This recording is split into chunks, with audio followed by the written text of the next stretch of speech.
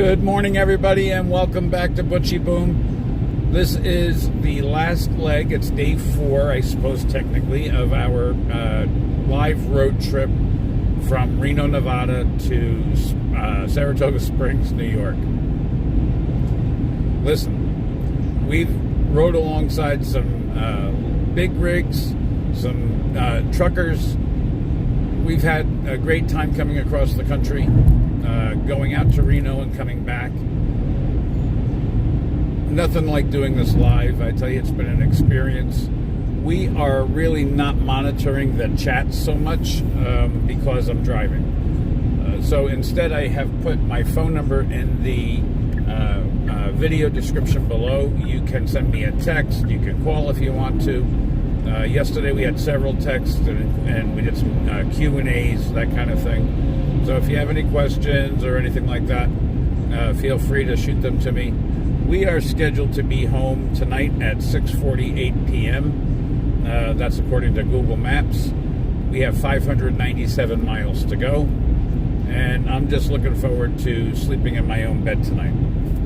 Now I want to try to adjust this camera just a little bit. And I apologize for the glare. The sun is still rising here on the East Coast, so there's really not much I can do.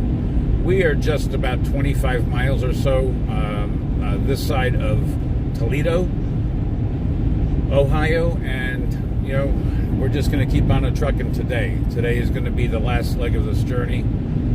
Technically it's day 4, but listen, we started off at about 6 o'clock, 6:30 in the evening in Reno. So I don't know. 6:30 tonight, I suppose, will be day 4. So we're like day 3.5. I have stopped at hotels. I was not planning very quickly, it seems. The average speed we've been doing is about 80, 85 with traffic. I was a little shout out and say, that said, I'm going to sit here and sip my coffee, do our driving, and get us home safely. The only thing that was difficult so far during the trip was my dog, Heddy. She's in the back seat. She's an exercise break, a water break. We had a little surprise with her that she's actually in heat. So that took me back by surprise a little bit, but nothing that I couldn't manage. So we're coming into Toledo here in a couple of minutes. I don't know what the traffic's going to be like. It's, just a little after rush hour, 9:30. We'll see what happens. But we do plan on being home no later than 7 o'clock tonight. I do have to make a stop on the way home to a Home Depot and pick up some wood pellets for the wood stove, or for the pellet stove. And so we got some construction here. I gotta watch the signs. Road work ahead. They're pretty tough here in Ohio with the road construction. The fines are doubled, and the state police are out enforcing, especially in these construction zones. So 50 mile an hour, I'm going to observe that speed limit, whether I frustrate other drivers with that. So the right lane is closed. Everybody's going to be getting over here. It always intrigues me how people are always in a rush to get to, they got tons of room behind, lots of notice, but yet they couple of minutes or seconds he saves. If they would have just done what they were supposed to do, is get back on the left-hand lane, this truck wouldn't have put his brakes on like he just did. What are you going to do? 50 mile an hour, we're going to observe that speed limit. The Samsung Galaxy S22. We are also backing up our footage with the Blackview dash cam. I don't know the model off the top of my head. The link is in the description below if you want to see. So I want to compare the footage at some point when we get home and try to put a nice video together. Somehow condense this 80 some odd hours of video footage into something that's easily able to be viewed very quickly. So I'm hoping get it into a 10 or 15 minute video. Yes, you can tell I'm not tired. I spent the night in a hotel, but I'm still waking up. So I don't really know what to talk about. I really can't put the radio on either because I don't want a copyright issue. You're not allowed to rebroadcast or stream any of the stuff that you hear on the radio, and YouTube takes that very serious. So, positive feedback. I just want to give a quick shout out to all our new subscribers. Thank you so much for subscribing. Thank you to everybody who's been giving us the thumbs up, being very supportive and encouraging over the road trip. I really do appreciate you, and I really hope to continue to earn new subscribers and the continued subscribers. I really want to earn your continued viewing. So let me know if there's something that I can do for you. You know, road trips are my thing. I like doing road trips. As some of you know, I drive for Uber and Lyft, so I do Uber and Lyft videos on how to use the Uber driver app, how to use the Lyft driver app, and I also do DoorDash. So I'm also doing how to become a DoorDasher series, how to be a good DoorDasher series, how to raise your ratings on both Uber and Lyft as a driver. Driver ratings on Uber and Lyft are very, very important. It gives folks a sense of security when they're getting into your car. So those videos have been a success, and this is just something that we do in addition to that. We've done lots of touring videos of Saratoga Springs, New York, Lake George, New York, and lots of places in between. We even went to Legoland in Goshen, New York, brand new amusement park down there in downstate Orange County, New York. We've had a blast over the last year and a half. And the channel is continuing to grow and grow and grow, and I'm so grateful. Thank you, thank you, thank you, everybody. And if I could just ask you just one more favor, just to give us a thumbs up if you can. It really does help you to push out these videos.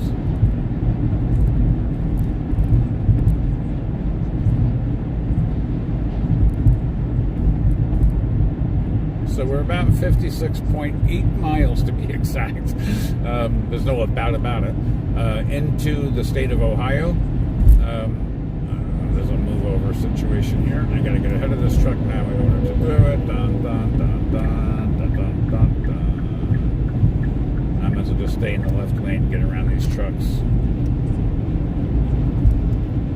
The speed limit here in Ohio is 70 miles an hour. The temperature right now is 51 degrees and climbing. It was 46 when we started off, just over the border of Ohio. And I don't know what the temperature is supposed to be because I forgot to look at the Weather Channel app.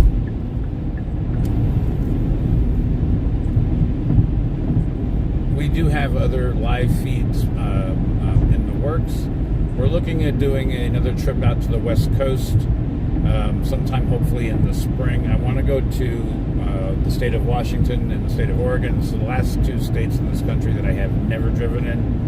So it is on my bucket list of things to do. Again, I'm really hoping to do that in the spring. We'll see how the finances go.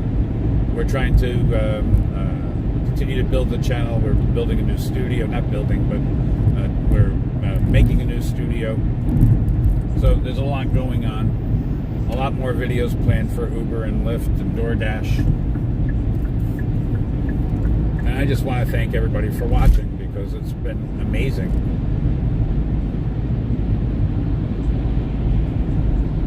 I can't even tell you, I think we're up to about 80,000 hours of viewing time for all of our videos year to date. And boy, some of them have been a doozy because we started off, we had no idea what we were doing. So it's pretty fun to go back, and we still don't really know. We're just winging it every day as we go. And we'll fake it till we make it kind of a thing. If you went back and looked at any of those old videos, you'd be like, okay. This has been a great time here on YouTube. And streaming live on YouTube, it's an interesting experience for us because you really have to be on your toes. There's no redos, there's no retakes. You're live, and you got to be very careful what you say, and what you do, because you just want everything to be just perfect, or at least as perfect as it can be. Oh, I got my first phone call.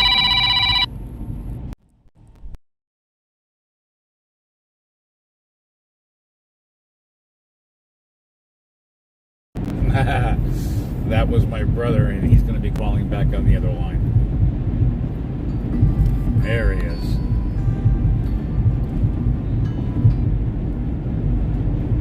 Hello? Hey.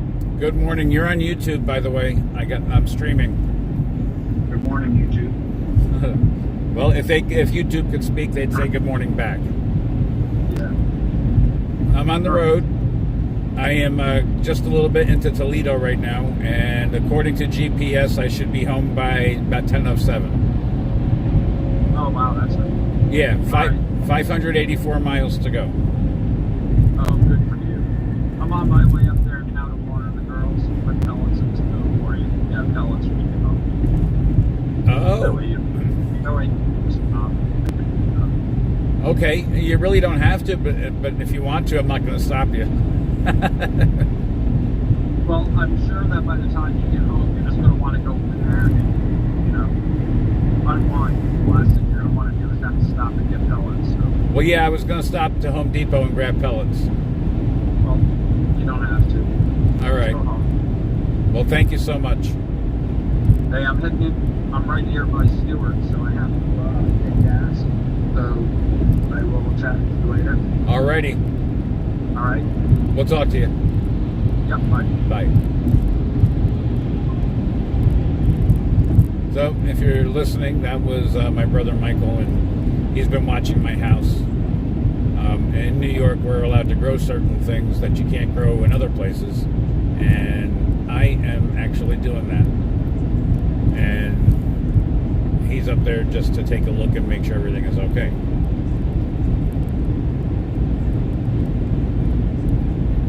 And he's going to drop me off some pellets. When I left, the temperature was too warm to put the pellets on September 20th. I did clean the pellet stove out and get it all set up for the winter time, so I am ready to rock and roll as far as that goes. I'm not looking forward to this winter, and I got a lot of apprehension about it. But hey, we'll make it through.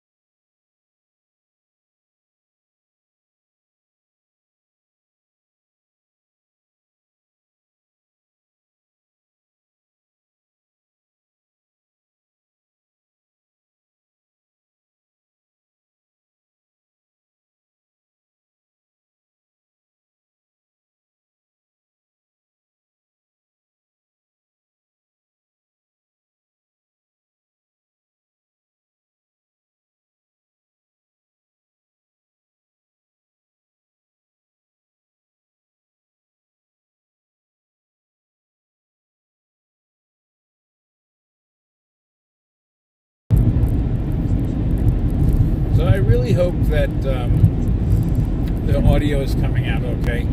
Yesterday I was advised by a viewer that I was riding with my mute button on, and I was talking for I don't know how long. That wasn't picking up the audio because I had the mute on. Occasionally I do mute because I needed just a break to quiet my voice and maybe turn the radio on to hear something that other than my own voice. My dog sees me talking. She's not used to me talking to myself, and she thinks I'm just talking to myself, and she thinks I've just lost them. So every now and then I'll just turn the radio on and hit mute, because again, I can't stream while the radio is on. Otherwise, the YouTube machine will hit me with a copyright strike, and that's just not good for the channel, or me, or you.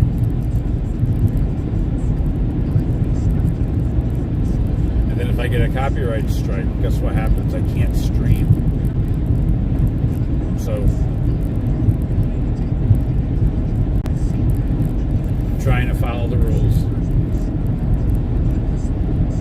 So we're about 100 miles from Cleveland, Ohio. Going through Ohio is usually a very quick trip. A couple hours and you're through. For the most part, depends on how fast you drive. The longest part of this leg of the journey will be once we hit the New York border. Going from, once you cross over from Erie into New York, heading towards Buffalo, that's probably going to be the biggest leg, about 5 hours from the New York border to my house. New York is a long state, folks. People don't think about it, but it is.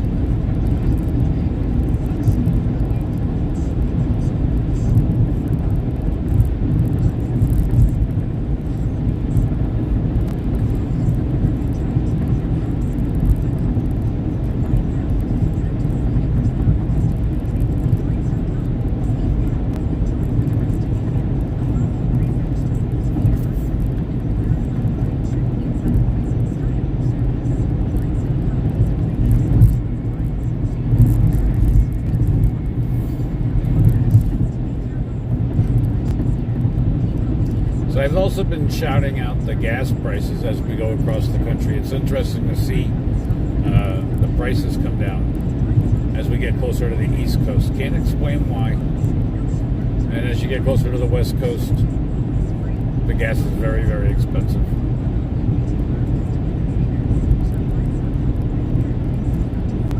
These gas prices don't look much better over here. This is, let's see, we're looking at $5.12 for diesel, $3.89, and I'm going to tell you the exit number here. It's exit 71 on the Ohio Turnpike, and that is at Fuelman, a Fuel Mart. And speaking of Fuelman is the credit card that I'm using. It's a commercial credit card, a wonderful product. You don't have to be a big business to have one. We're not a big business. We're very small. But it's just a nice way of keeping track of the business expense. So thank you, Fuelman.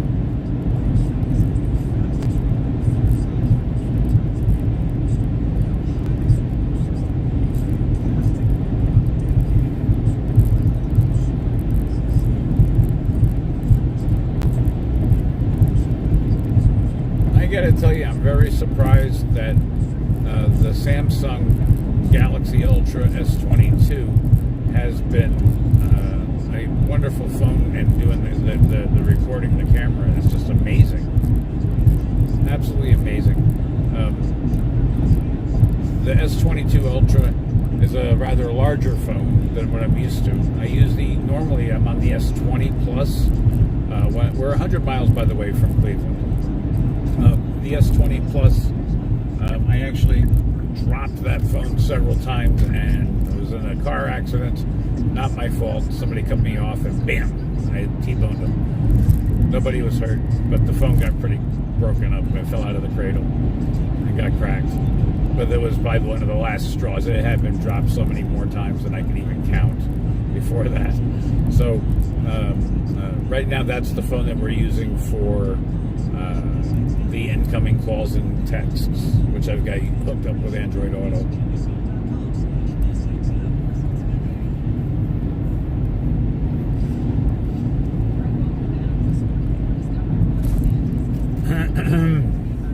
just a little too loud and being picked up by the YouTube. That I don't want to have happen.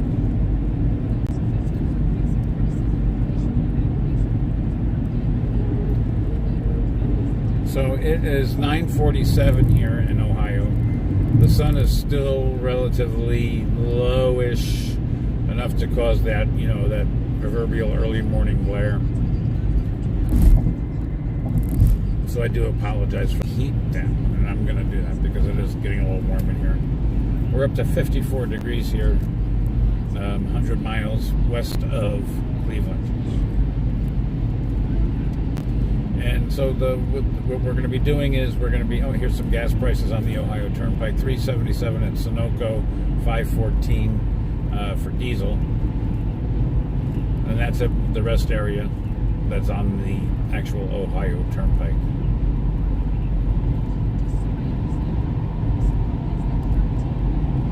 And I forgot what I was going to say before I ran across the gas prices. So we're in Sandusky County. I don't know why I like that name. Sandusky. And there's a couple of other places too. Story County in Nevada and in Iowa. I just like the names of the counties. It's quite interesting why how the names are repeated. And I don't know why Story is so significant, but I like it. And Sandusky, that's just something about that. I don't know what it is that I like the name. It's catchy. About as catchy as ButchyBoom.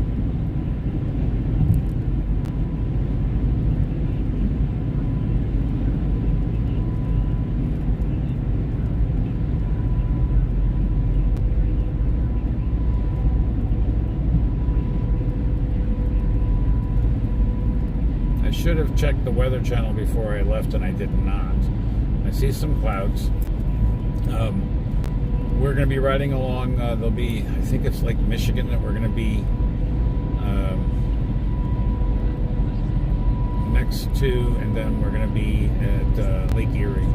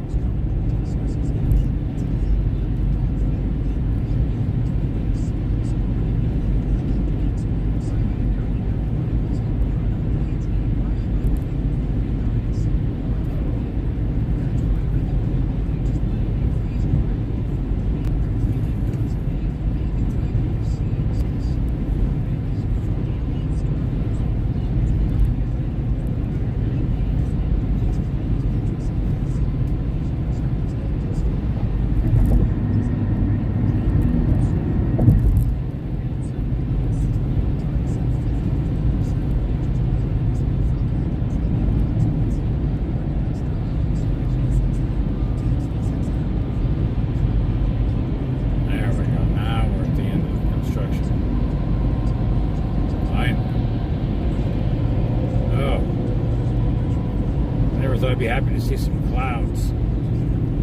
It's such a glare. And I'm using Ray-Ban, my driving glasses are Ray-Ban, and they change, and it takes a minute for it to come back with the sun.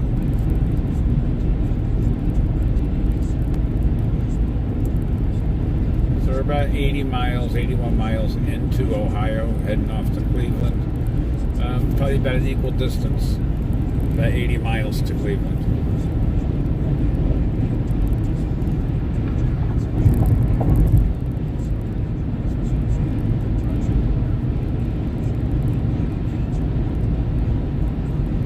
$563 miles to my front door. Grateful, grateful, grateful for that.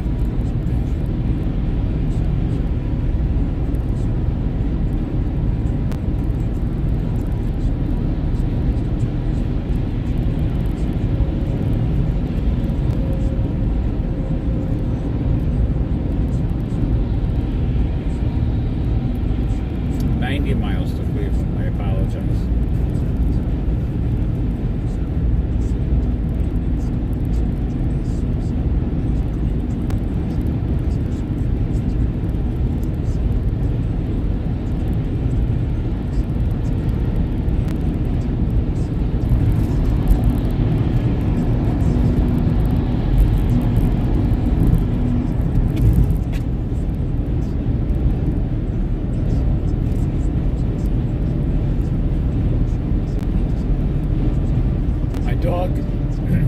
She loves going for a ride, and she didn't get a chance. She hasn't had a chance to go for a lot of rides lately. And I asked her the other day when we started this journey, "Do you want to go for a ride?" I don't know if she expected how long of a ride it was going to be.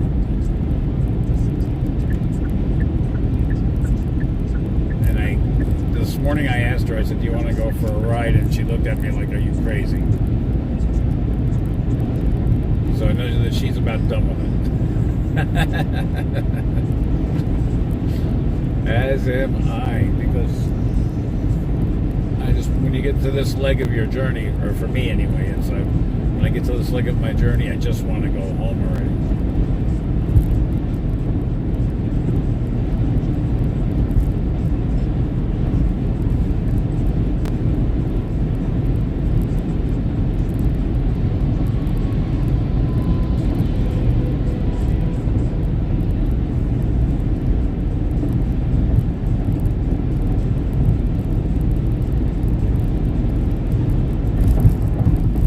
About 90 miles to Cleveland.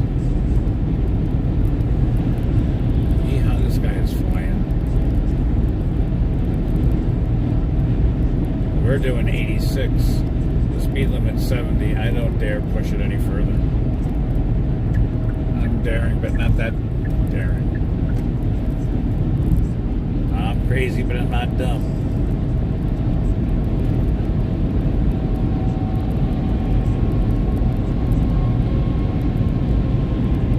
It's hard to hold back a little bit because I've been driving clear across this country. When you're out in the West Coast, all the way through, I think Nebraska and parts of Iowa, the speed limit 70, 80 miles an hour.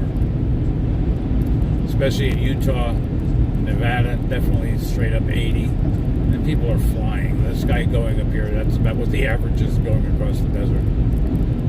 If we were on the desert, I'd be doing just as fast. But right now I'm at 85. I'm a little nervous, 15 miles over the speed limit. But I'll just make a little time. It just seems like we're doing okay. And if there's a cop ahead, he's going to focus on that guy, not me.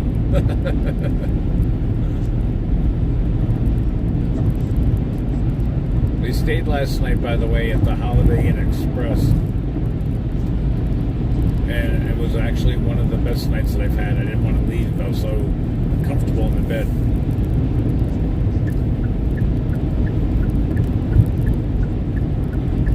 But we did. We're here. We're driving. And we are scheduled to be home at 6:45 p.m. If the Google Maps are to be believed. And here comes another car now. Keep in mind, I'm doing 86. He's getting ready to pass me. Not quite like that other car. I think it's a Tesla. Hope he's not in self-driving mode.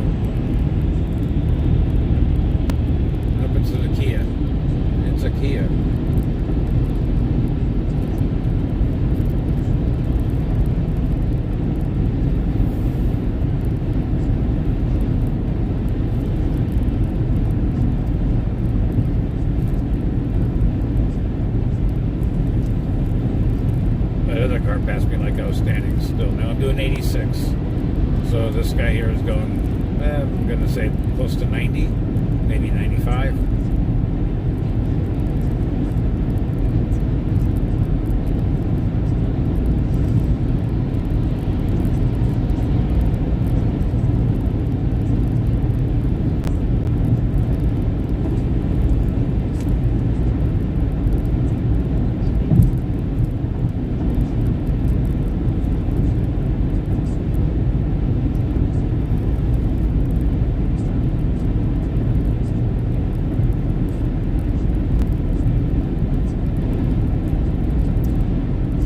Streaming over the road trips.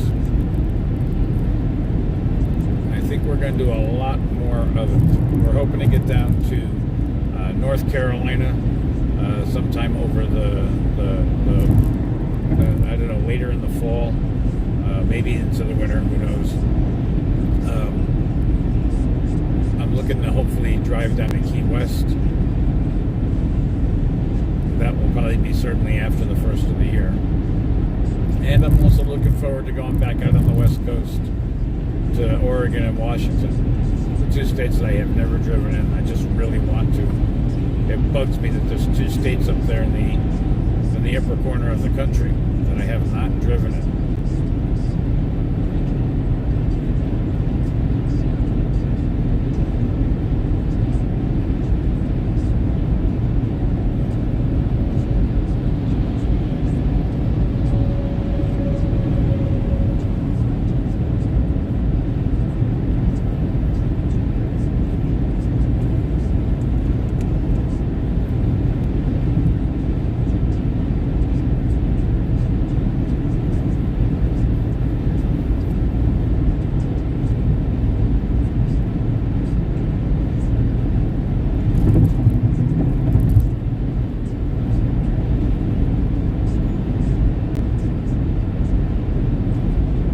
Sandusky River.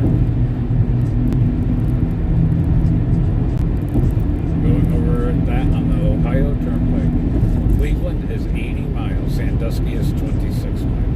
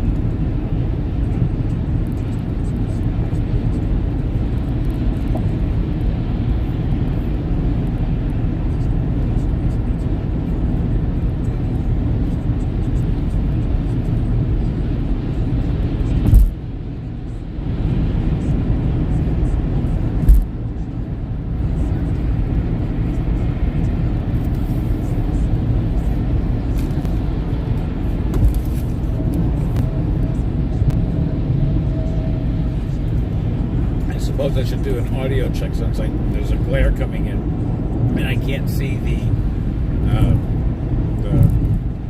microphone button. So I'm gonna just try to hook up onto this stream and see if there is audio. And really, yesterday I was trying to do this, and guess what happened? I had mute going on. Alright, so I think this is us here. Let's hit this. half hour of commercials to go through.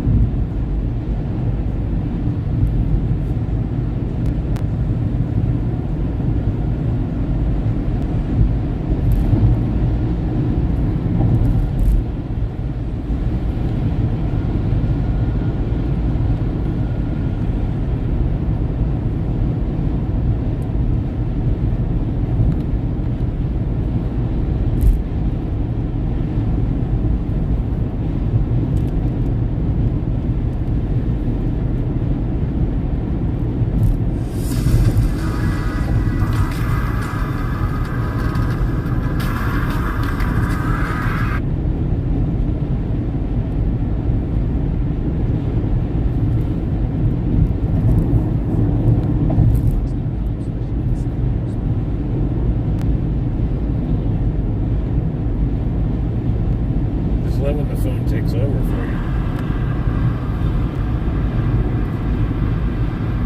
Just let when the phone takes over for you. Perfect, we have audio.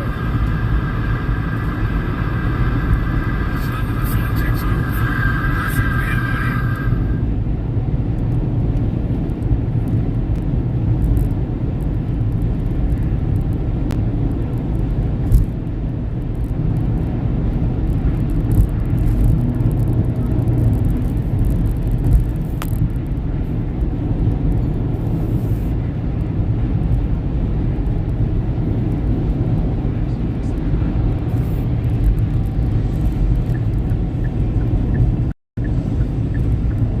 Perfect, we have audio.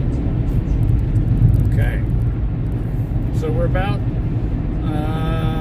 85 miles from Cleveland, Ohio. We're going through, there seems like a lot of construction here on the Ohio Turnpike, so I got to really be alert. We're anticipating that we're going to be home by about 10:07 on the East Coast. And I don't know what's happening. I don't want to disconnect.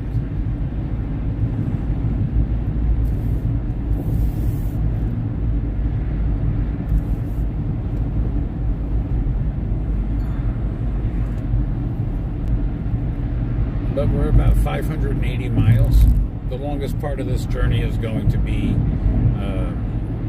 once we hit the New York border. That's going to be the biggest length of the journey.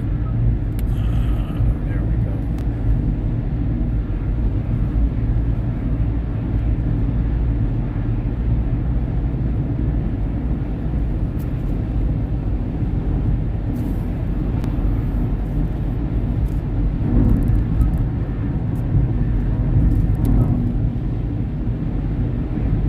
It's 545 miles. We're scheduled to get in at 6:46 p.m. East Coast time. So we're going to hit Cleveland, and then from there it's a hop, skip, and a jump over to Erie, Pennsylvania. And from Erie, it's literally just mere minutes to the New York border. And we're going to take the New York Thruway all the way down to Saratoga Springs. Well, not to Saratoga Springs. The Thruway does not go to Saratoga Springs. It goes to Albany and then up to Saratoga Springs from there using the Adirondack Northway, I-87. They'll take some scenic back, half hour at the most, depending upon traffic. Amsterdam, New York is local to us. You see that truck there weaving back and forth? I want to put together a compilation of all the near misses that we've seen with trucks, these big 18-wheelers. These are real great professional drivers, but some of them are real doozies, man. Some of them are real doozies. I had an experience yesterday coming out of Nebraska into Iowa. I thought we were going to die. I really thought we were going to die. Car, he wasn't using his brakes sometimes, trying to get the, and if couldn't get away from him, he would have had no choice.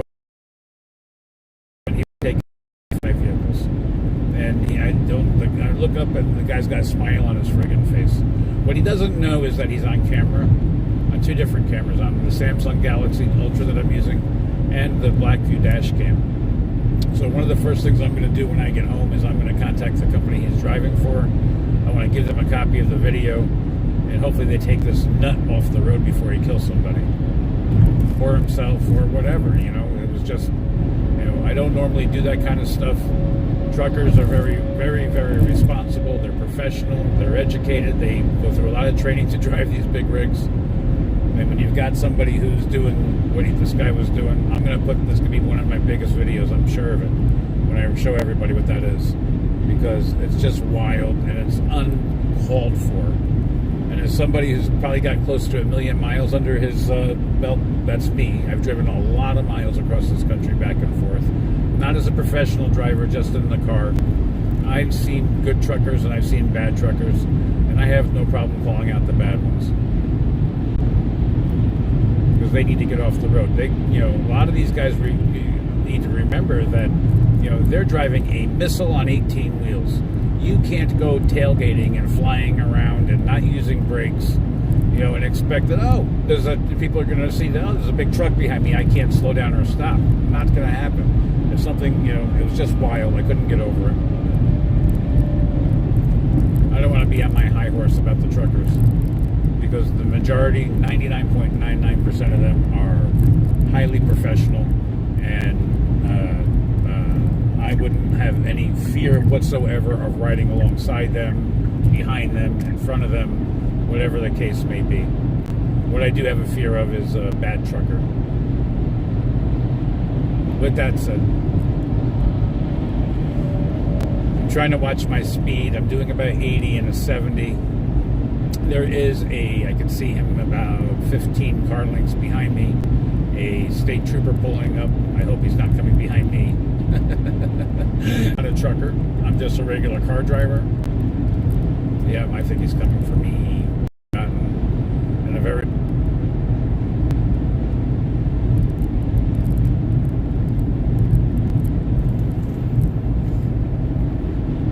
We won't say anything that we're streaming. He's coming up pretty fast.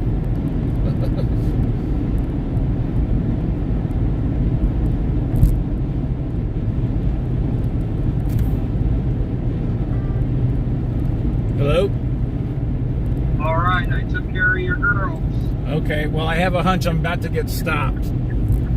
So, what's that? now I got a state trooper flying up on my ass. He's flying up here too. I think he's coming for me. He got in my lane. Nope, he's not coming for me. How do you like that? He's coming for this truck. Why is he going after that truck?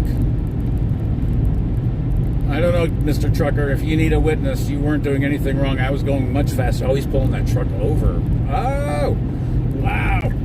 My heart was pounding. I was thinking, man, I'm going to get a ticket. I couldn't figure out why. I'm doing 79 miles an hour. By the way, we're live on YouTube. Oh, okay. Woo! Maybe I'm not. Nope, he's pulling that guy over. Woo! It does suck to be him, but I'm so happy it's not me, because I was just going on a rant about the truckers coming. This one truck that I experienced coming out of Nebraska yesterday. I can't wait to put that video together. About how unprofessional and how unsafe this guy was. And I'm doing 79, between 79. I got cruise control set at 79, but when traffic picks up to 80, 85, I'm on it. You know what I mean? Yeah. So I thought that he was going to just nail me for doing something. But no, I guess I'm good. It would have been my first ticket in a very long time. But my heart was pounding. I'm like, oh man, he's coming for me. Huh? I said, forget that. Yeah, forget that. I don't need a ticket. Woo. I put pellets in the stove and it's running. So it'll come back from the temperature. Oh, was it? It was 59 in the house, I think, with the thermostat set. Oh, that's not bad. That's not bad at all. No. No. Can you do me well, I can set the temperature from the car. But yeah, I'll do it from the car. Did you? I think the temp is set at 63. Okay. I'm going to adjust it up to 70, so it's a little bit warmer when I get in there. Yeah, I think it's going to take much to do that. All right. Wow. I waited until we went through a cycle. Yeah. What's the temperature there? Just out of curiosity. Outside? Yeah. Okay, so it's 57 here where I'm at. I'm really looking forward to getting into the cooler temperatures. Yeah, man. Yeah. The leaves are just starting to turn, so, you're coming back at a good time. Oh, good. Good. Yeah. They're just starting to turn. Boy, that trooper really got my heart going, man. That was scary. He was flying up here. Flying. Must have wanted his truck. He wanted that truck for some reason, but I was behind that truck, and the truck wasn't doing anything, I don't know what he was doing wrong. So if that truck needs a reference, I got him on video. He wasn't doing anything. I've got my black view, which tells how fast we're going, and GPS and all the other settings. So, Mr. Trucker, if you need a witness, you did nothing wrong. If you can catch ButchyBoom, I'm your witness on camera. Oh, Butchy calling him out. Yeah, that trooper had I don't know why that trooper came way behind that truck. I mean, literally, the trooper had to have been coming 100 miles an hour. He scared the shit out of me. Well, maybe somebody called in a complaint about him. I've been behind the guy for 25 miles. Right. So I don't know what he did wrong. He wasn't, we had just come through construction, and maybe he was a little bit fast through the construction, and maybe that's what it is.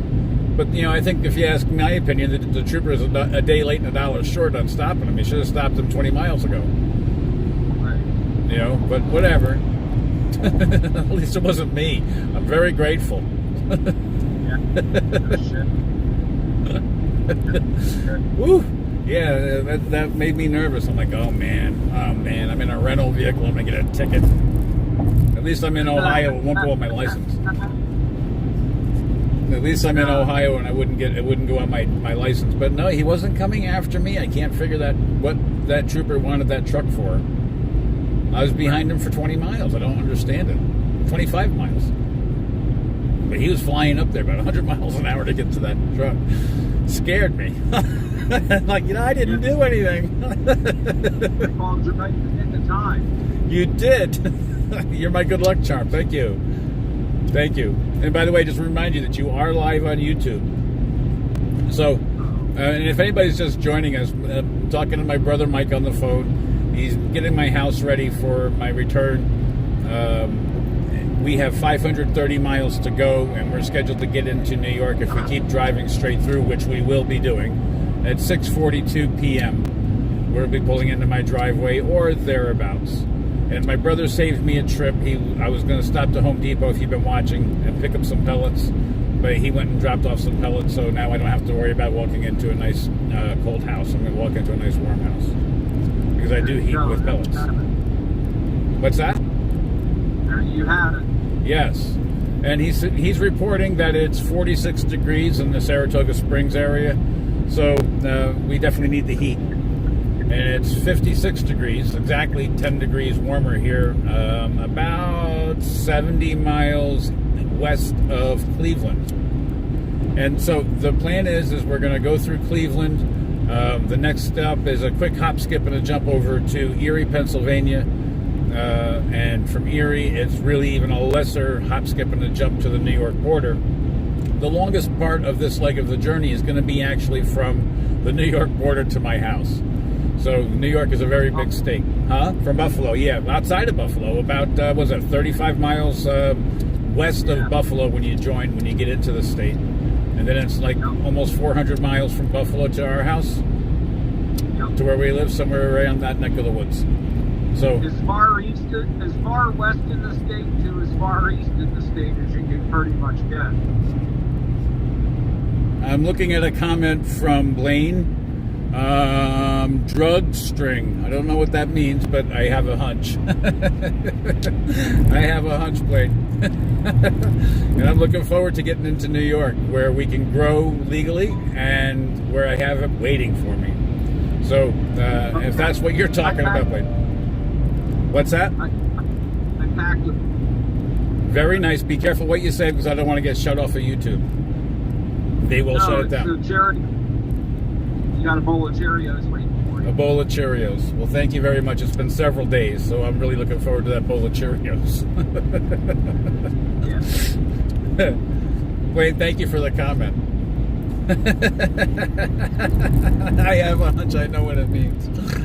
Oh, maybe that's regarding the cop coming up.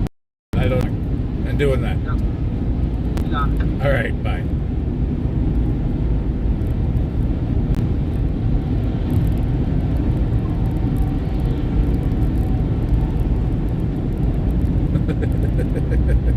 That's good.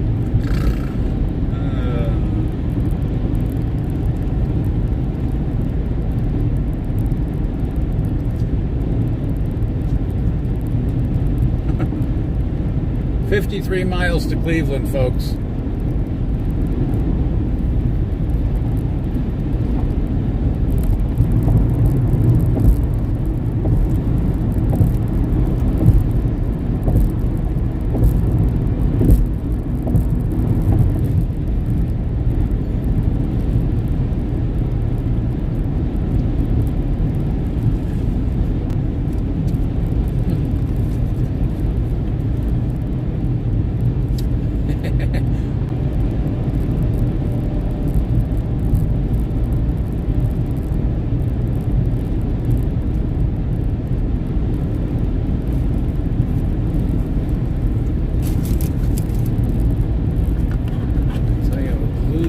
If it was not attached here today.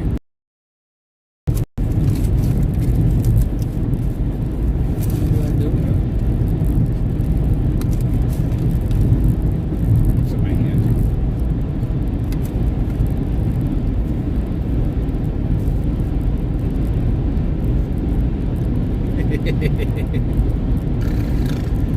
Oh, that was funny.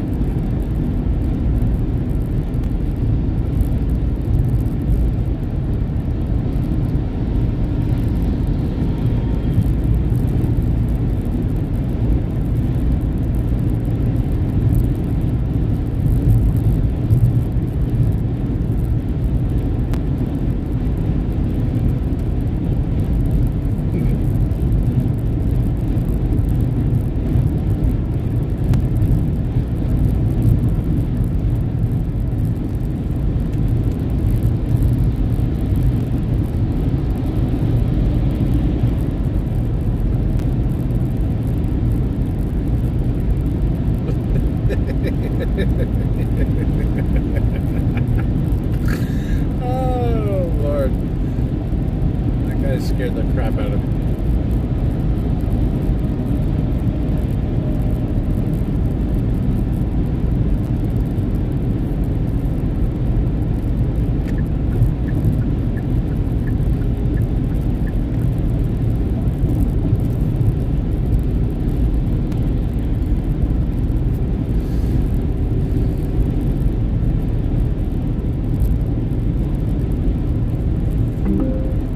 There's a speed trap ahead. Oh.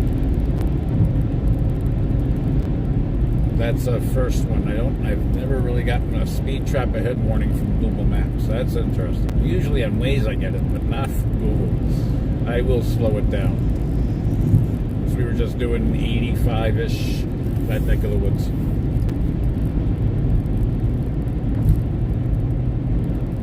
At 70 mile speed limit, so I'm going to set it at 77. Just to make sure that we're good.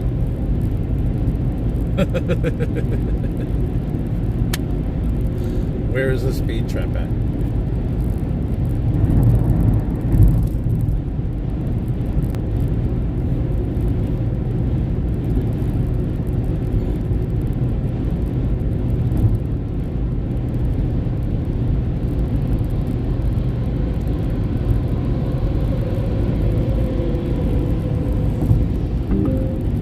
There's a speed trap ahead. I get it, but where ahead?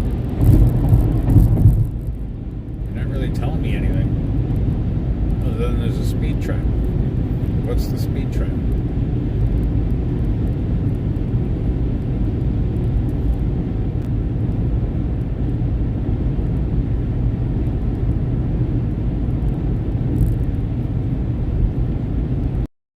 Speed limit 70.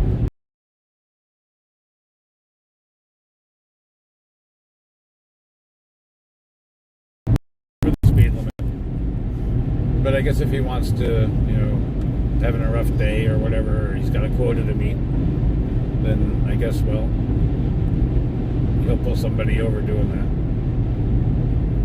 But I don't know why Google keeps saying there's a speed trap ahead. I don't see not one single thing that would give me any reason to believe there's a speed trap. Other than the truckers are all getting over to the right-hand side.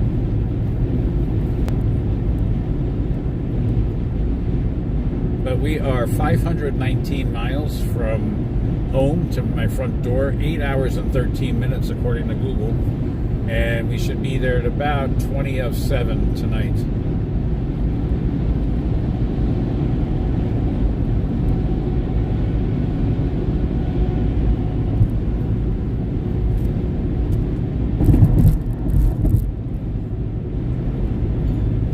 I just want to say welcome to our new subscribers, to everybody who's been giving us thumbs up along the way. Thank you so much. And even if you're not subscribed, thank you for watching.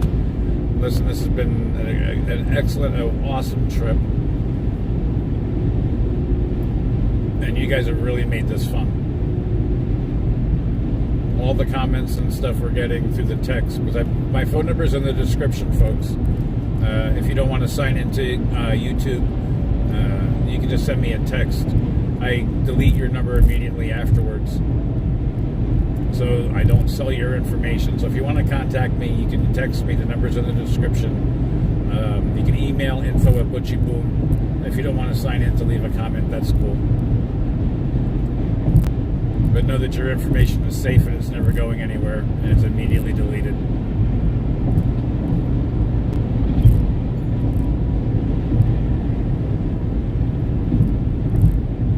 I think we're about 60 miles west of Cleveland.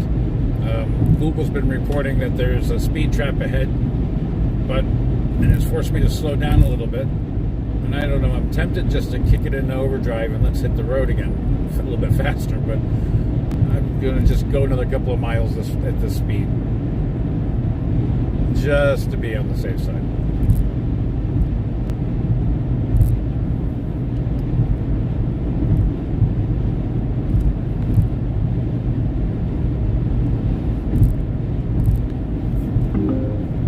There's a speed trap ahead. Well, you keep saying that, but I am not seeing any signs of it, and that's forcing me not to go faster. So thank you, Google, for keep saying there's a speed trap ahead, but where ahead? I've got cruise control set at 77, and it's 70 miles out of the zone. I don't believe I'm going to be pulled over for doing that. Unless the cop has a quota to meet, or he's having a rough day.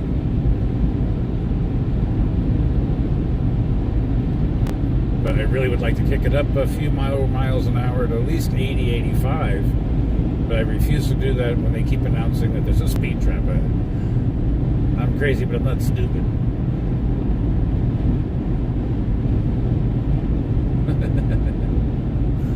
Oh.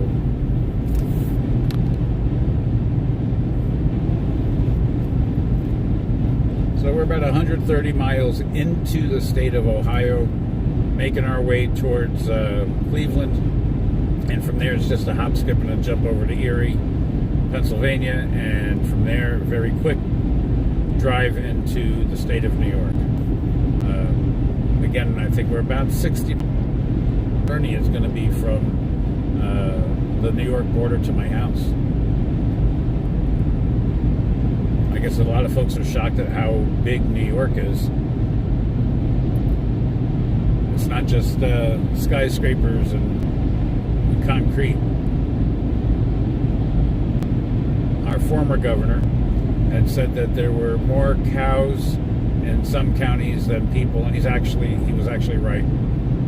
There's a lot of rural farm country in New York, more than you would think, folks.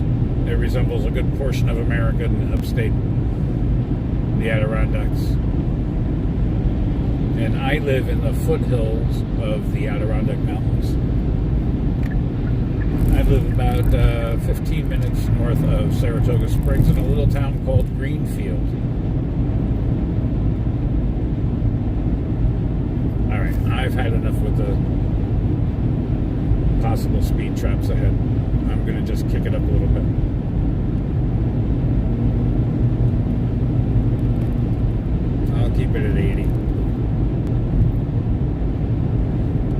take one for the team if I get stopped at 80. It's 10 miles over.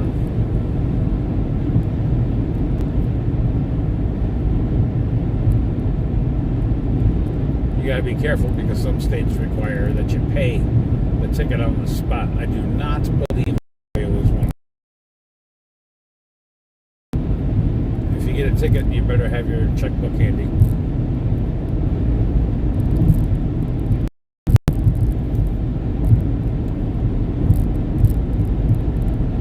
So it's 56 degrees currently, 46 degrees in Saratoga Springs.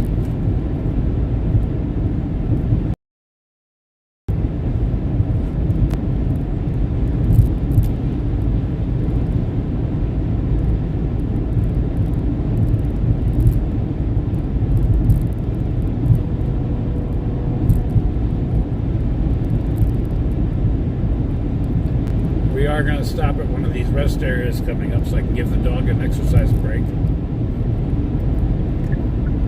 Oh, you heard that, huh? You know what that means by now? Walmart Road.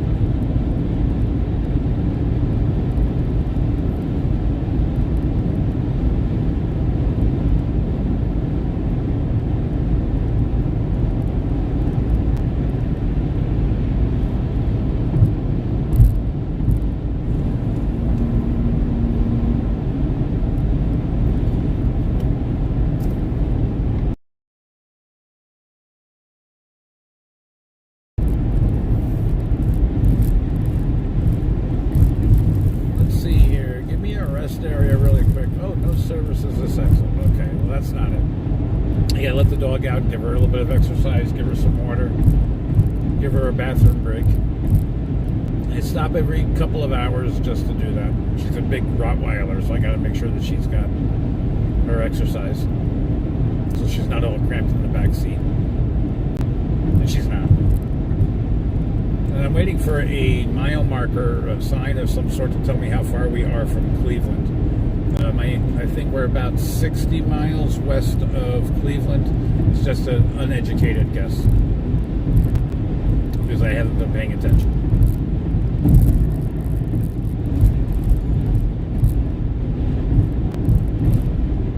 Ah, here we go. Here's a sign coming up. Where are we? We are 36 miles from Cleveland. Hey, I've just been driving, and if you've been watching, there was a Ohio trooper that was flying up the road a little while ago. I thought for sure he was coming after me. He was not. He was coming after a truck. I'm not sure why he went after that truck. I was behind that truck for like 25 miles. I do not know why. But he wanted that truck bad because he come flying up the back, and I'm watching him, and my heart was thumping, and I'm like, I just know he was coming for me. And I got cruise control set at 79. Now it's at 80. But yeah, he wasn't coming for me. He was off looking for that truck. Unbelievable. But he really got my heart pumping. So I'm like, oh man, I'm gonna get a ticket. Google's been saying there's a speed trap ahead. And I'm not getting any more messages on it, but here is a cop. I guess he got a victim of the speed trap. We're going to stop here at this rest area really quick. I've got to get gas. I think I just saw the gas price was $3.67, so I'm going to do that while I'm here. We're going to take a quick break and hit the road again. I do not know what this thing is ahead of us, but I saw it way back in Iowa. So this guy's traveling cross country with whatever he's got on the back here.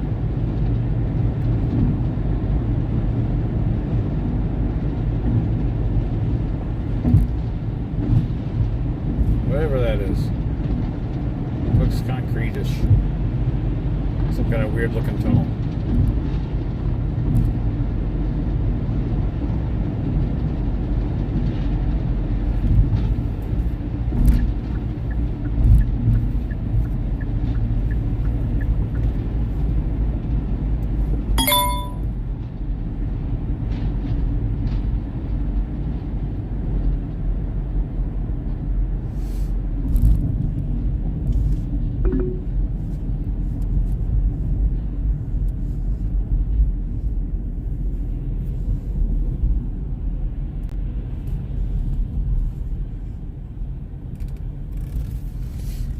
girl, I am going to run in there first.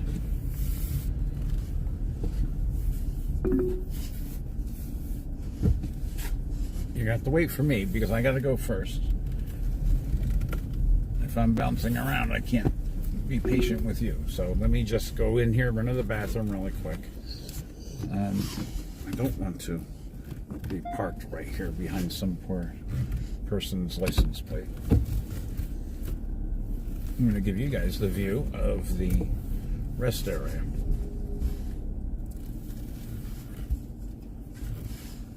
Actually, why don't I just pull a little forward? I thought like I was going to pull into my spot that I'm aiming for, which is right here. There we go. A lot less glare.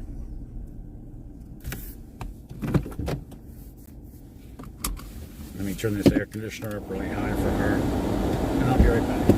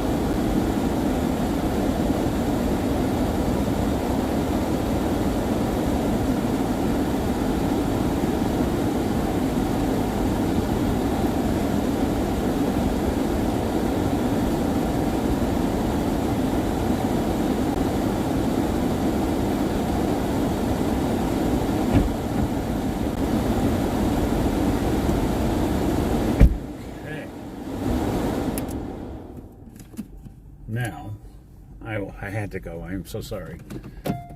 Now, let me find a spot to take you.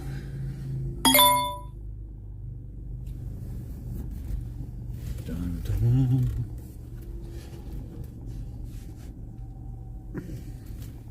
No, I'm not forgetting about you. Relax.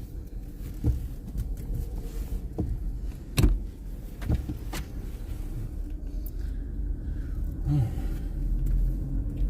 It's all that hotel coffee. Let's see. What do we got here? This looks like a pet area. It is. It is.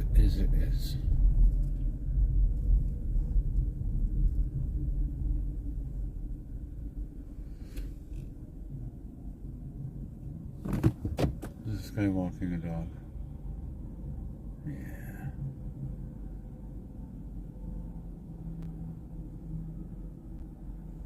Alright. That's not going to stop us. Because my girls will be. Powering down.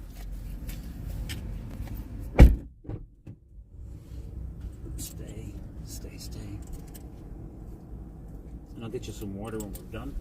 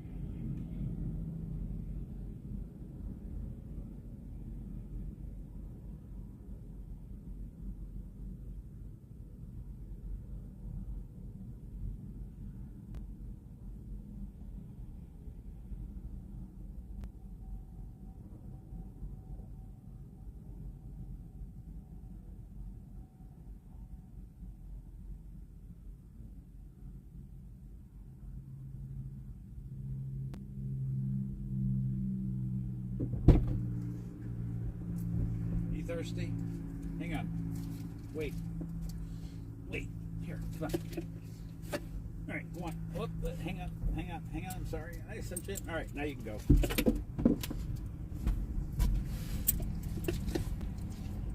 You big one.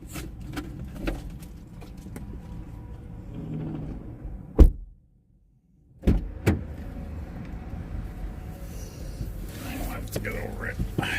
Okay, we are almost there. I have to give you a little bit of water. And then we'll head back on the road. Oh no, I gotta get gas.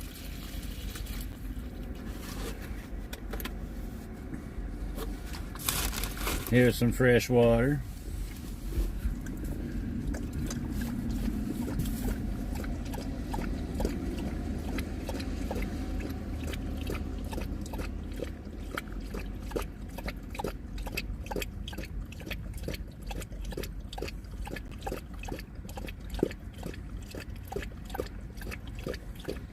You're thirsty.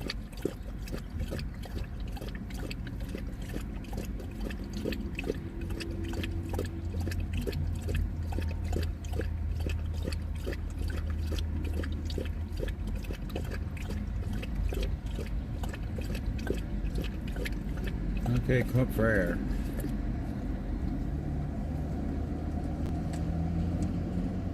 You want any more? You want more of this? You done? I'm gonna throw it out. Okay. Consider it done. Alright. Let's just jump over here to the gas station really quick and grab some gas. It'd help if I had the key in the car.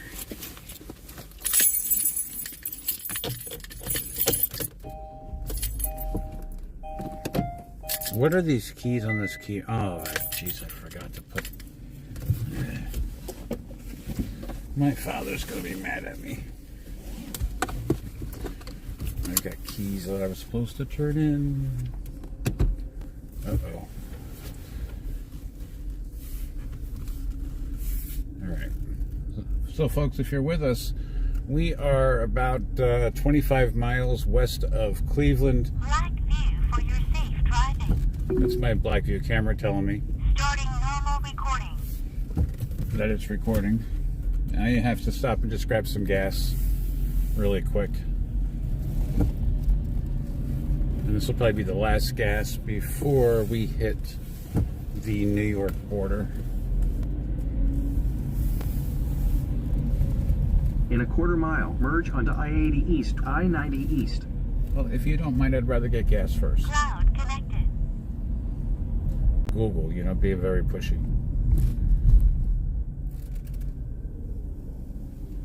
So the gas prices are $3.67 for 87 octane. For 89, it's $4.11. Oof. Okay. Be right back, folks.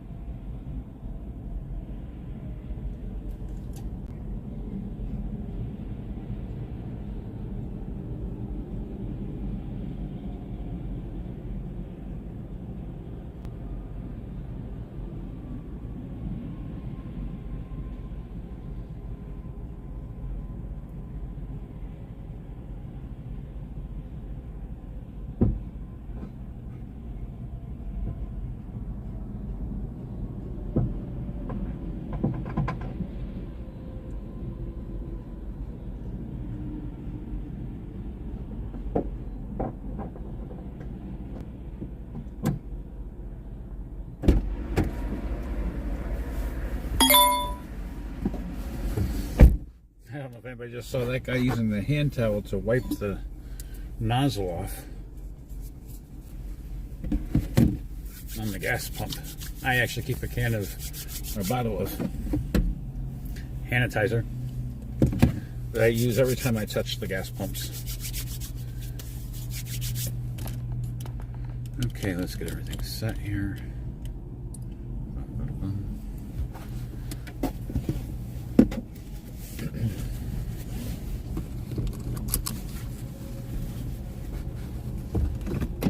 Okay, lay down, please. Good girl. Thank you. You're such a good girl. All right. Got gas. And we are heading out. Back on the Ohio Turnpike, folks.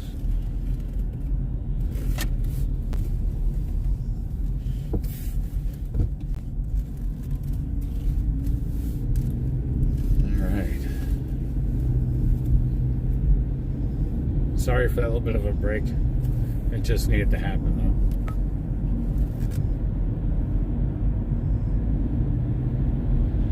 I wish I would have known that there was a Panera inside. I have the Panera app, and I get the free part of their drink club. And I know there was a Panera. I would have brought the phone in. But then I would have had to stop streaming. In 2 miles, take exit 142 for I-90 East toward Ohio 2 East, Cleveland. All right. You heard it. We're heading to Cleveland.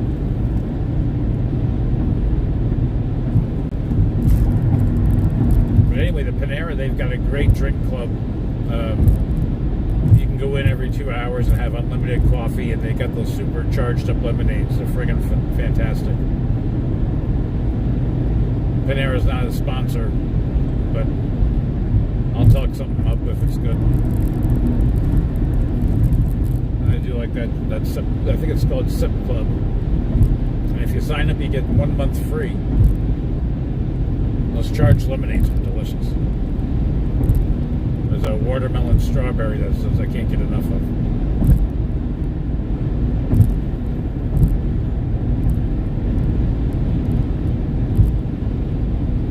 So we're still scheduled to be in Saratoga Springs. In half a mile, take exit 142 for I-90 East toward Ohio 2 East, Cleveland. In 7 hours and 59 minutes.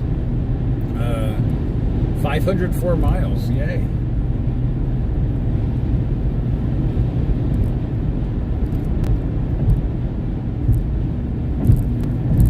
I forgot to take my exit coat. 142.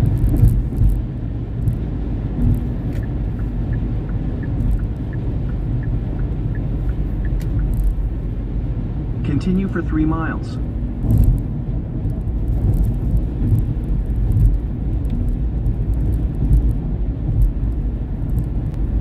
I don't know why it wants me off on this exit. I should have stayed right on 80.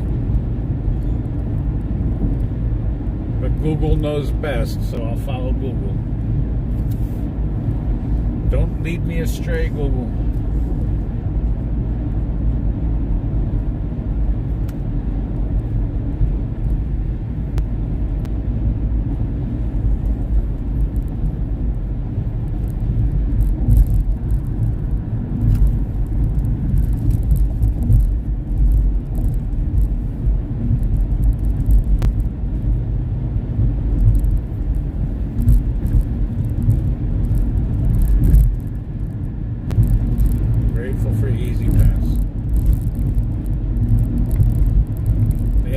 Inside that rest area we just left that said that you save 33% using the Easy Pass.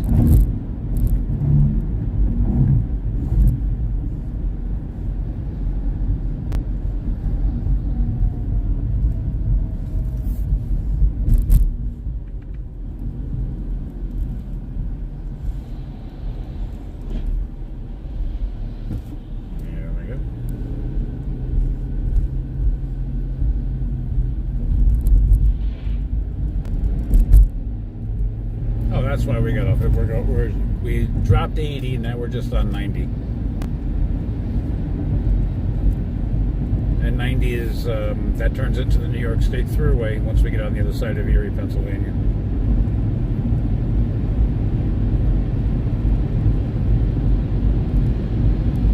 And that'll take you all the way from the Pennsylvania state line all the way down to New York City. New York City.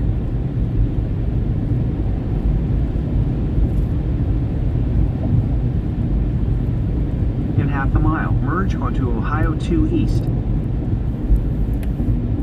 I bet if I just stay on 90.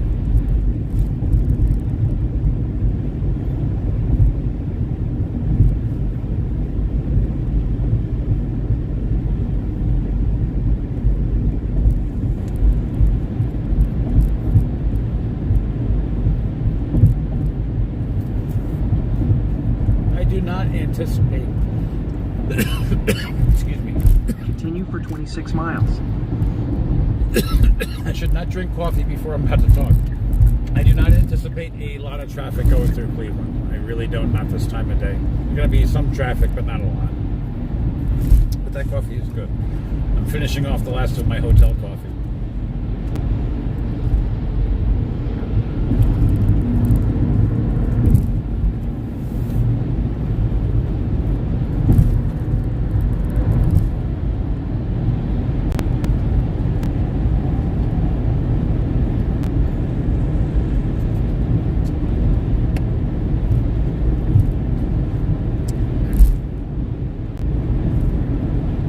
At the Rock and Roll Hall of Fame here in Cleveland. Oh, about 20 years ago, I suppose, at this point. And Janis Joplin's Beetle, her Volkswagen Bug, was there. And I thought I was going to be a smartass and lean up against it. Security didn't appreciate it so well. I got some great pictures, though. long before the selfies came about. I'm not a selfies kind of person, but my friend who was with me, who was the one who drove me to that show, or to that place, he got a whole bunch of pictures. He was just pissed because he couldn't get a picture of it. But I do. It was a great time. Floor after floor after floor of memorabilia. I love Janis Joplin. Big rush to go to this place. My friend pretty much drugged me to it. But I enjoyed it, I think, more than he did.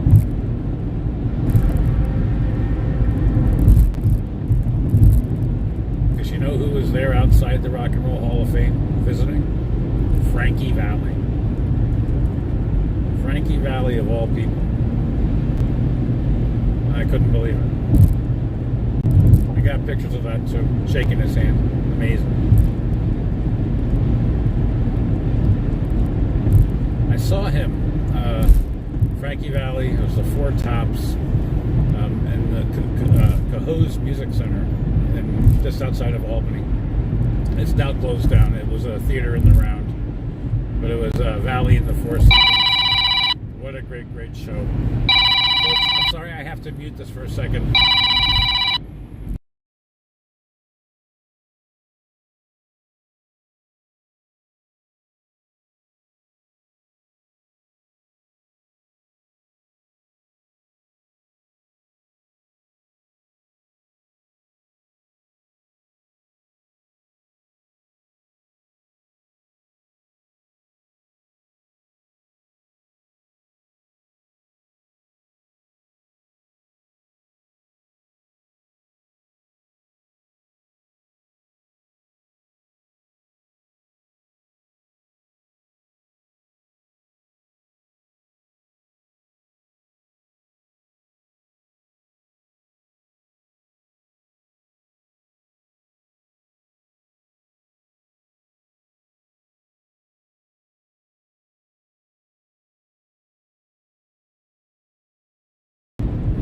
Folks, I have to mute the call for a second. I've got a personal phone call from my brother who lives in Minnesota, and he doesn't know that I'm on YouTube, so I want to make sure I have his permission before I re-engage him. So I just have to mute it just for his privacy, okay? I'm so sorry.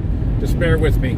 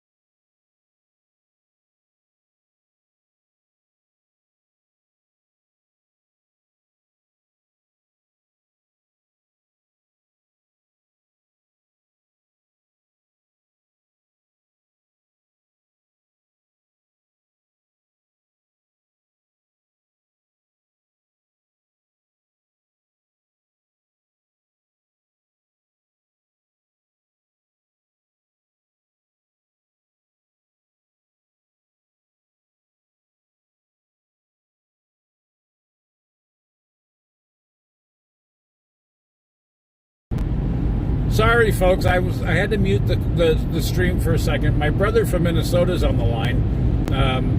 Is it okay if I give your first name? Sure. Yeah, my brother Everett. He lives in Minnesota, and this is my first phone call with him in a while. He didn't know I was streaming, so I didn't want to, what do you call it? Catch him by surprise, blindside him. So he's living in Minnesota, and he's currently up in Lake Superior right now. Everett, what's the temperature up there? 58 degrees right now. Yeah, and it gets down into the 20s. You said it was down in the 20s? And 26 is the lowest it's been. Oof. Yeah, Minnesota, folks. If you've never been to Minnesota, it's cold in the wintertime. I spent a winter out there with my brother. Well, not even a winter. Well, yeah, I guess it was a winter, right, Everett? Yeah, it was a winter. It was a cold one. Cold. He lives about, I think it's 2 hours north now of Minneapolis.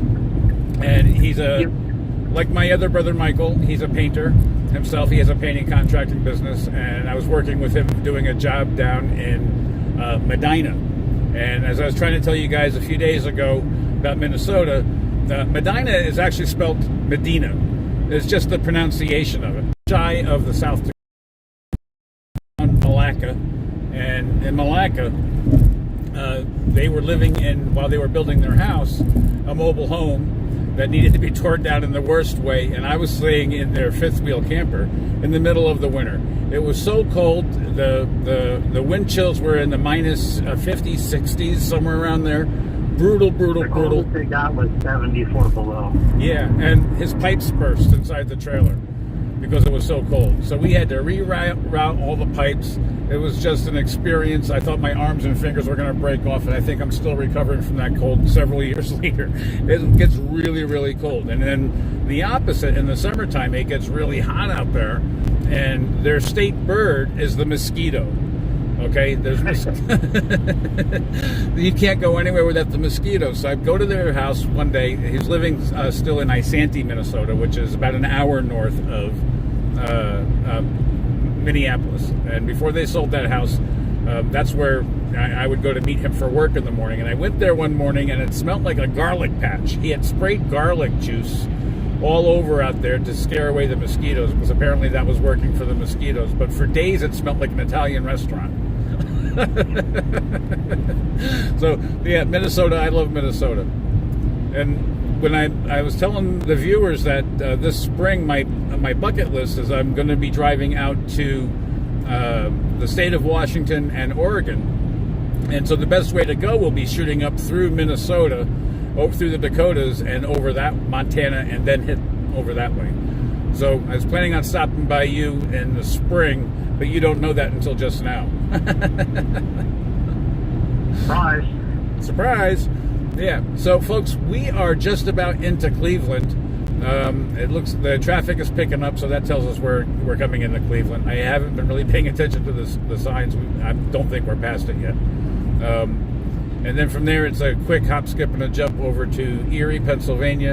And again, the longest leg of this journey today is going to be from the New York border down to Saratoga Springs, which is about 400 miles.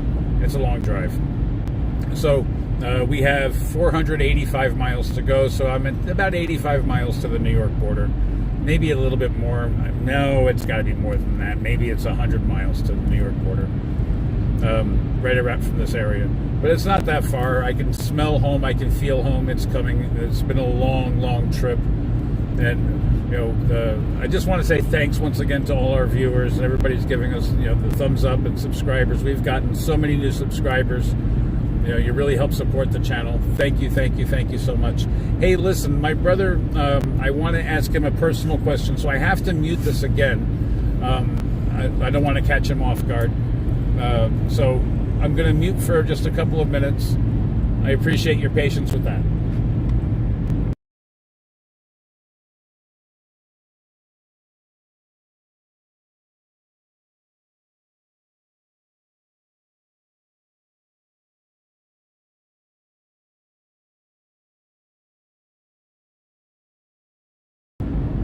Folks, I just saw a sign that said Erie, Pennsylvania, 111 miles. So if you're watching, you may have saw that sign too.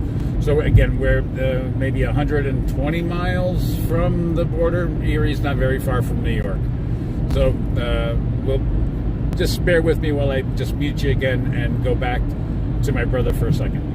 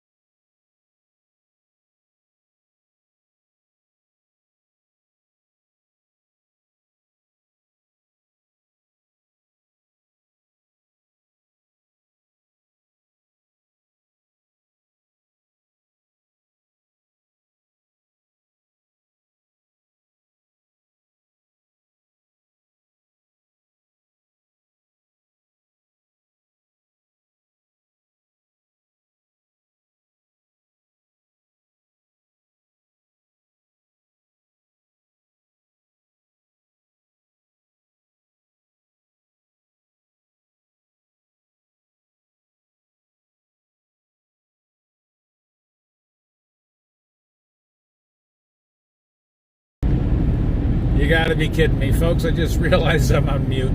I just had one hell of a conversation, and I was in stitches with my friend Judy, and I was hoping that everybody would be able to hear that conversation. Anyway, we're 46 miles from Erie, Pennsylvania. Let me give you a quick update. We are still in Ohio. It's 59 degrees. It feels beautiful out, actually. 421 miles to my front door. We're scheduled to be there at 6:38 p.m., give or take. That's 6 hours and 35 minutes. We're on the tail end of this trip, folks. I can't believe I didn't see the mute. This is a lesson learned. I have to make sure that the next trip we do like this, that I find some kind of a visor to make it, the sun goes in and it hits the screen, and I can barely see that there's any activity on the screen. And I really thought that we were unmuted. Oh, I can't believe you guys missed that call. That was too funny. That was too funny.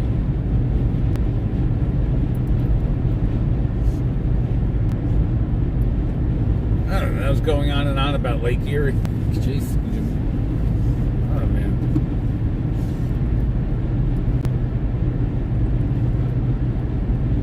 Lesson learned. Youngstown.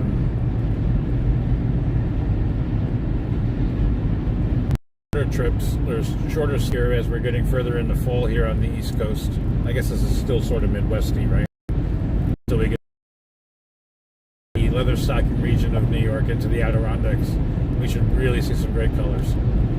It's not quite peaking yet. I think we probably have another week or so before the fall colors really peak. But this is my favorite time of year on the East Coast in New York. This is the fall. I don't like cleaning up the leaves, but it goes with the territory.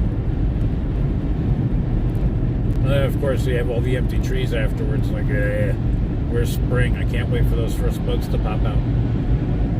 I can skip over the snow. It's beautiful while it's coming down. It's even fun to drive in. I've done a lot of driving videos with just driving through the snowstorms.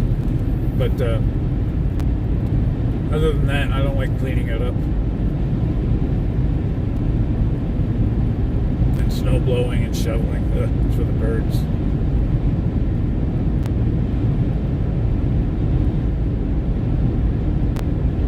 But we are getting very, very close to the Pennsylvania border, just in a few minutes. And then we'll be in Erie, and then it's a quick thing from Erie to the New York border.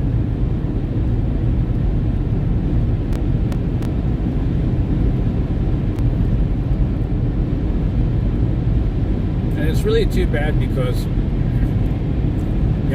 that I can't get off, or I don't have the time to get out, because we're passing two of the Great Lakes, at Lake Michigan and Lake Erie. And we rode along Lake Michigan for a long time through Cleveland, and you could see the lake, but the barrier was preventing the camera from picking it up on the left-hand side. I do not believe we're going to see any of the of Lake Erie either. We are also not far from Lake Ontario,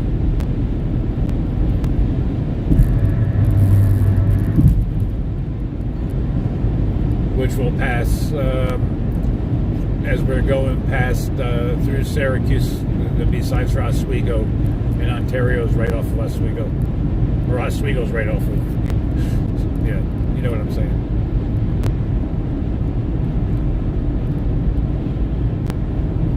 So this is like the big snow belt over here, as we get into it, of this part of the country, because you get those crazy weather systems that come off of the Great Lakes. They can drop several inches of rain or snow very quickly, and sometimes with very little notice. And you can get the snow squalls will go. I mean, we've had snow squalls that are happening on Lake Ontario affect us in upstate New York, so they're far-reaching.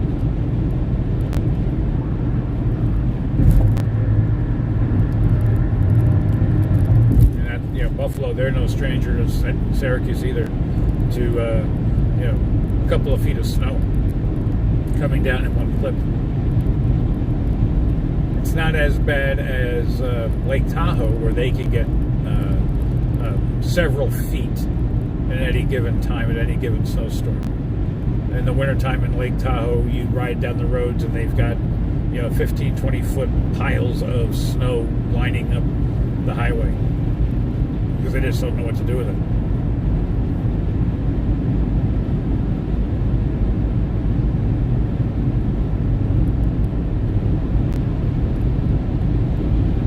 Minnesota gets, where my brother's at, they get a lot of snow, and they don't do a very good job of cleaning the roads in Minnesota. They won't do any snow plowing or anything like that until there's at least 6 inches on the ground. So a good majority, I think it's a trooper turning around, a good majority of the folks use snowmobiles. Yeah, it's a trooper. They use snowmobiles to get around. So when the snow happens, there's state certified snowmobile paths that people follow. And actually in my backyard, there's an old abandoned railroad track that is now part of the new commissioned Adirondack snowmobile trail. So it's a lot of fun. Again, I don't do the snowmobiles. I did it once or twice in Minnesota. That was a lot of fun, but you don't know what's underneath you. And we actually took the snowmobile across Lake Superior. There's a little frozen outlet or inlet, I don't know what you're going to call it, that you were able to scoot across. And then there was Sunrise Lake that was completely frozen over. At least that's what I thought it was when they took me on it. I was riding on the back of someone's snowmobile as they go flying across the lake. And it was nerve-wracking because you're skipping over puddles. I don't want to do that again. All right, what's going on here? We got to move over.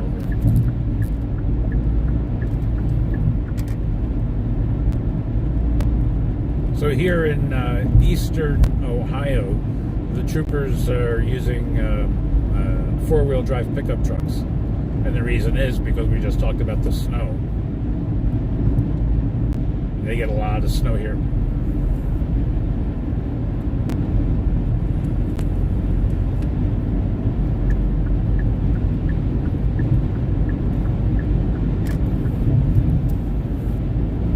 So we're 234.6 miles into Ohio. That Pennsylvania border will be creeping up on us, and you'll hear when we cross over, providing I haven't hit the mute button, because Google will announce, "Welcome to Pennsylvania."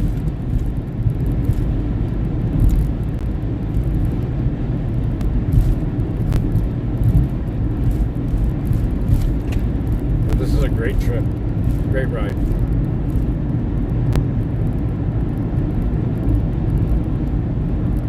You have to go out already. You gotta wait.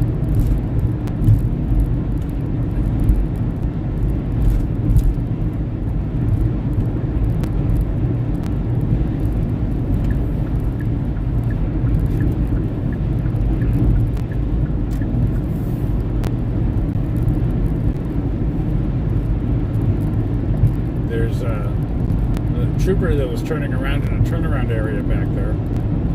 And now there's a whole bunch of cars slowing him down. So hopefully they keep him slowed.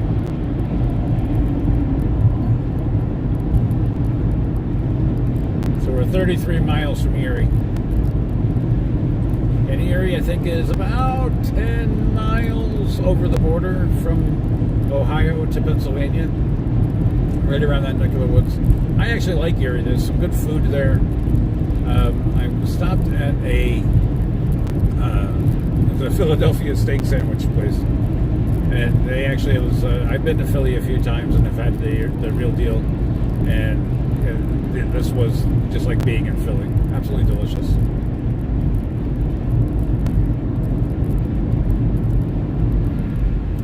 I think I started to tell you, this is one of the few times that I've driven through this area where I'm not experiencing weather yet.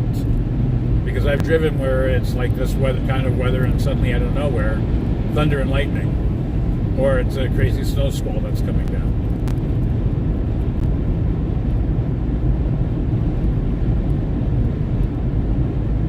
I've made this trip several times. This is really nothing new for me, this neck of the woods. That's why I keep doing it.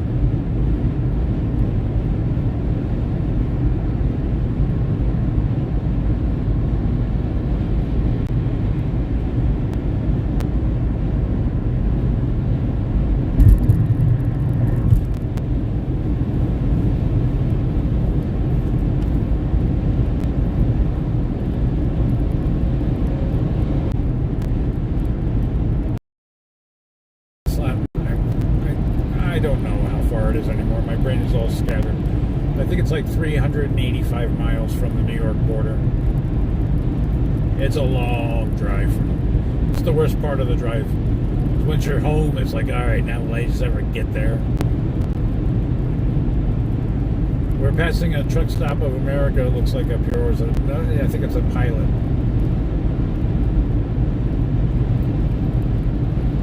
The Ohio Turnpike, it's exit 41. I'll give you the gas prices as we pass by.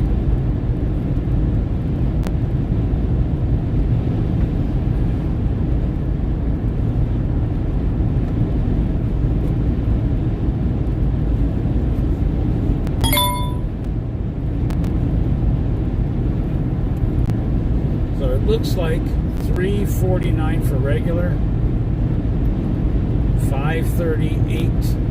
$5.38. That is $5.34. I should get new glasses. Oh no, it's $5.39, and it's at a Love's truck stop. I just saw a sign that says slow down, so I'm going to slow down just a little bit because I'm cranking at about 90. A little too fast for a 70-mile-an-hour speed limit. I just want to get into Pennsylvania already. Oh, more construction. Left lane closed. So let's get behind this big line of semis here. There's a car coming off the ramp, but I got enough time to get in front of him. So good. We're good.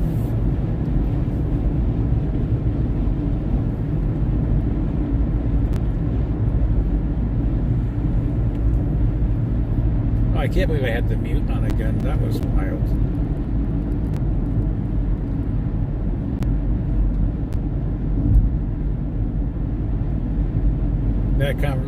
I just had a great conversation with Judy Tadaro-Snyder. She's been on the channel several times, joining us on the road trip. Plus, she made an appearance promoting her business, and she'll just keep you in stitches. If you look her up on Facebook, she'll be friends with anybody, and I guarantee you'll be laughing. If you don't laugh with Judy, Buffalo, New York is 120 miles. So yeah, we're not going to make Buffalo is not on the border, so we may still make New York by 1 o'clock or shortly after.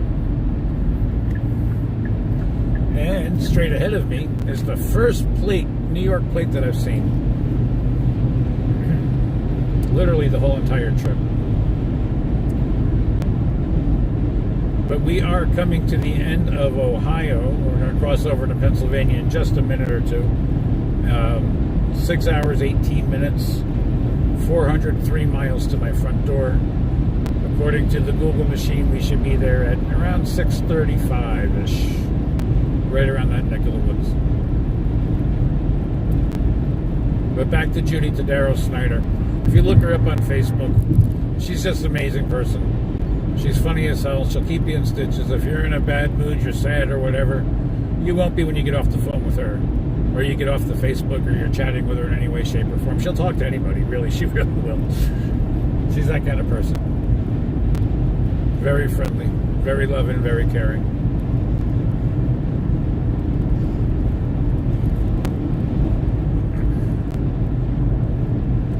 And of course, she's the proprietor of Judy's Beauties.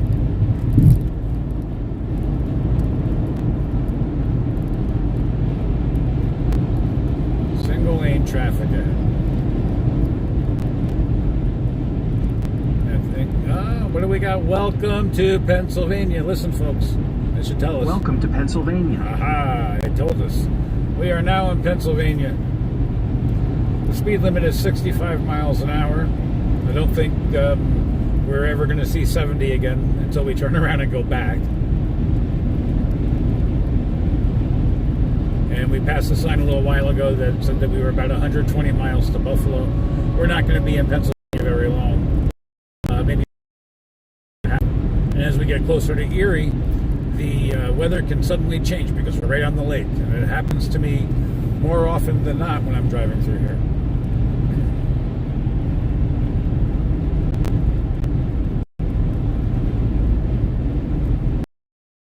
59 foot 6-inch lane.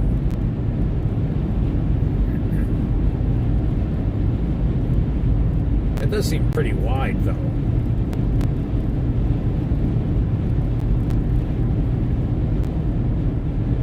Cracker Barrel breakfast from $5.99. You know, I went into a Cracker Barrel down in Clifton Park, New York, and I had to turn around and leave. It actually freaked me out. I got really sketched out by all the clowns and the different figurines in there. I got this fear of clowns. I really just don't like clowns. And they had all kinds of figurines and clown-looking creatures. I'm like, nope, thanks anyway. I can't eat with those things looking at me. An old roommate of mine, his sister had a lamp, a clown lamp, and she left it at the house for safekeeping. I had to put a sheet over it. I couldn't look at this damn thing. Right lane's closed in a half a mile. I don't like clowns. And what is that? There's a lane closure ahead. You're a little late. The sign told me before. That's the first time Google's told me that there's a lane closure.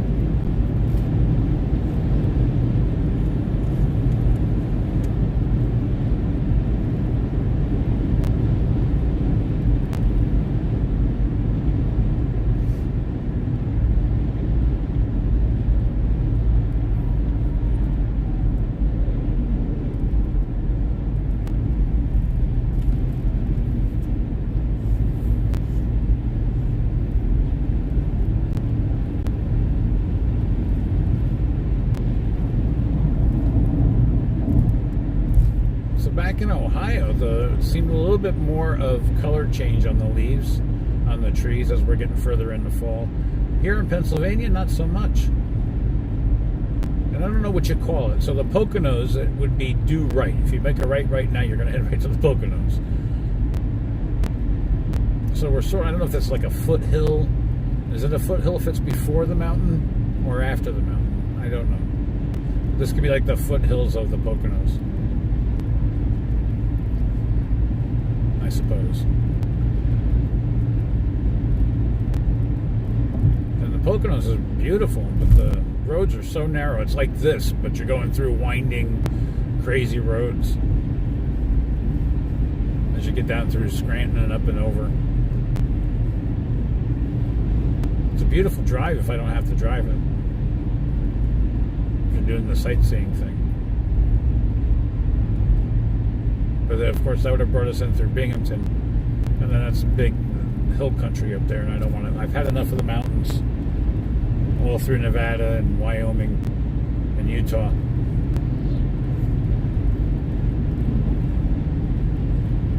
So the flatlands are just good for me right now.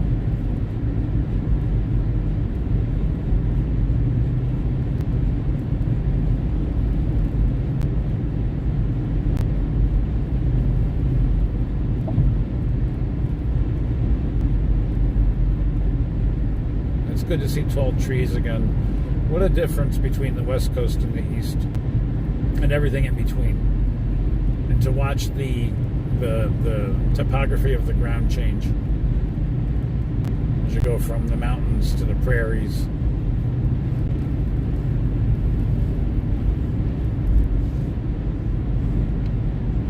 Over the desert, through the woods to Grandma's house we go.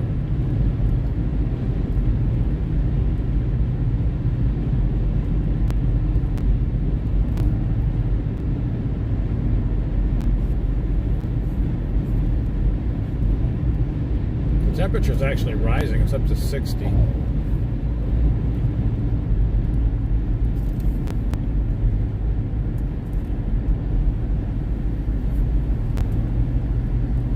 And we are now down to 395 miles.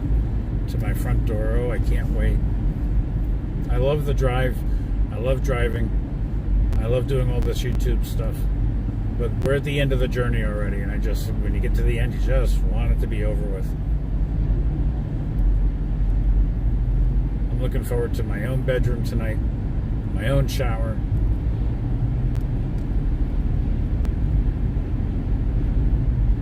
We got some signs coming up over here. Let's see what this says.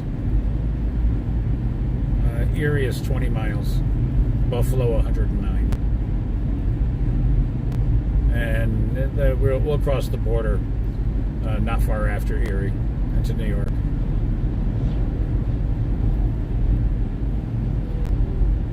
And I don't know about any of you all, but I don't like these narrow things. That's why I don't want to do the Poconos. When Google wanted to send me down to the Poconos, I'm like, oh, hell no, we're not doing that.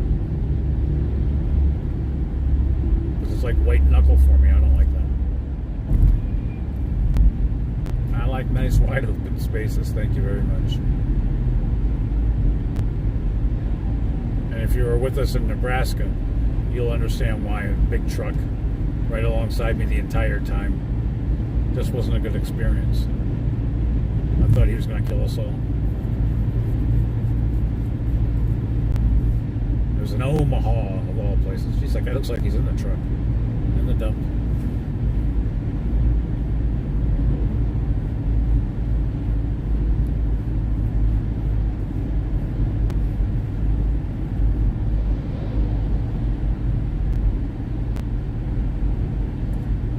I think it's next week. I don't have the exact date. I got to talk to my brother to find the entire thing live.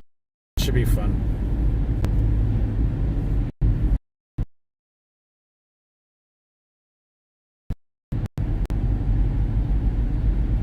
And this time of year, it's probably going to be just a little chilly.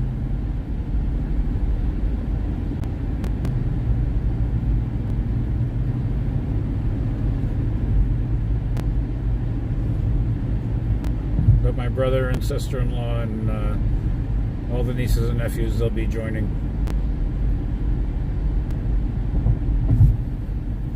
We should have a blast. It'll be my first time.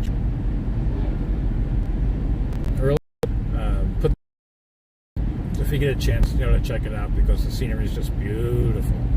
We ran across an eagle nest. We've got some great video of that. Absolutely spectacular. There's the most majestic bird I've ever seen in my life.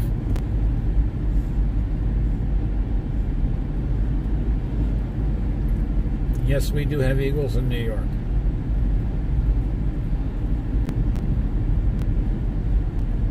But a lot of times folks will confuse the hawks, there's a lot of hawks, with an eagle. But you can quickly tell the difference once you see the wingspan. It's like, wow, look at that thing.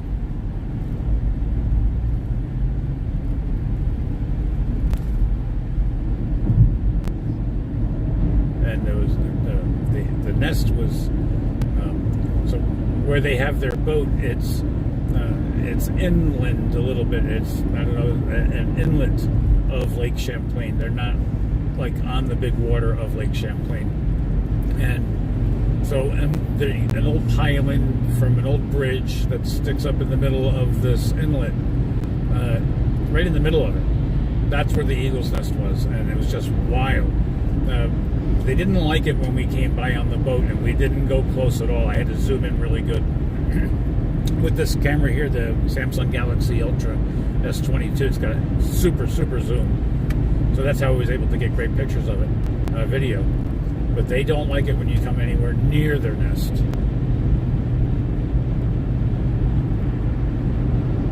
And that's how I was able to figure out it was an eagle.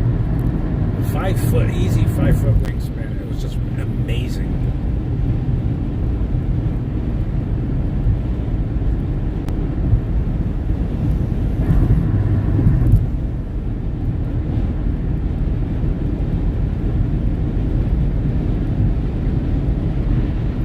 I just know once we get into New York, probably just past Buffalo, we're going to see a lot more color change. We still have, I think, about another week 2 at the most before all the leaves are peaking and falling off.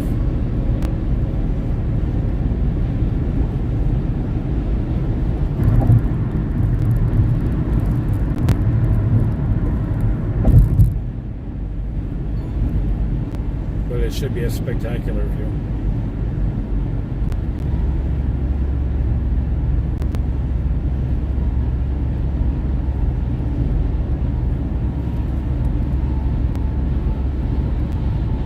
So we're about, I'm going to, 10 minutes, 10 miles from Erie, 389 miles from my front door. The temperature's starting to drop again. Now it's 59 degrees. And we're actually making some good time because I'm supposed to be in closer to like 10:07, and it's now 6:33. The Google estimates that I'll be there at my front door.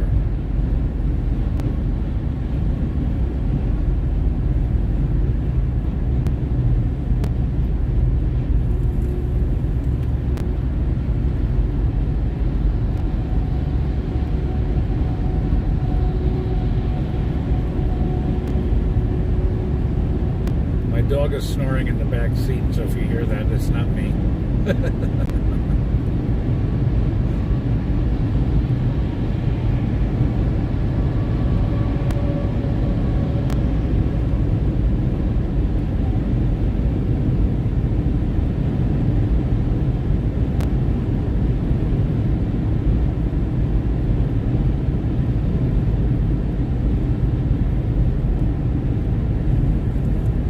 Yeah, a little more color change. As we start getting closer to the lake, the weather's really going to start getting cooler. You get that cold air that's blowing off of Lake Erie. And it's the cold weather at night that makes the leaves turn color.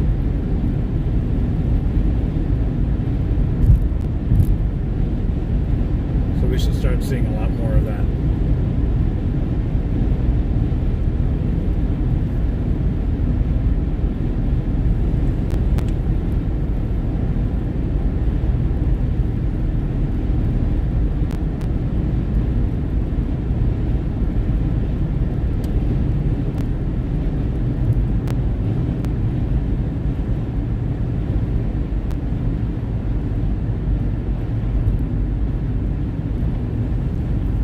See a sign here pretty soon that tells us how far to Erie, but again, it's 5-10 miles at the most. Because it was 20 miles, it seemed like 20 miles ago. We are 16 miles into the state of Pennsylvania from Ohio.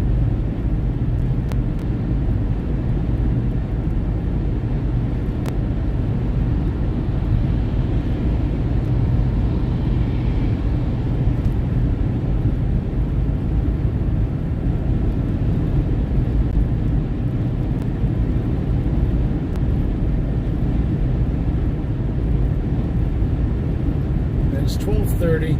I think right around 1 o'clock-ish we will be definitely crossing the border.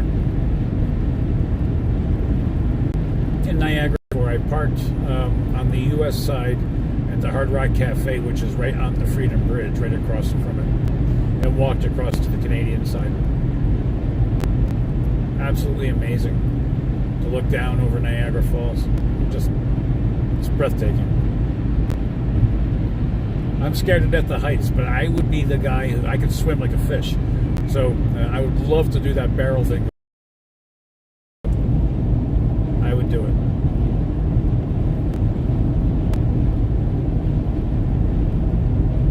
No, I wouldn't. Who knows?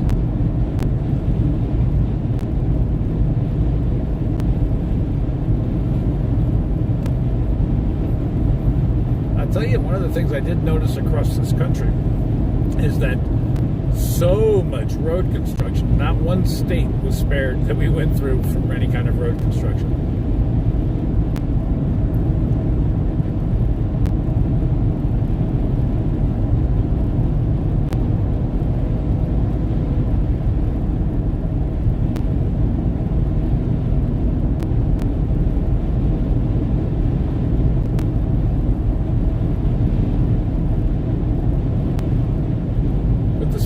us at 55, and I'm going to go out on a limb and say, welcome to Erie.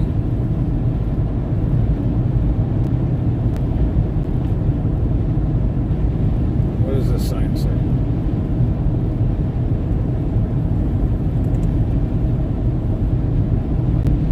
Pittsburgh, Erie, 79. Highway 79, 2 miles.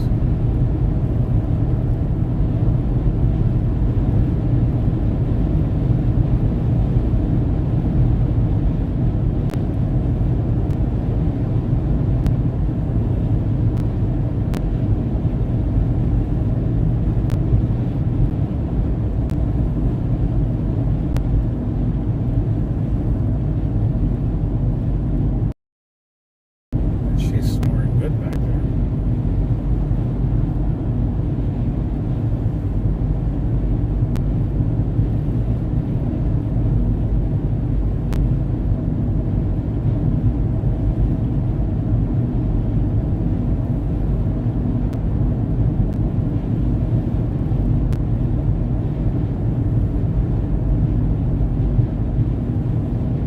I think it's Pennsylvania Highway Patrol. And that pickup truck ahead of this car, the State Farm car. And I think that's why this guy has slowed down. Because he realizes that too.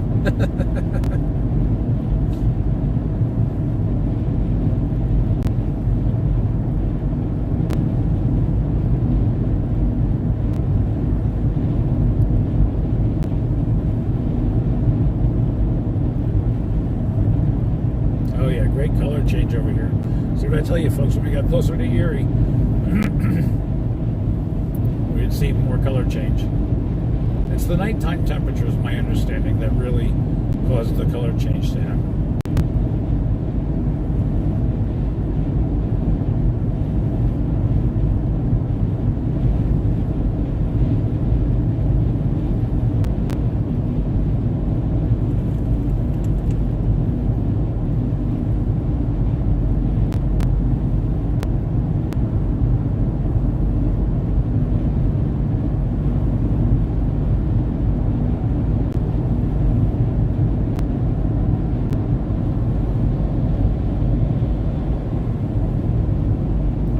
Big color changes over here to the left.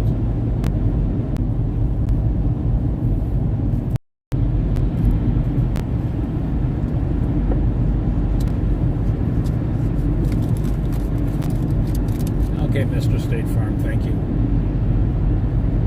See, I sent him a message through my telepathy. Move over.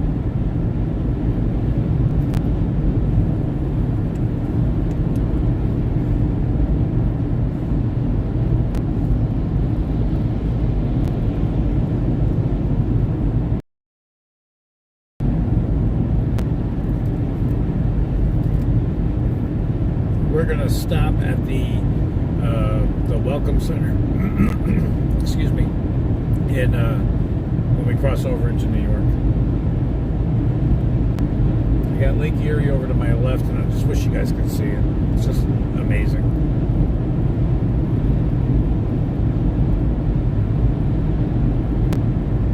Bob Evans. I haven't been to one of them in years.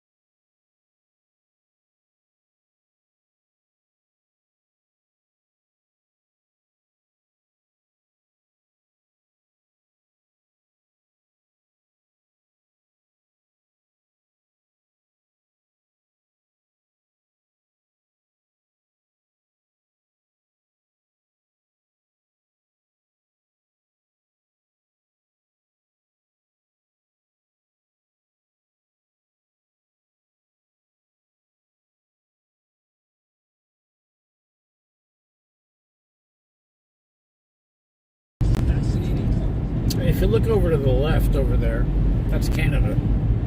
If you can see in the far distance to the left, that's the Canadian side of, well, the other side of the lake. And we're coming up Niagara Falls. Will be here soon. Once we cross over New York State, any minute now we should be in New York.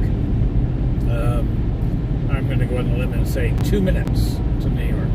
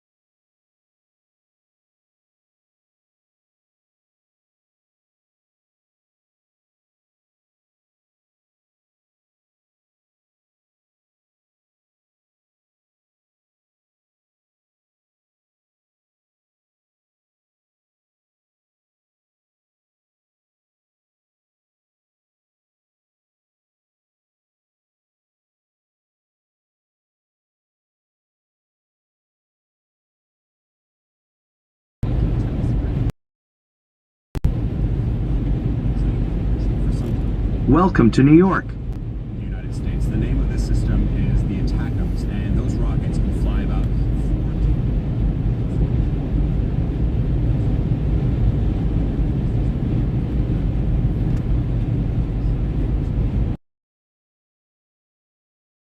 And there is a concern that Russia will perceive this as crossing the red line. In fact, the Kremlin has said, in the words of one U.S.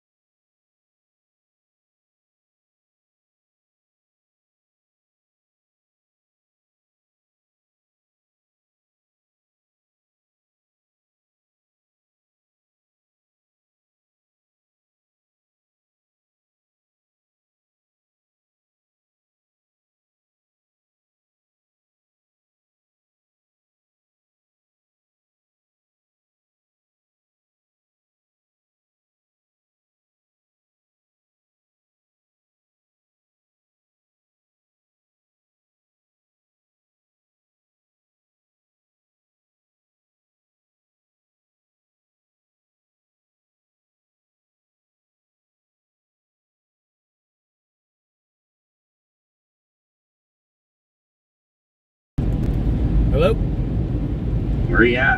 I'm in New York. Oh. Yeah, man. I'm still 347 miles from the front door, but yeah, I'm in New York. We just crossed over maybe 5 minutes ago. Oh, congrats. Yes. Yes, yes, yes. Good for you, man. What a ride. You're not kidding. I still have 5 hours and 21 minutes. Are you up to it? Oh, absolutely. Absolutely. I can't wait. I got to stop at the rest area here and let the dog out. And then I got to take a leak in the worst way. And then once it's going to be nonstop. I'll stop at a gas station along the thruway, tank up one last time. But right now I got 3/4 of a tank. There's no need, no worries. How many tanks have taken you to come back? Oh, Mike, I've lost track, several. Because, I'm not letting it get down very low. Half a tank at the most. But So did you figure out what a cost average is for that vehicle going out there? I will when I get home. I'll do Yeah. a final accounting and see what all that was about. But Yeah, it's nice to know. yes. Yes. It is. I can't wait, though, to get home. Oh, my God, I just can't wait. I know it, man. I know it. Well, everything is good to go. It's just as it was the day you fucking left it, dude. Well, thank you very much. Thank you very much. It should be nice and warm in there. I mean, I don't know what your temperature is on your telephone, but it should be warm in there.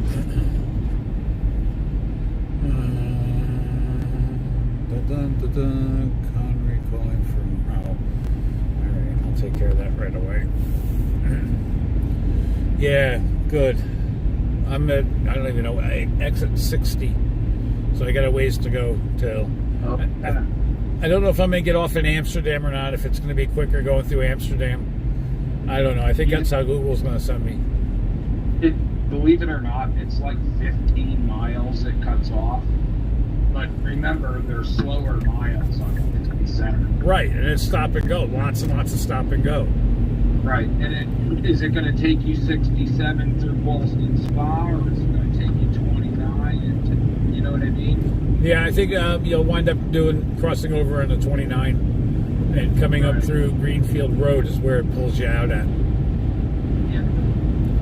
So, yeah. That'll probably go faster than 890 Thruway, Northway. You know what I mean? That type of shit. Yeah, I don't want to. You're home, and you're getting closer every minute. You know? Yeah. Yep. I mean, actually, if you go to Amsterdam, if you get off Amsterdam, you can go down, what is it? It would be the west side of Saratoga Lake or Saginaw Lake. You go right through Yay. You know? Yes. Yep. You could go that way too. Yep.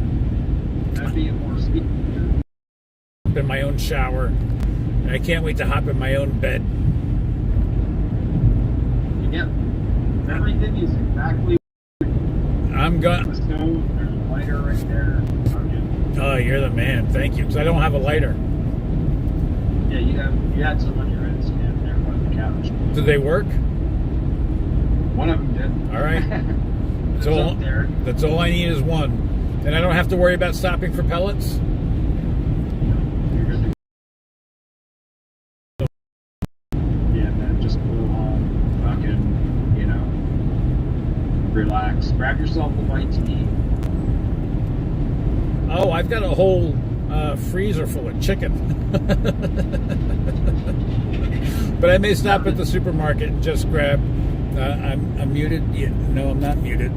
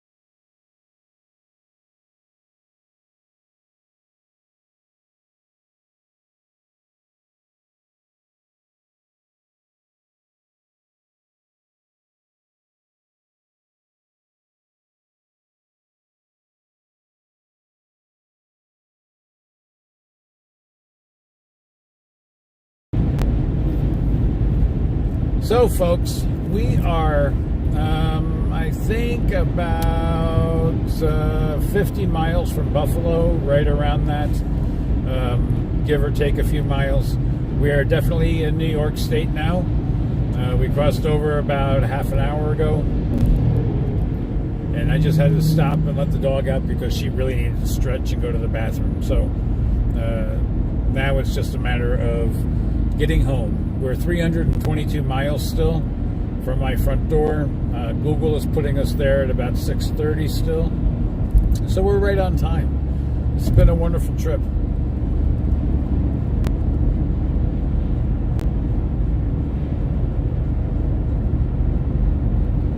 The temperature is actually nice and warm, 59 degrees.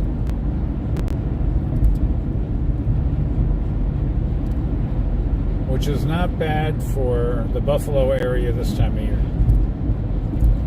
There's 462 miles to New York City. So if you were listening earlier or watching earlier, I was telling you that New York is a huge state to drive through. And that is just to New York City. That's not including going out onto Long Island, which is, I think, another 200 miles on top of that, 150. So, New York is huge. And this is the longest part of today's trip. This is like going from the Wyoming-Nebraska border to Iowa border. So it's going to be a long trip. 4 hours, 57 minutes. Is what I have left, and it's going to be the longest part for me because as you get closer to home, you really just want to get home, and it seems like it's going to drag through.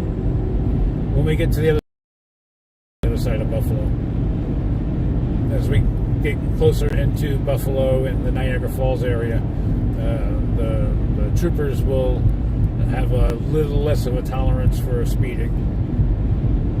But once you get past Buffalo, they don't really care, it seems. Albany is 312 miles from my location. We just passed the sign at this truck to the right in Amsterdam, New York, which is... So we're going to... We're going to hit Saratoga Springs, I'm sure, and a couple of other little small towns in between until we get to my place. But it should be nice and scenic. We're going to let the feed continue to go all the way through. But I'm just happy to be back in New York. 319 miles. If you've been watching the live feed, when it started off at 2,712 miles until we hit my front door, this is like wild. This is nothing.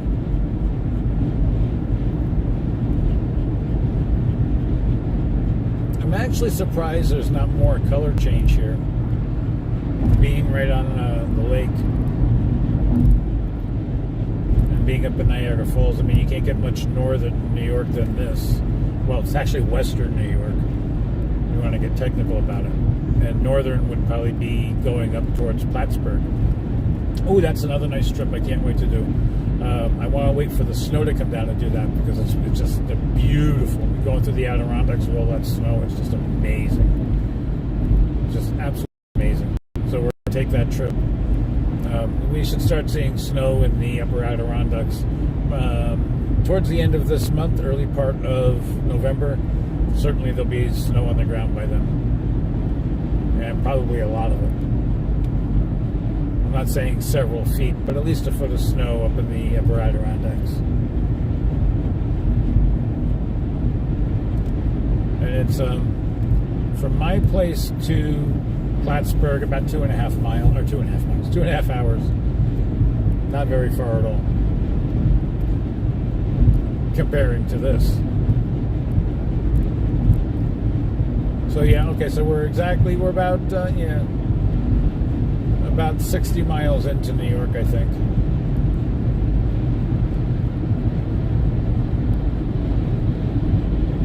I just want to thank everybody once again for watching this road trip and coming with me on the trip. All the texts that have been sent and the phone calls, and wow, this has been wild. I'm so grateful. And a couple of technical difficulties with hitting that mute button and not knowing that it's muted. And now I'm paranoid. I keep looking and make sure that it's not hit. If if you're not sure what I'm talking about, there was a period yesterday where I hit the mute button and forgot to take it off, or thought I had taken it off, and I couldn't see the phone because of the glare from the sun behind me. And it was a viewer who had sent me a text. My phone number is in the video description below if you're interested how people are able to text me, and said, hey, unmute. So I'm so grateful for that. And then don't you know, I did that again earlier this morning. I did it earlier this morning. Again. So I have to figure something else out for the next trip, to find some kind of a visor or something for, or some kind of a external way of working the mic to make sure that it's always on. Occasionally I do mute it because I get tired of talking. My throat is really hoarse from all the talking. So I need to turn the radio on and just listen for a while to whatever's on the radio. But I can't have the radio on while we're streaming because YouTube will take the video down, give me a copyright strike, and that bars me from doing any kind of streaming live for like 90 days or something like that. And I don't want to have to contend with that. The rules are pretty tight and they're strictly enforced, so I try my best to comply. But so we're up to 1,746 subscribers. Thank you guys so much for continuing to subscribe, for watching the videos. The thumbs up have been amazing. I hope you guys continue to do that and sharing the videos and the live streams. It really does help. It tells YouTube that people are watching. And some of you guys are finding the videos because it's a suggested video from other videos that are similar. And that's how it works. When you give those thumbs up and hit the subscribe, the YouTube algorithm says, hey, let's go ahead and put it out there for other people to see it. And I think we've had something like 17 texts, 2 phone calls, and a couple of emails. So I'm very happy. The email, by the way, I forgot to put that in the description again, is info@ButchyBoom.com. And I'm hoping that next week, I'd like to do, by this time next week, I'm hoping I can pull it off. It's going to be a lot of work. And there's still a whole other camera. They've got the dash cam, the black view that is backing me up here. So I want to go through all this stuff and try to condense and maybe put together. Well, I would. That's why I'm doing the videos. I think somebody else has got to like it besides me. But I think we've gotten over 1,000 views in all of our videos, live streams since we started. That may not sound like a lot to a lot of you guys, but for a small channel like ours, that's huge. We're getting them 1 or 2 viewers at a time. I'm so grateful. I don't know how to express my appreciation, but just keep trying to, earn your viewership and your continued subscription to the channel. I'm so grateful. I am so grateful.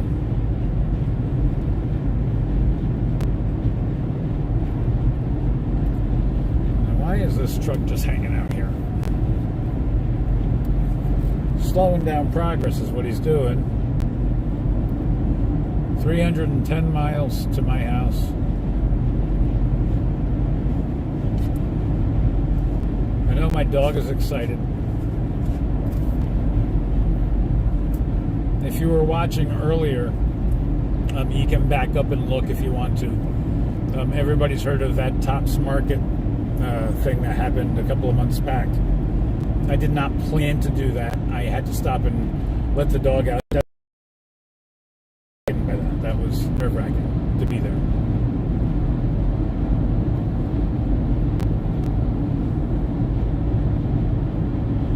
But this is just a wonderful trip, and the colors are really popping here for the fall.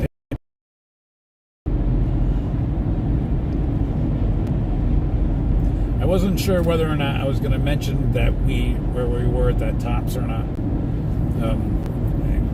Again, I don't even know if I should be talking about it.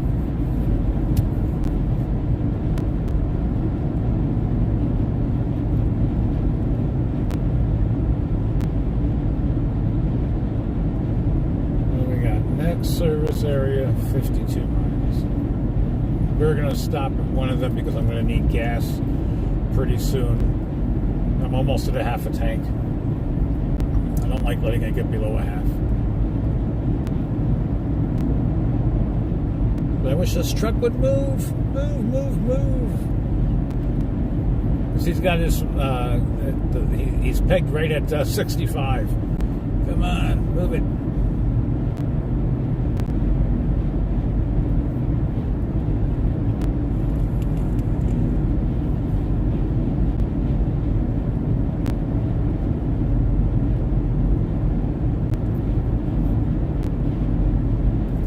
Thinking if I stop in Angola, which is the service station that's coming up, I should have enough gas to get home from there.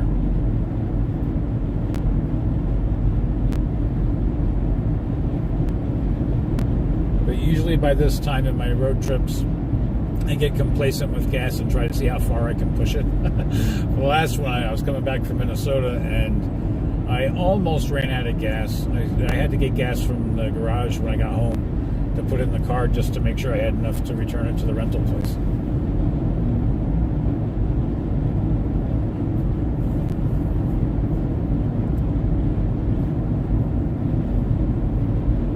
And the temperature is 61 degrees if anybody's interested.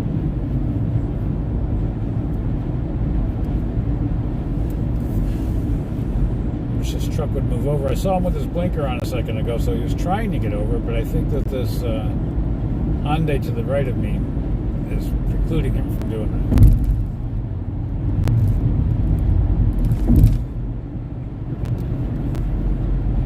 that. I've had so much McDonald's that if I see another piece of McDonald's anytime soon, I think I won't be able to eat it. I was going to say something else, but I'm not going to. Well, that's an interesting cross bridge. I've never seen that. No, I wouldn't be on it either. I'm afraid of heights. Oh, finally. Oh, man. Good. Thank you for moving over. I don't begrudge anybody as long as they're doing at least the speed limit. You know what I mean? How can you complain with that? You moan and groan, you're going so slow. But you're doing the speed limit. How can you? There's no complaining. It's when people go under the speed limit. That drives me nuts. Oh yeah, see, these leaves are really turning over here. The gypsy moths did a number on the trees around New York State this year. So when you see a lot of bare trees like over here to the left, stuff and over to the right, that's not because the leaves have already fallen, it's because the moths attacked them. Those caterpillars go up there and they eat everything. It's just quite destructive. And the closer we get to Albany, the more prominent it becomes. I think they started moving up from Jersey.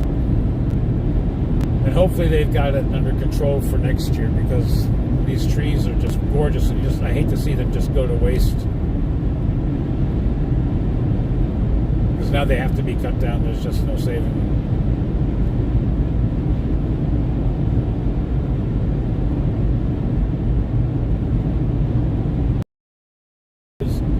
Taking suggestions. You know, I still have to, I'm willing to do that, and of course I'm going to. But I'm hoping that we're going to be able to, as I sit here and think, we're going to go to Plattsburgh, New York. We'll ideas, and if anybody has any ideas of what they want to see in New York, as we get ready, we're going to plan also for, I've got a trip to North Carolina. January planned, or after the first of the year. So all of that stuff's going to be streamed live.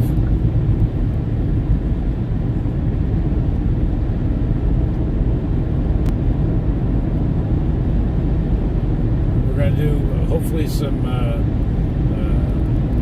leaf peeping live. We're going to go up through the upper Adirondacks over into Vermont.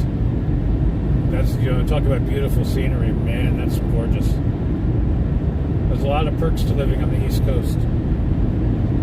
We definitely experience all four seasons.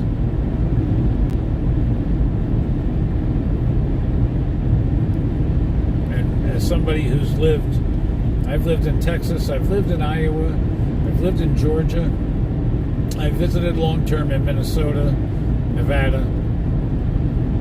There's really no place like the East Coast.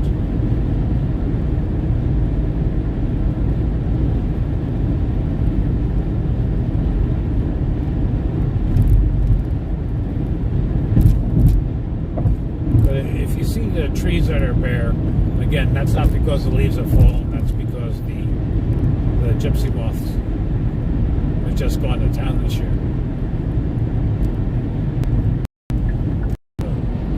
Conservation. And when they fly into you, they hurt. They got like a hard shell on them. They hurt. And they've just been really bad with. I saw one in Ohio. I promptly did away with it.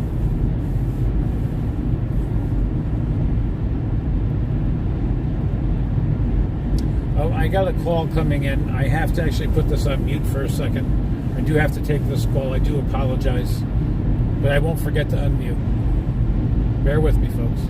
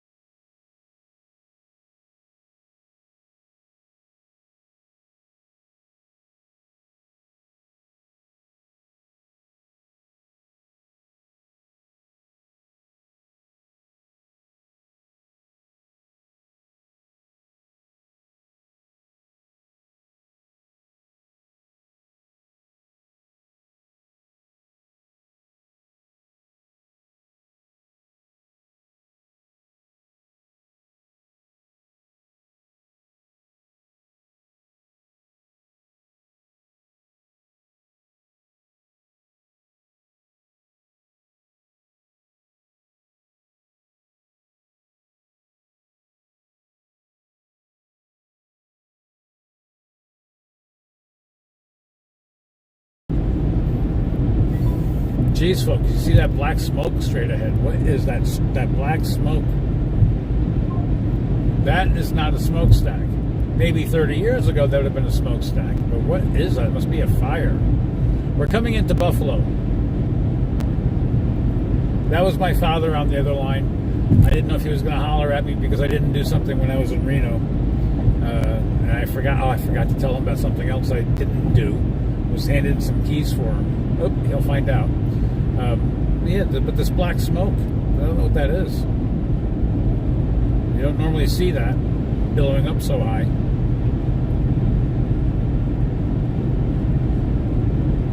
But we're coming into Buffalo.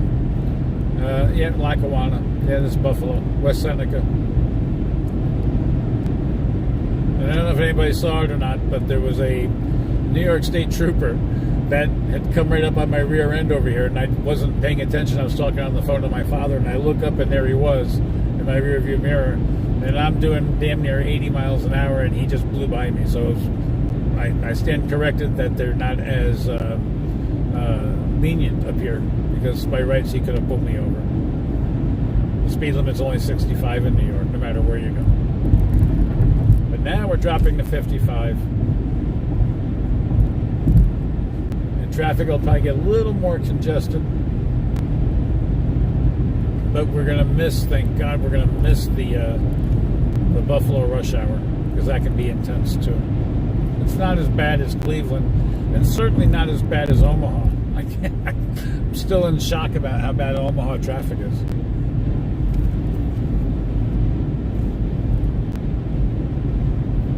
And yesterday, just because it was a Sunday, didn't make a difference. It was still very heavy traffic.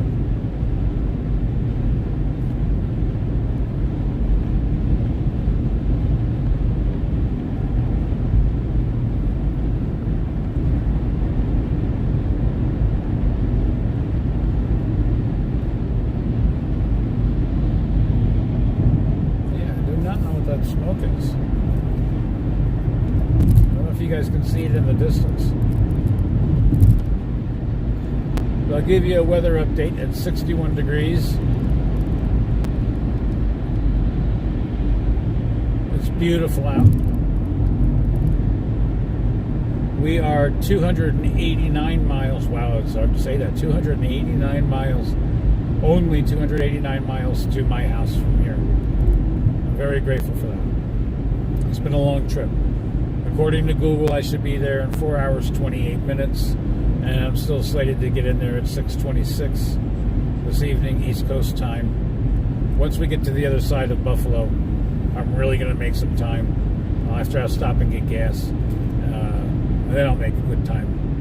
I'll see if I can knock off a little bit of that 4 hours without getting a ticket.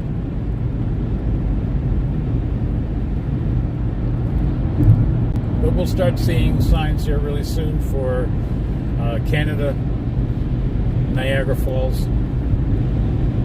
We're very close. If you were watching when we were coming over through Erie, the end of Erie, I was trying to point out, if you look to the left, that's Canada. Because we're right along the Canadian border.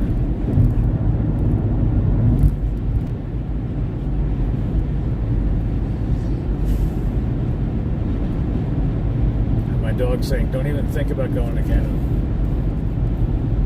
Yeah, here's the signs for Niagara Falls in Canada. Exit 53 and 50.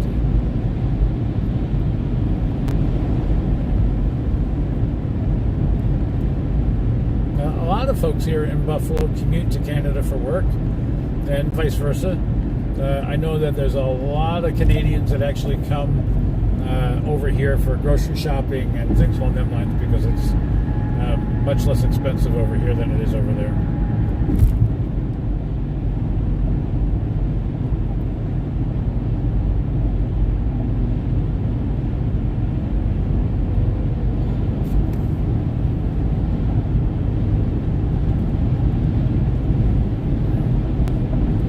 It's like the third trooper I've seen. We're not far from the Buffalo airport. So you can see that. I don't know if you can look up in the sky and you see that plane off in the upper left of the screen. I think he's up there. I had looked up and I saw the plane. I'm like, oh, okay.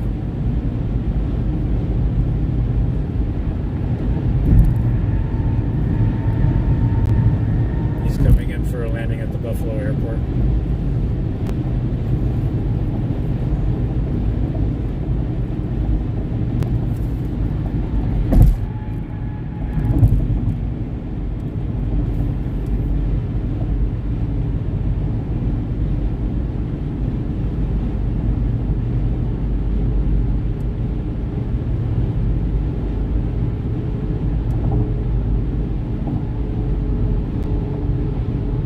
So after Buffalo, in order, the next big city will be Rochester, then Syracuse.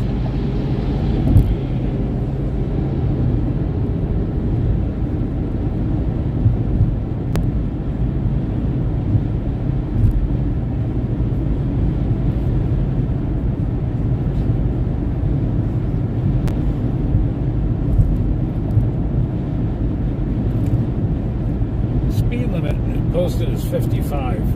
I'm doing 75, and I think I'm right with traffic. I don't think anybody's doing 55. I don't promote speeding at all. For me, it's I know the risks. It's my ticket.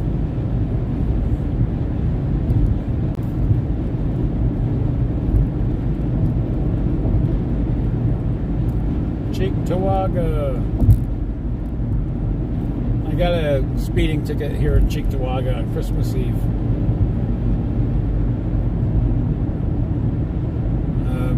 Back in the late 80s. Believe it or not, I was doing 65 and the guy gave me a ticket. I was living and working in Albany at the time. I like to call myself a reformed counselor in the Human Services Department, or field, and I was working as a counselor and had to take time off for work. But it was the point of the matter. I traveled back and forth up here several times, tried to take that ticket to trial. The cop never showed, the ticket got dismissed. It was the point of the matter. It was Christmas Eve. There was nobody on the road but me and my mother. She was in the passenger seat. We were just driving, talking. And apparently there was a couple of cops, one on a hill somewhere, taking radar, and somebody else pulled us over. And there's a little catch here in New York for a ticket, is you have a right to face the person who actually saw you speeding. And the trooper who wrote the ticket, he showed up in court, but he's not the trooper who saw me speeding. He's not the guy who clocked me. So he never showed up in court. The ticket had to be dismissed. They were mad furious with me. They made me go up there like 3 or 4 times. They wanted me to plead to a parking ticket. I just wasn't doing it. It was the principle of the matter. I wanted to ask the guy why. I'm the only one on the road. Why? And I know it's maybe I was speeding and I deserved the ticket. But it was the principle of it on Christmas Eve. And the guy was sarcastic and rude to me and my mother. And I'm like, that's it. If you think I'm pleading guilty to this and paying a couple $100 for it, you're out of your mind. If I am going to get, then you're going to have to suffer alongside with me. And I want the cops in the courtroom to face them. To face me and tell me why you gave me a ticket on Christmas Eve. They never showed. The one guy did, but not the one who actually observed and took the radar.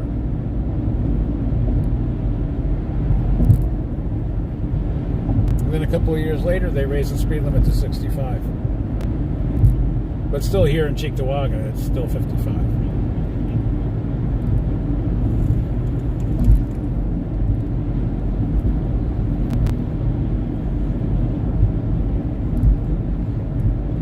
Niagara Falls.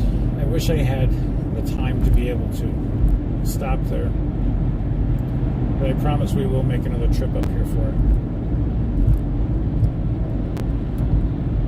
I know everybody's seen Niagara Falls probably in the TV shows and in the movies, but there's nothing like seeing it in person. Absolutely nothing like it at all.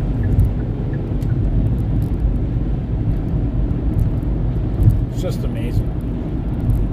Now in the age of YouTube, we can take the video and show everybody.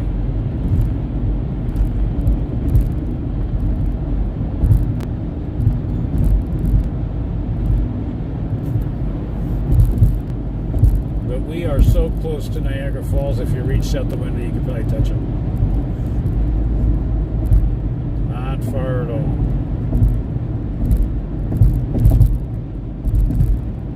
Entering Erie County, National Heritage.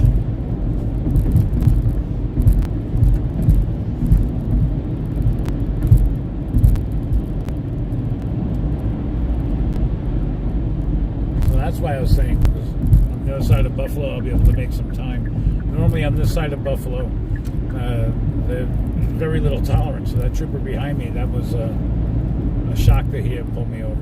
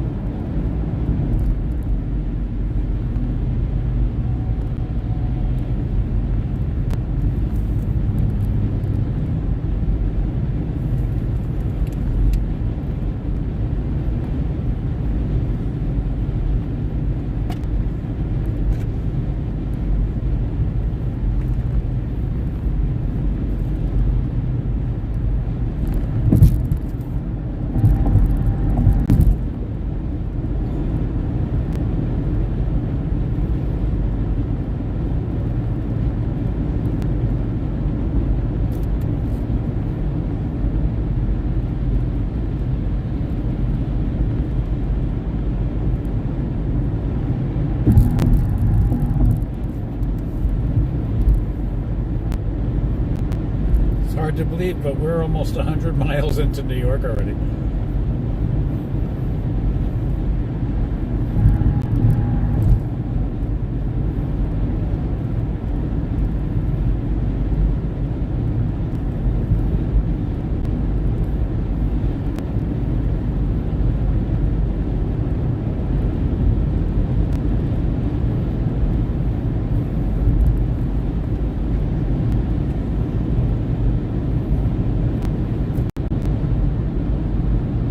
Those things that you see above us here, those are the toll readers. New York has switched to a complete cashless toll system. You used to have to go through the toll booth and grab a ticket.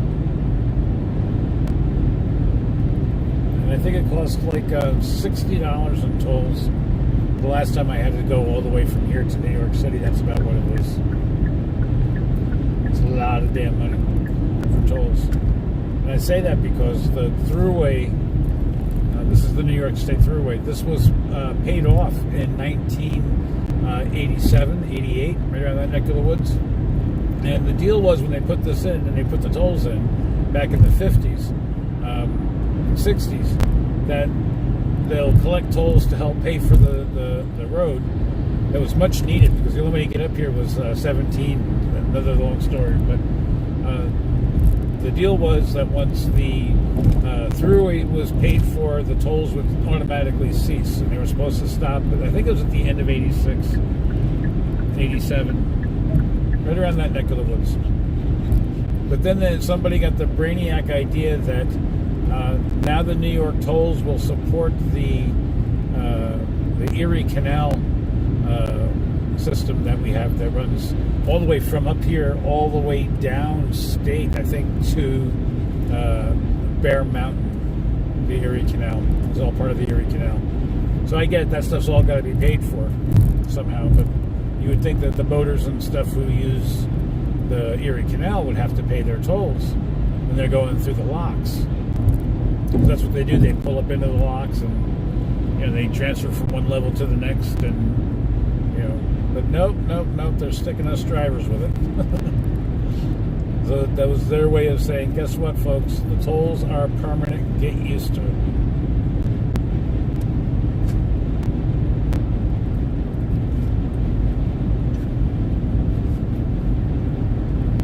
Lay down, please. Heddy, lay down.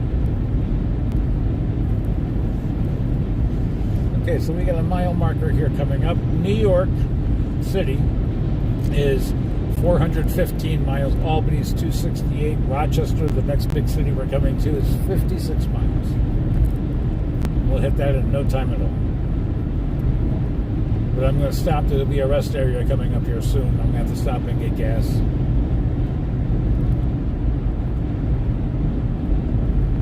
But you can see, if you're not familiar with New York, I was telling you earlier that it's rural. The majority of the state is rural. There's very small parts that have bigness to them, like New York City, of course, Westchester, Rockland counties. They're pretty big now. When I was a kid, they weren't, but they are now.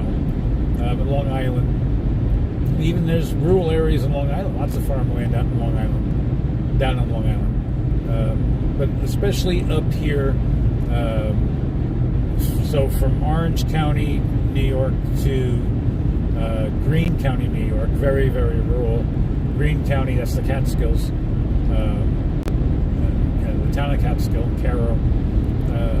All farmland, very, very rural. And then you get Albany. It's somewhat rural.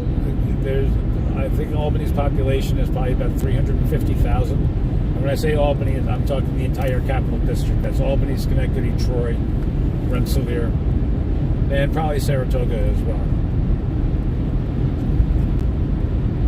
So there's really it's very small compared to what a lot of people believe that New York is. And when people hear New York, Times Square comes to mind for a lot of people. And when I tell somebody I'm from New York and I'm not in New York, they say, "Oh, what's it like in there? Is it ever quiet? Does it ever sleep?" I said, Manhattan probably is never quiet, and it never sleeps. But the rest of us and the rest of the state, we do sleep, and it does get quiet.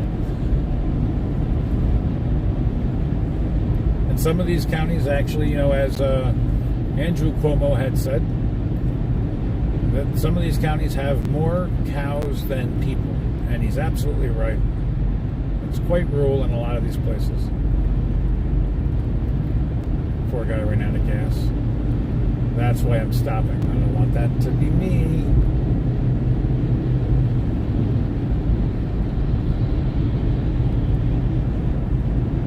But this is a sport you can imagine. Hiking, West Mountain. Jiminy Peak is about an hour or so away. Hunter Mountain. There's a ton of skiing around us. And you get very well-groomed trails.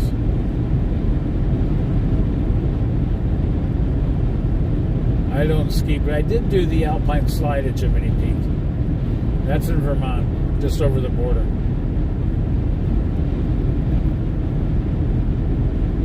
I'm very fortunate where I live. It's less than an hour from Vermont.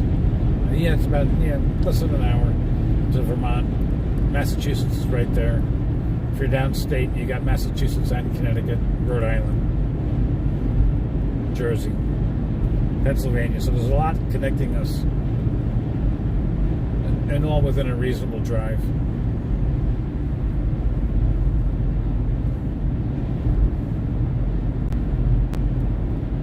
That's why I was saying earlier, I'll do anything, I'll go anywhere somebody wants in New York, because it's just, I never get tired of it.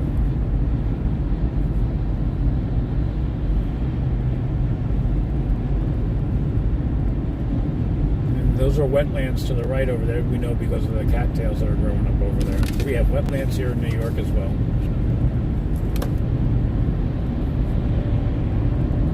The Department of Economic Conservation really monitors those things very, very well. If you even think about building on it or doing anything with it, they know. You're not even allowed to pluck them or pick any of those cattails.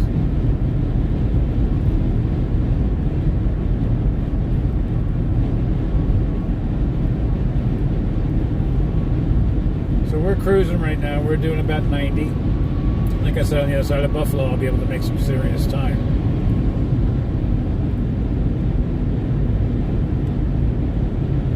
They're a little more lenient up here with the cops. It's not a guarantee, of course. There could be one waiting right around this corner and gotcha. But they know. As you can see, the color changes. I'm going to say that we're nowhere near peak. We should see a lot more. So another week or two.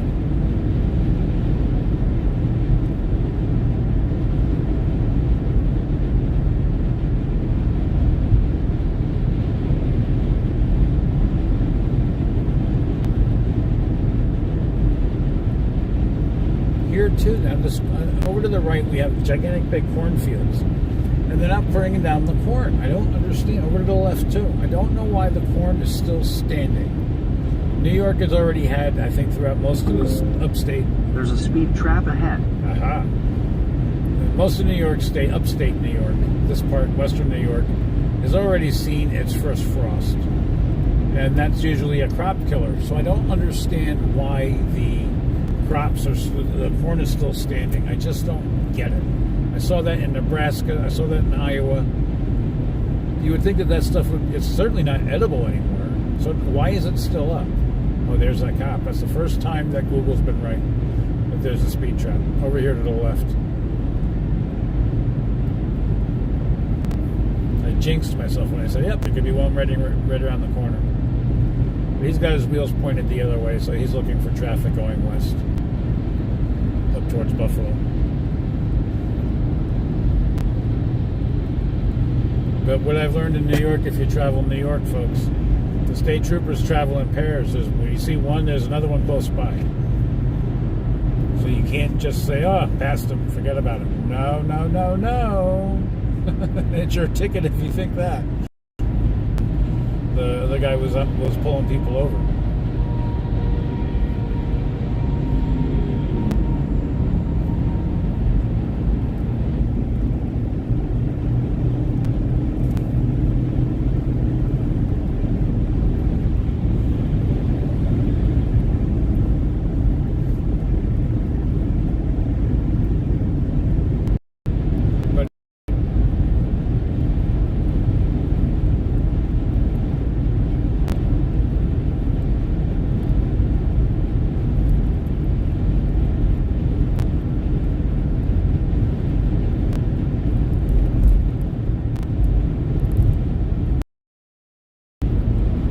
That's the other thing about New York State. There's lots and lots and lots.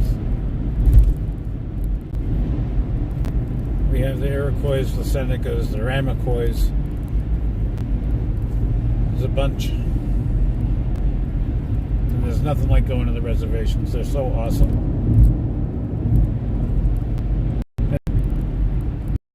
Experience. And great food. My God, the food is delicious.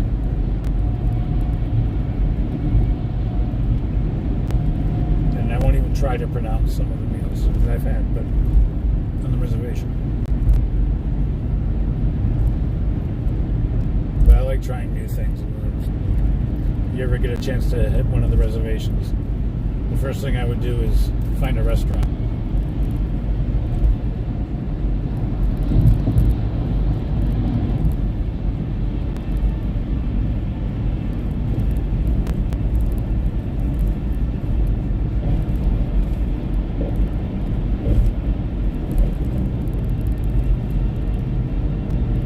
There's a Tesla in front of me, and I think I've mentioned more than once that I drive for Uber here and there, and Uber is now offering through Hertz the ability to rent a Tesla.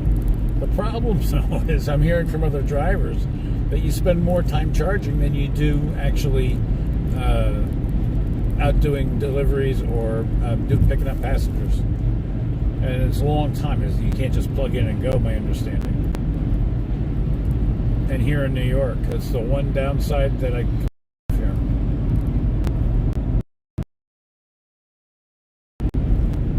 White, expensive.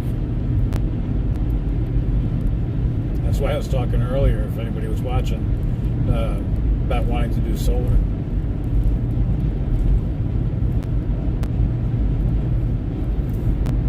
I think I see the rest area sign coming up in the distance. New York is now 400 miles, Albany 252, Rochester 40.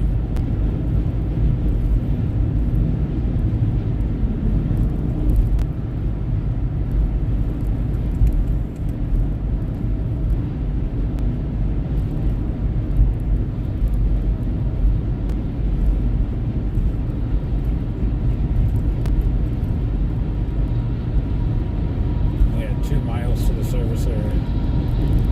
No food, the fuel's open, no restaurants. That's okay. We stopped earlier for that stuff. And in my cooler here, I have a leftover Egg McMuffin. So I don't need food. I've got water. I just need gas.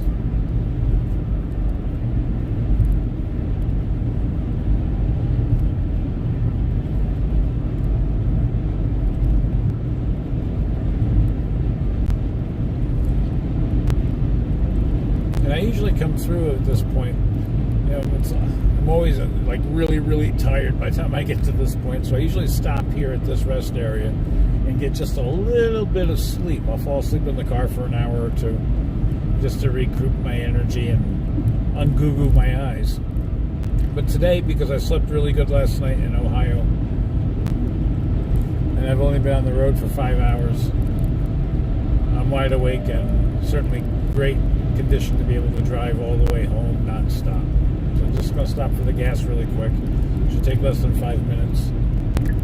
This guy here, if he has to fill up, it's going to take him a long time, this Tesla. He's not going to be in and out in 5 minutes. Maybe, I don't know how long. I was going to say 5 hours, but that's being facetious.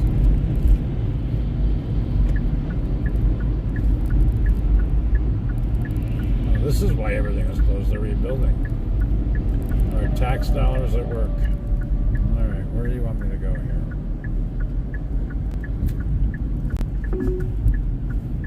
Slight left. In a quarter mile, merge onto I-90 East.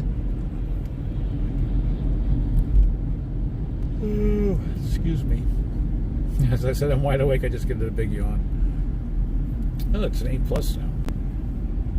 Oh, wait, that's always been A+.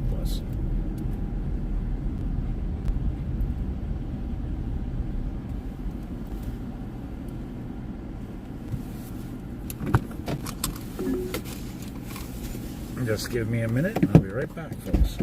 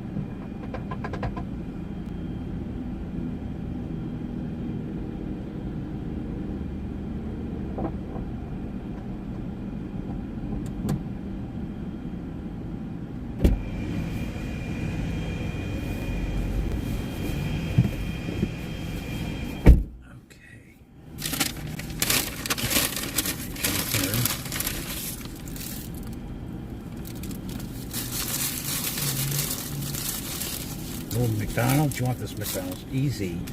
Thank you.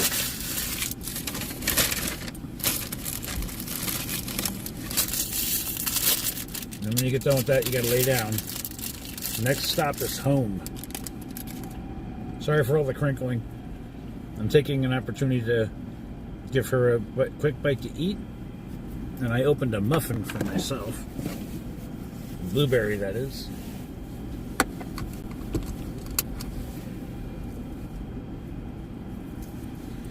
Oh, so good to see New York cars.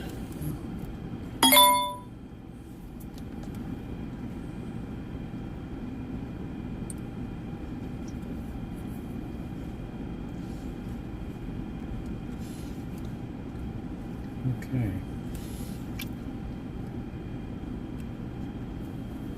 All right, lay down, please. Now. Good girl. That's my girl.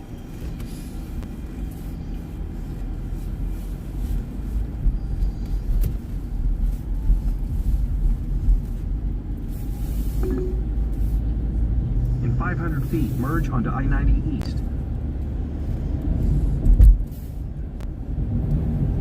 I'm noshing a little bit on a blueberry muffin.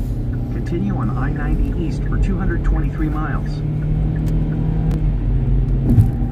And I like to eat the muffin from the bottom so I can get to save the muffin top.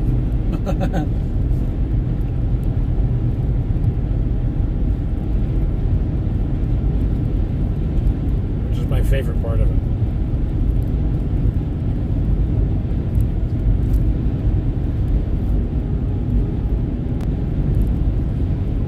So 256 miles to my house. 3 hours, 58 minutes.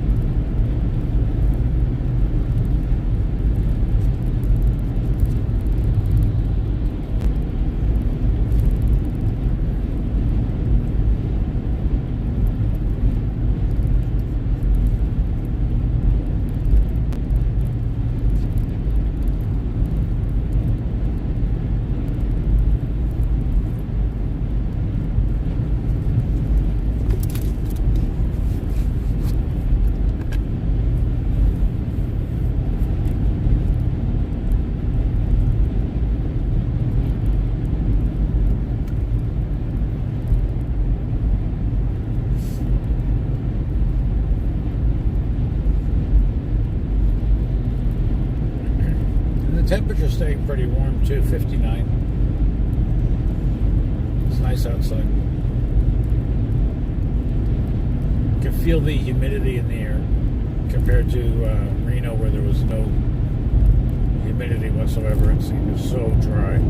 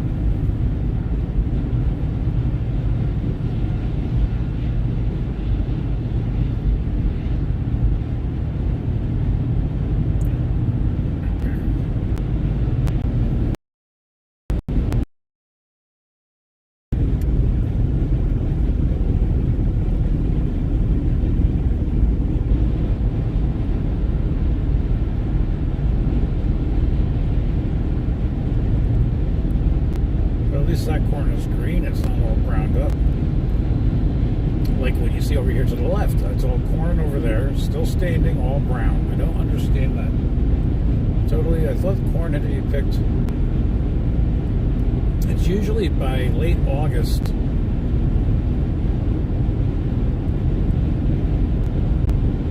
You start seeing the cornfields come down because they plant in early spring.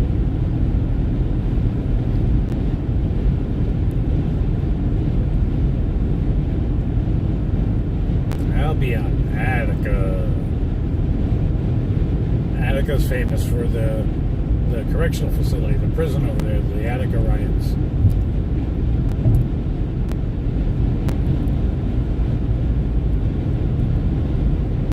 Never been there. Don't want to be either. But I have a friend from Batavia. Dan S., if you happen to be listening, I'm passing right by you.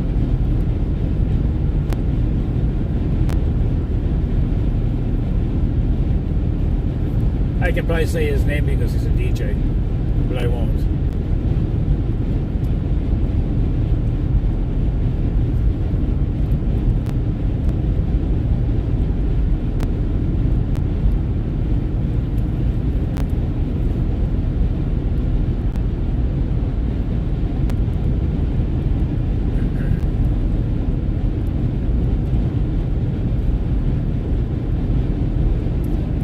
Crossing next 1.5 miles. It's funny, in Nevada they had major deer crossing, and I don't know what a major deer is. I guess these guys just must be privates. The majors are out in Reno, or out on the West Coast. They got huge deer out here. Huge.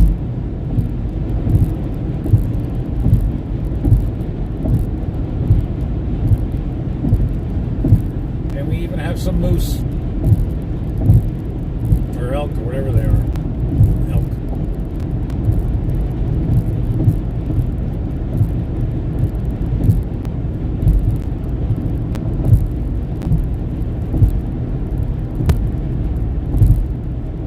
It reminds me of Rocky and Bullwinkle. If you don't know who they are, that means you're very young. Or I'm very old, one or the other. I don't think I'm very old. I don't feel very old. 388 to New York City, 240 to Albany, and I think 38 to Rochester.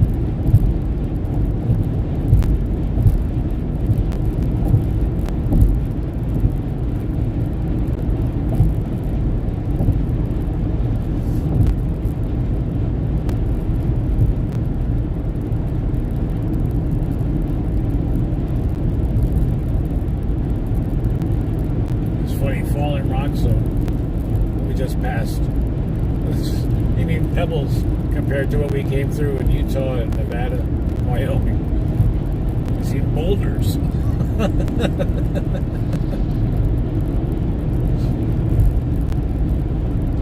Guess it is cornfields to the left or down. So I don't get it. I don't get the corn. I'm going to have to do some research and find out why that corn is still up. And I hope it's not.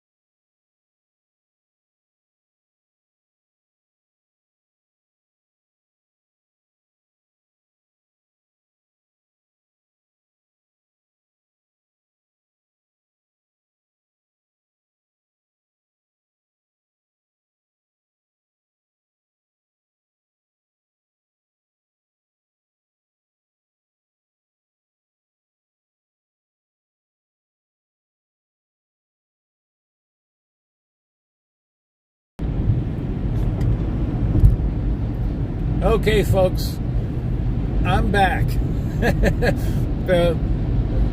Here's what happened. I'm driving down the road.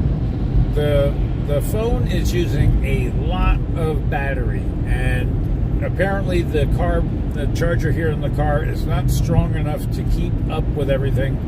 And I was using more juice than the battery could give to keep the thing charged, and the phone just shut off. Literally just shut off right before my very eyes. So I do apologize for that. And I really do apologize for that. We've had some technical difficulties. But the phone is back on. I got enough of a charge to continue going. We are, let me give you an update. We are just north, I guess, actually west of Syracuse, about 40 miles from Syracuse. We have 3 hours and 2 minutes until I hit my driveway. It's 191 miles, and we're still scheduled to get in there at 6:21. Again, I do apologize. The battery went dead. We're using more juice than the battery can charge from the car. So I do apologize for that. But we are cruising right along. You didn't miss much, fortunately, except we are now in the wine country of New York and the Leatherstocking region, and we're going to be this way, I think, until exit 39. We have 330 miles till New York City. We're not going to go anywhere near New York City. And that's about it. I have my friend Judy. She's on the other line. She actually put me on hold and hasn't come back. I'm not sure if she forgot about me or not. So I don't know. If you hear somebody just pop in all of a sudden, and then I got to warn her, tell her that the YouTube is going again. So I do apologize. I feel really bad. I hope I didn't offend anybody by the phone just shutting off. It's just the way it goes. When you're live, you can't, whatever. But I am noticing the further we get downstate, the more of a, I actually said, less of a color change on the leaves. That is quite interesting. The temperature is climbing a little bit. We are now at 60 degrees. It feels good, actually. It really does feel good. And I forgot what I was talking about when the phone just abruptly shut off. I know I was saying something and talking about something, but exactly what I was talking about deer. I think in Reno, or not Reno, but in Nevada, I saw signs, major deer crossing. So I don't know if that's, what's Finger Lakes Welcome Center. Ithaca. That's where we're at. Ithaca. This is where my stepsister lives. I was telling you guys earlier about her. She's got the gas line that comes up to natural gas. It's right here in Ithaca. We're not going to stop by and say hello because I want to get home. But yeah, I don't know the difference between a major deer and our deer. I guess we're just privates here, and then there are majors out there, and I don't know. I'm being facetious. I'm punchy because I'm getting a little. I'm not tired, and I'm not fatigued. I'm just looking forward to getting home, and my throat is sore from all of the talking I've been doing. But I'm very happy that we got the stream back up and running. Thank you so much for hanging with us.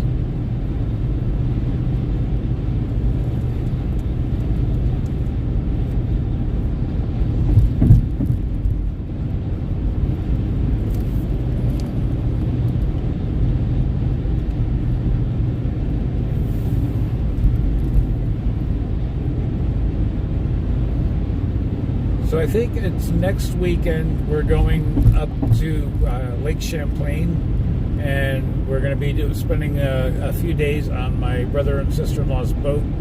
We're going to do some big fishing up in the big waters of Champlain. We're 44 miles from Syracuse. It looks like about 150 miles from Albany. So we are really cooking. We're making some great time. Just not fast to them groceries for tonight. We're just going to grab some cold cuts and some sandwich stuff.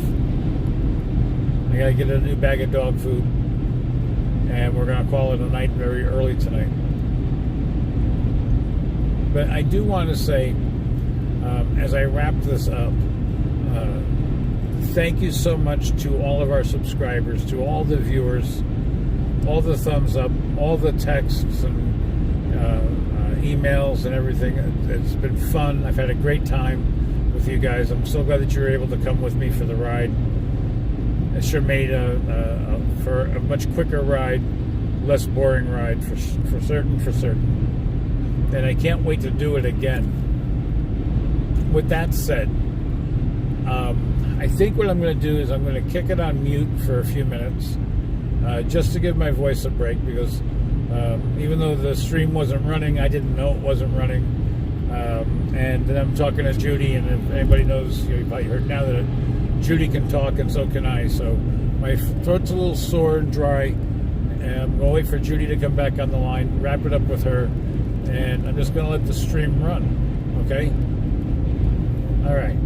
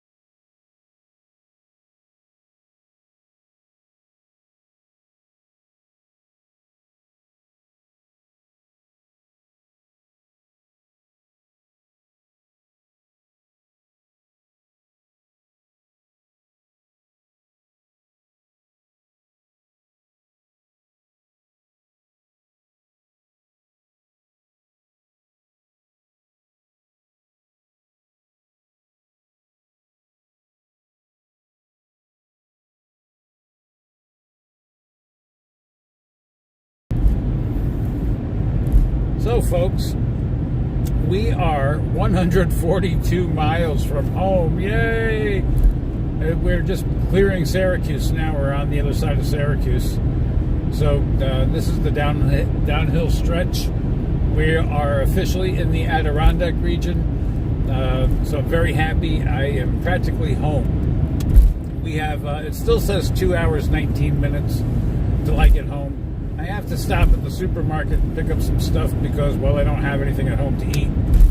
And my dog is going to need a fresh bag of dog food. So that's two of the things I got to pick up at the store. And yeah, I'm just happy to be home. We had a little bit of technical difficulty a while ago where the battery just went dead on my phone. Apparently I'm using it so hard here. It's one of the downsides to this Galaxy S22 Ultra is that if you're streaming, you're plugged into the car charger, you're using more juice than the car charger can provide. And that's a tough lesson to learn when you're streaming live. So I do apologize if you were watching earlier and that it just abruptly shut off or froze or whatever it did for you. But we are making excellent time. It's 60 degrees here in Syracuse, a little overcast. I think that we're going to get some rain tonight at home. So I just can't wait to get there, relax, put my feet up, watch my own TV, sleep in my own bed, use my own shower. I'm really looking forward to that. I love the road trips, but the best part of it is when you get home after a gigantic big trip like this one was. I've already stopped and got gas for the last time, so I shouldn't have to get gas. Well, I'm not going to stop. I'll push the car home if I have to. I'm not stopping for any more gas. I just have to stop at the Price Chopper, that's the grocery store, or somewhere just to grab something very quick and easy. And then I've got to get busy. I am going to do, not tonight, but when I get up tomorrow and get into my office, I will start doing something with all these videos. We got 80-something hours with all the video. I want to try to condense that into, 4 or 5 10-minute videos. I think I can do that. I've got a whole bunch of ideas I'm running in my brain. I'm trying to figure out how to make that work. But I think we can pull it off. And just like every other state across the country, there's no shortage of road construction here. We've gone through so much construction. Fortunately, it's very brief. This one was very brief. We just ended the construction. We went in it before I could tell you it was over. It's over with. So, but we're cruising along. We're going 85 miles an hour where we're able to. The speed limit's only 65 here in New York, but on this end of the state, you're pretty safe doing that. One of the things I want to tell you guys about, okay, so I told you about Champlain, I think, next weekend. I have to firm up those plans. I'm working with my brother now to head over and help me do something in Vermont. So I'd like to really do something with the fall foliage. It's just beautiful scenery over there. Not that the Adirondacks aren't, they are. But I'd like to do something in Vermont and then head on up to Plattsburgh. I can cross into Canada that way. I'm just not going to do it. I'll wait and come back up here to Niagara Falls unless I'm very spontaneous. Unless I go on up into Canada from Plattsburgh and drive over to Niagara Falls from the Canada side and come back. I just have to check the streaming and see if I'm able to do that on T-Mobile. I don't know. I don't want to get caught like I was in Nebraska where I had used up all my roaming and then I got shut off from the roaming until the next planned date. Fortunately, I'm back in a 5G network. I can't talk. I'm getting tired. I was able to get back into a 5G network and be back on T-Mobile, and it's been nonstop T-Mobile since then. But I don't want to repeat that. I'm trying to learn from my lessons. So, give you an update again. 136 miles to my front door. We're scheduled to get there at 6:22 Eastern Time. 2 hours and 13 minutes from now. We're going to have to stop. I'm going to get off in Amsterdam, New York. I think that's where the GPS is taking me anyway. There's a grocery store there. I'm going to run in. It's going to take me about 10 minutes. And that's probably where I'm going to end the feed. because there's no sense of making people wait at the grocery store while you run in there. So you're not missing much. So I just want to say thank you again for everybody watching, sharing our videos, subscribing, and giving those all-important thumbs up. It's been a wild time, folks. I've met a lot of nice people along the way. Talked to a lot of nice people from the channel. And, you know, this is absolutely amazing. It's a new experience for me. I've never streamed. I've done some short-term live streams, but I have never streamed clear across the country and back. We are 128 miles from Albany, with like 42 to Utica. And, yeah, I don't know what else I should tell you. We're 275 miles from New York City also. So it's not bad when we started at 496 miles when we entered into the state. So you can see that we've put some miles under us in this short time. And again, I apologize for all the technical difficulties and forgetting the mute button has been it's been wild, folks. And, you know, I'm going to make changes to make sure that never happens again. And the subscribers, I'm so grateful to all of you guys who've recently subscribed. Thank you again so much. And I'm looking forward to putting these videos together. And in the community tab of the YouTube channel, if you keep an eye, I'm going to post a schedule of what we're going to be doing and where we're going to be going. This way that you can follow along. So, but give me a couple of days on that one, just so I can make everything official and just get a day to get my mind being back in the East Coast.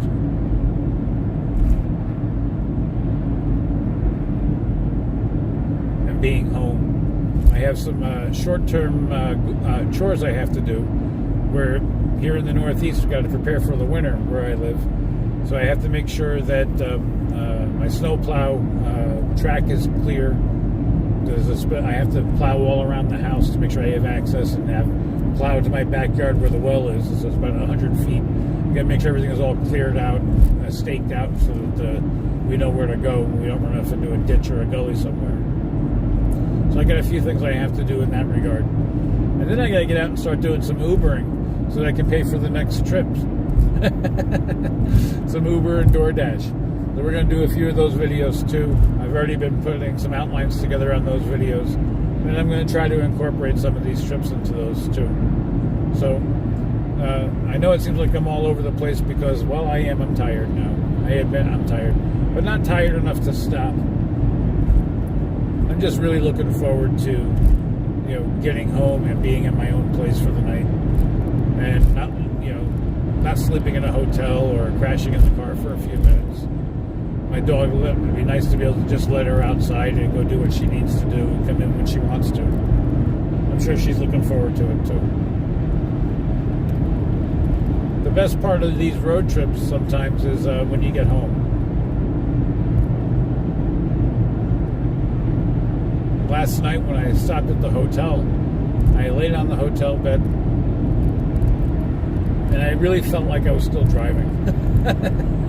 So it takes a few minutes to really unwind after a long trip like this, especially when you're really pushing the miles out.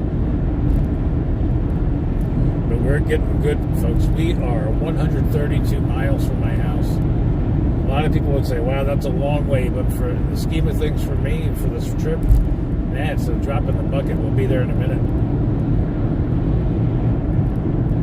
6:22 we're supposed to be in, but I probably won't be there, probably closer to 7:15-ish. Because like I said, I got to stop to the grocery store. There was something else I wanted to put out there also, and I forgot what it was. I will think of it before I end the stream, though. What was it? It had something to do with the New York apple picking season, and I forgot what it was. I forgot. No, it wasn't going apple picking either. That'd probably be a pretty boring video. Not that this isn't a boring video watching the road, but as my friend Judy said, some people like her, she, it reminds her, or she can make pretend that she's in the passenger seat, and she's really fun to travel with. There's never a minute of silence. She can talk, and talk some more. I'll think of it. I forgot. It's my Alzheimer's moment, apparently. As my sister-in-law would say. I don't have Alzheimer's. Thank God. At least I hope not. What was I just talking about? Only kidding.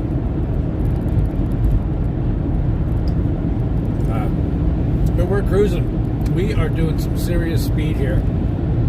We are about almost close to 90. I'm not willing to go any faster than that.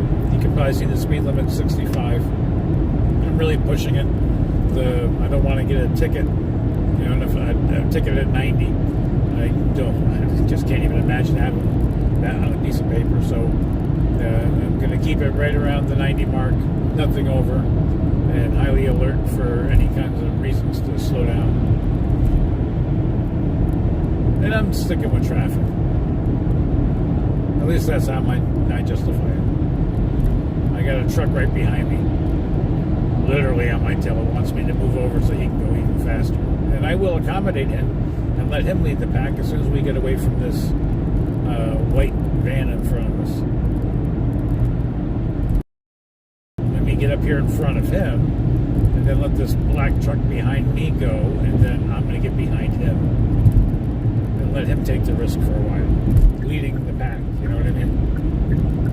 Oh, geez, he's got a string of them behind him. He slows down because I pulled over. Oh, you're gutless, buddy. You're gutless. All right, come on, I'll come out.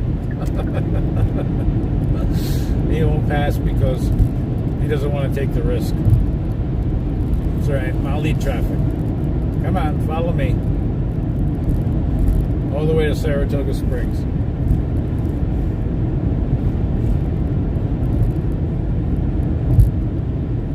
I know my dog will be tired is getting tired of me just talking to myself. She thinks I'm talking to myself. She keeps looking at me whenever I start talking. Like, who are you talking to and why? Because there's nobody here. I got a couple of drops of rain that are appearing on the windshield. I don't know if it's rain or if it's from somebody's windshield cleaner.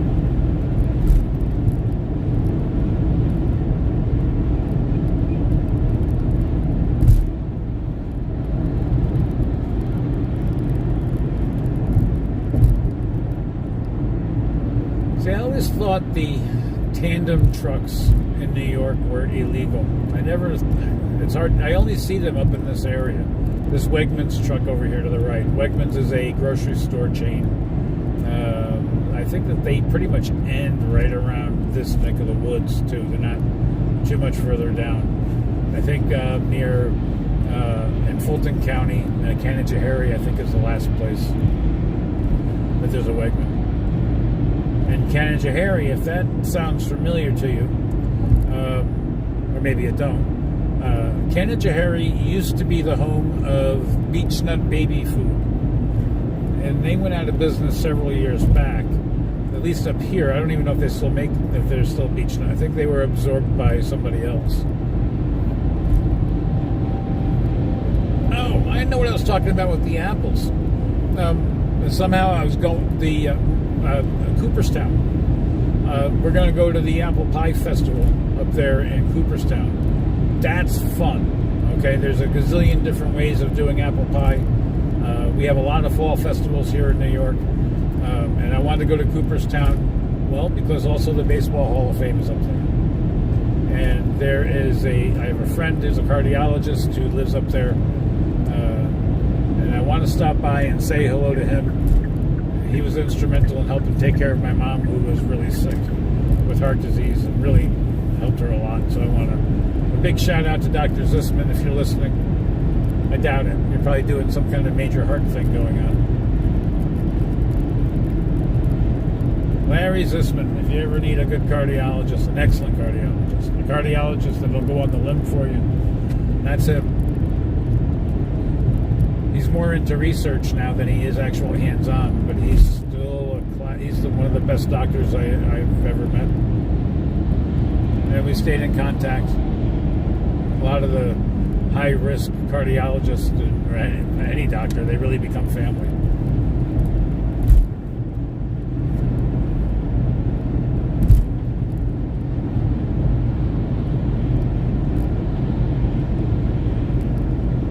Okay, this looks nothing like the Midwest, right?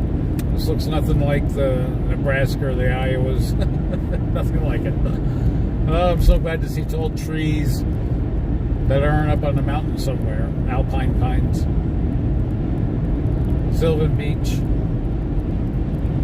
Never been there, but heard it's a lot of fun. I know it was closed for a while. Down towards Rockland County, New York. There's a few beaches down there. Sebago Beach, Lake Welch. Every time I drive by them for the last 15 years, they're always closed, and I can't figure out why.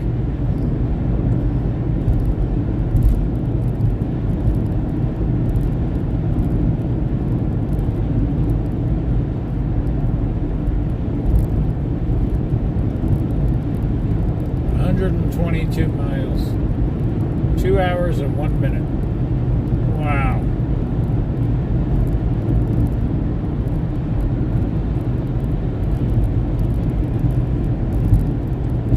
We are really making time.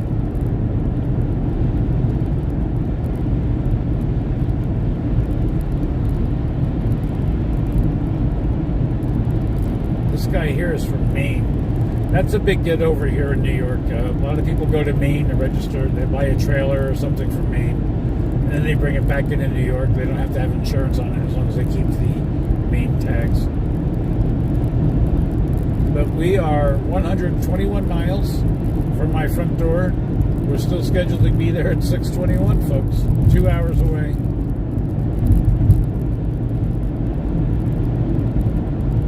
And we're going to get off in Amsterdam, like I said. That's still probably about an hour down the road. No, maybe less. There should be a sign coming up for it soon. We'll find a grocery store. Let's see where we're at here. In New York City. Well, that's far away. I'll let you.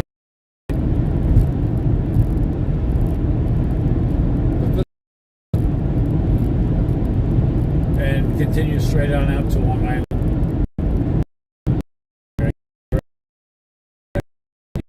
And that's what the mile signs on. The signs on the side of the road are showing you. It's to the Tappan Zee Bridge. Get into Westchester County.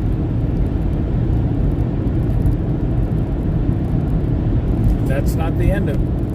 It's not as through. It seems like it's never going to end. Idaho's another one. This is 3 days across. It seems like. See all these bare trees. This is not because the leaves have already fallen off. Those are the moths, the gypsy moths that are infesting the trees around here in the forest. And the closer we get down to my neck of the woods, it's even worse. And they're coming up from New York City, New Jersey area. And they're making their way north and south, west, east, all over the place. And for some reason, they stopped calling them gypsy moths. So some other kind of moth they're calling it now. I think somebody found the term gypsy offensive or something. I don't know. So I don't mean any offense to any of the gypsies out there, okay, folks?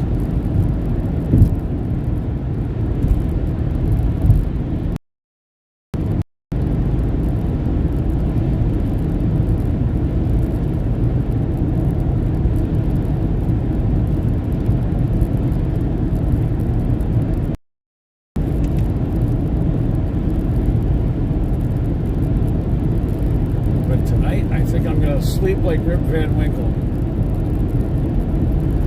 Just sleep. The house could fall down and I'm still going to sleep through it. I just know. The odd thing is going to be is for the dog, because I think that her internal time zones, she has no idea. She's all confused as far as what the time zone is that she's in. She's on my dog is very regimented, very structured. She goes out at a very specific time. She eats food at breakfast at a very specific time, at dinner at a specific time. And she's been very, all that's been, it's, I don't want to say where it's gone to, but it's, we've gone off track a lot. So I tried to keep her on the schedule, but out in Reno, that means getting up at, 2:30, 3 o'clock in the morning to let her outside. To keep her on that 6:30 kind of a thing. Sometimes 5:30 if we wake up a little early. But that's how I house train my dog. All of them is as soon as I put my feet on the ground, they go outside. Before I go to the bathroom or do anything for myself, they go outside, get their business done, and come back in.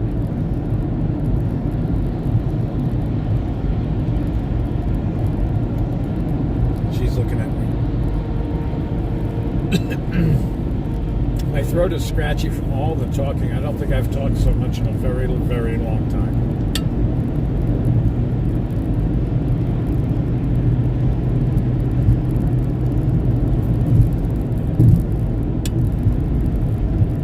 I made some Starbucks coffee at my dad's before I left. I made a gallon of it. French roast. And I'm just polishing off the last bit of it now. It was in a nice thermos of sorts. I don't know what it's called. I'm not going to look right now. I put the description in the video.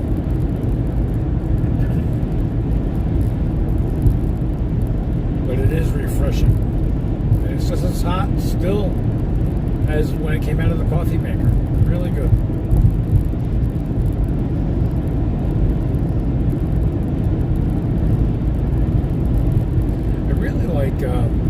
But Seattle's best coffee. That is some scrumptious stuff, but it's getting harder and harder to find around here. I can't figure out why. So if I want it, I have to order it from Amazon. And usually by the time I'm thinking about it, I'm almost out of coffee and not enough time for Amazon to deliver it, so I have to go get whatever's local.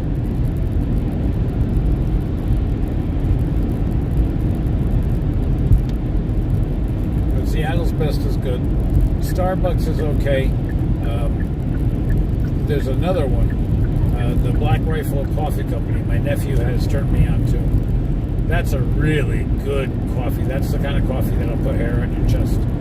I just wish it would make it grow on my head. It just won't do it. There's another local one, Death Wish Coffee. It's supposed to be like really souped up, amped up caffeine. I don't drink it for the caffeine, although bless you, that's my dog sneezing. I don't drink it for the caffeine. I drink it for the flavor. I like a coffee that you can almost chew. It's so, you know what I mean? A nice bold coffee, a nice strong black bold coffee. I love it. That's how I drink it. And Death Wish coffee. I don't know if I have a Death Wish. I have not tasted it yet. They are local to me. They're actually in Boston spot. Hey, bud, stay in your lane. Jesus, God almighty. Wow, that guy's all over the road. And now he's going to play it off and throw his blinker on. Good grief. You guys saw that. It was not me. But that I was talking about that earlier. The chances that you got to have an escape route. You got to know what the hell what's going on around you. Situational awareness. Wow. These big trucks got it in for me on this trip. Just comes on over. And then he plays it off and throws his blinker on after he's back in his lane. Give me a break. That's what happens when they don't check the mirrors. Jeez, my heart's thumping.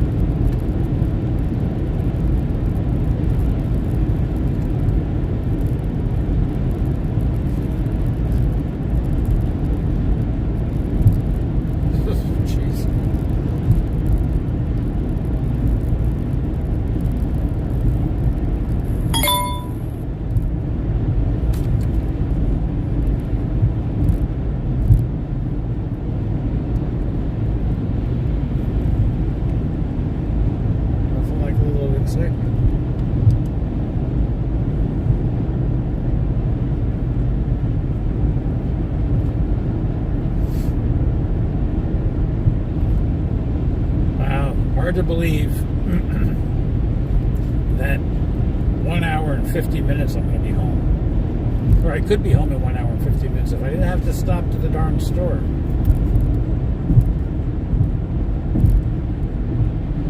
We have 108 miles. I'm going to give it a big yee-haw when we get to 100.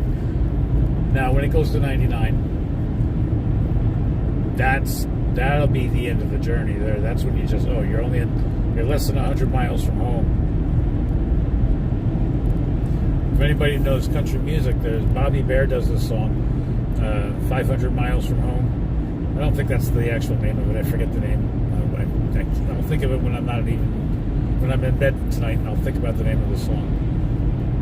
But he's counting down from 500, and he's 100 miles away from home. Kind of a thing. I don't want to break YouTube, so I'll stop singing. I can't sing. My voice is like fried.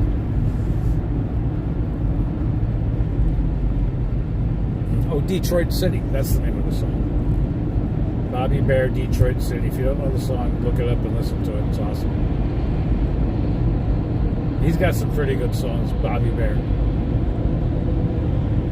He does a song on Marie Laveau. That's a real fun song.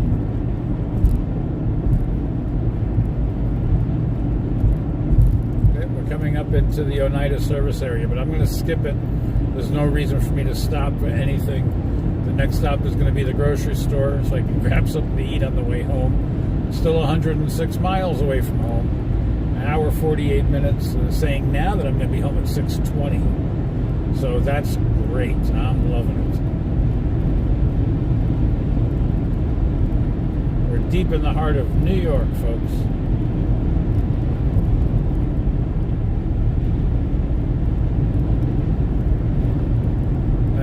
I'm amazed at how many subscribers we've gotten over this trip. All the thumbs up that we've gotten, it's just amazing. And thank you. And my statistics are showing that the video's been shared, the live feeds have all been shared 37 times. That's amazing. That means that someone hit that share button underneath the video and sent it off to somebody, whether it was email or text. YouTube keeps track of all those statistics. And when they see those statistics, that's how they know to pump out the video. If you join the video and you see it from watching another video, that's how you get those videos. Is the interaction from the audience.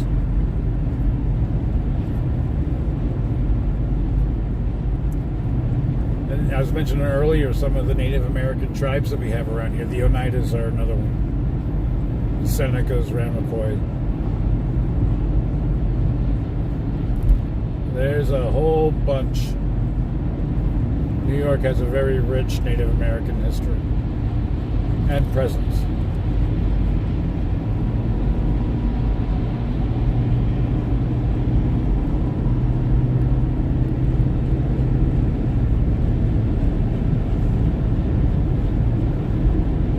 I'm very fortunate we're able to make some really good time. We're cruising at just about 90 miles an hour.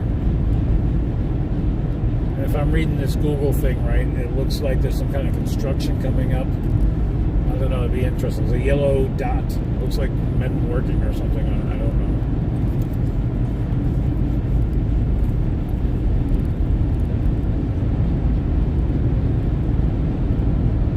But it seems like forever before Google's going to update and tell me I'm less than 100 miles. Right now it's still saying 103.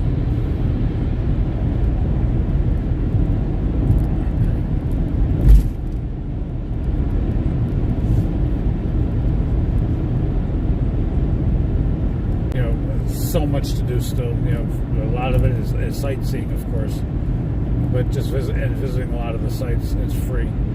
My throat hurts from talking so much. I need what are those? Ricola. I need some of those.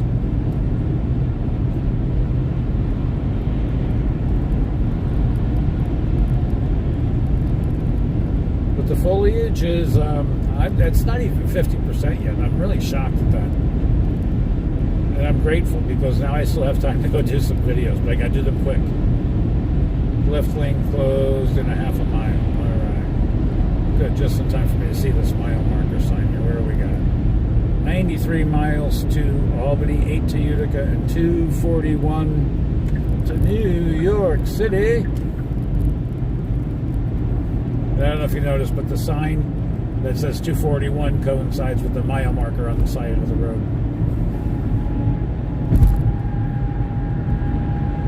So the left lane's closed and the right shoulder is closed. So if you got to get over, I guess you're pretty screwed. There's so much construction all across the country. New York is no different here. That crane is so close to those wires. And that ends the construction. That was quick. I'm grateful.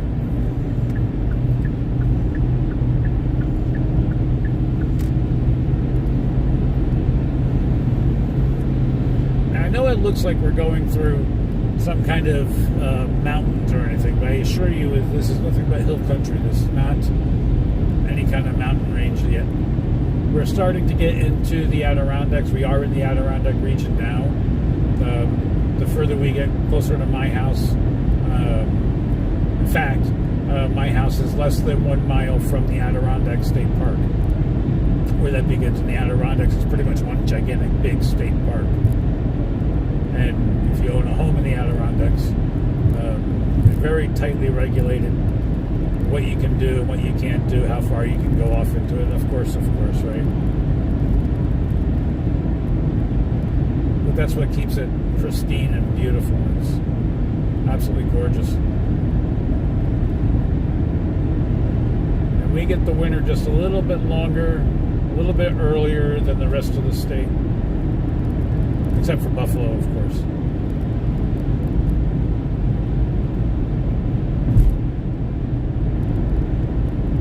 But isn't that a spectacular view?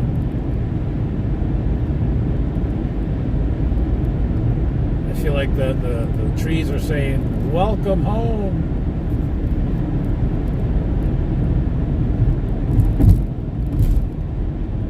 Yeah, and when we start really peaking with the colors, what you're seeing up there would be, further up into the Adirondacks where you can really see. There's the Veterans Memorial Highway and Prospect Mountain just outside of Lake George. Well, actually, it is George. Or the Mohawk River.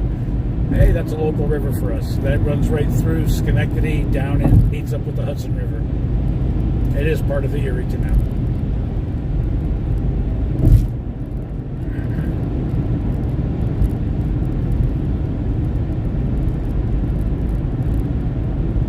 And Schenectady, let's see, yes, Schenectady will come first, and then Albany.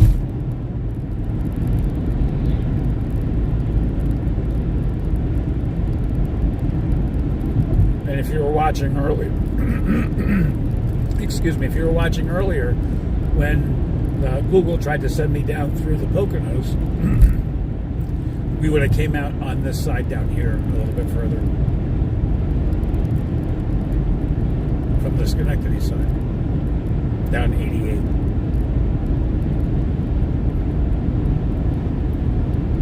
Folks, I forgot my yeehaw. We're 96 miles to go. I was going to do it at 99. But we are at 96. So I guess we're coming up on Marcy. There's a big college there. It's a really big state hospital. You don't want to have to go there. And I think there's a penitentiary there too. In fact, I think Marcy Penitentiary and State Hospital are, if they're not connected, they're at least on the same grounds. It's that's the place where they send the kooks like the Son of Sam and the alike. Just don't want to go there. Did I say kook? I'm sorry, folks. I hope I didn't offend anybody. Oh, jeez. Gosh.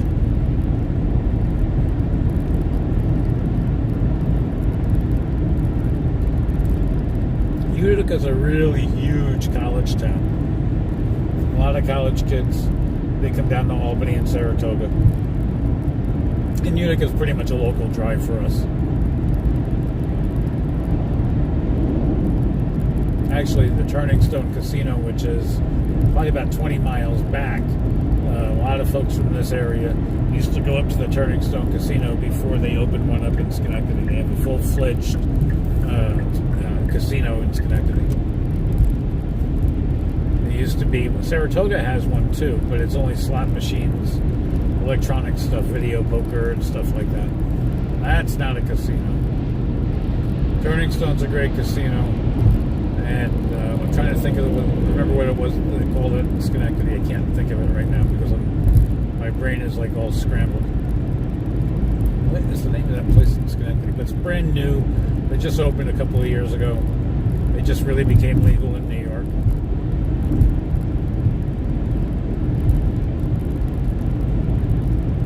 And it's done wonders for Schenectady. Schenectady was really supported by GE, and as GE has started to calm down or slim down, they're nowhere near as big as they used to be even 20 years ago.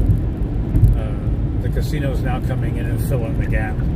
They've really just revitalized that whole downtown Schenectady area, and it really needed it.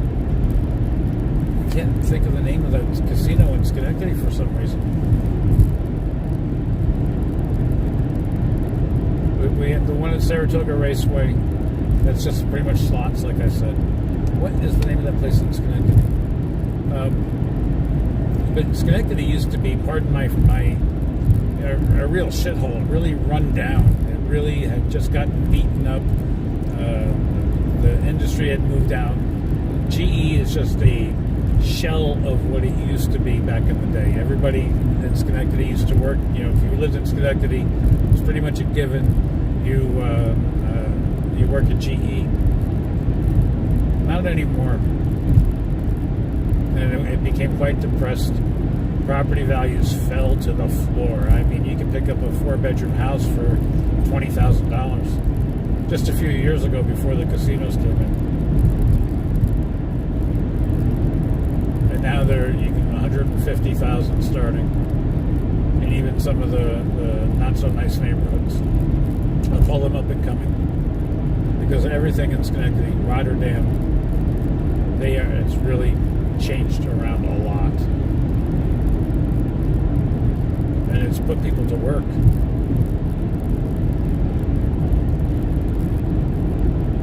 And the Pacific, what is it, CNX rail company, and there's, I think, a General Steel, or there's a steel plant over there now, also in Schenectady, which I didn't like the steel plant because it seemed like that was running the area down. But the whole area where that steel plant was is really, it's really nice now. I used to live in Schenectady back in the early 90s, still in college. Lived in the Stockade section of Schenectady. It was really prone to flooding from the Mohawk River that we just passed over. Luckily, I lived on top of a hill, so I wasn't really affected by the flooding.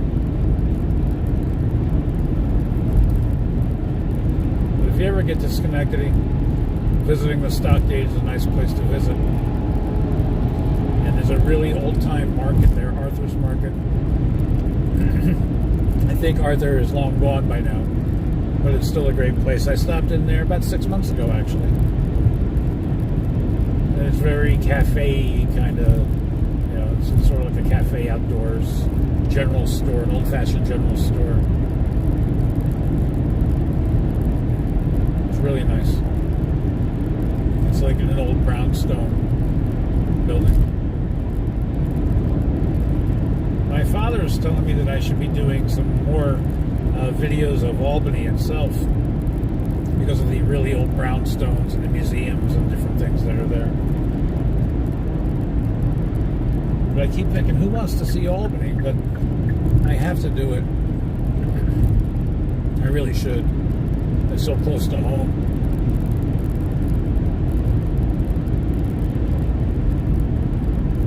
And Albany's a great town.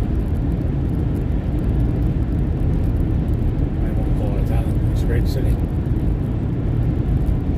when you say Albany, if you're local around here, you say, well, where in Albany? That could be Albany, Schenectady, Troy, Rensselaer. And some people will stretch it and say Saratoga.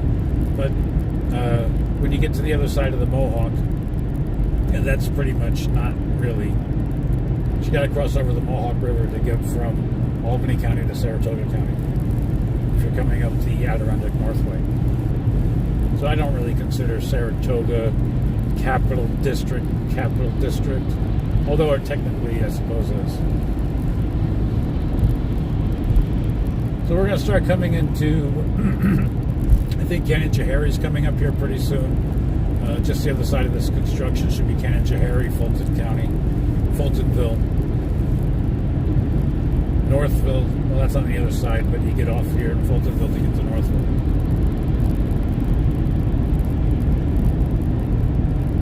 And Saratoga County is like due left. Make a left here and go about 20 minutes and then make a right somewhere. And you'll be in Saratoga. But now we're starting to see some mountains a little bit. We're starting to see more of the Adirondacks. But again, this is nothing compared to going up the Adirondack Northway, or hell, even going a mile away from my house.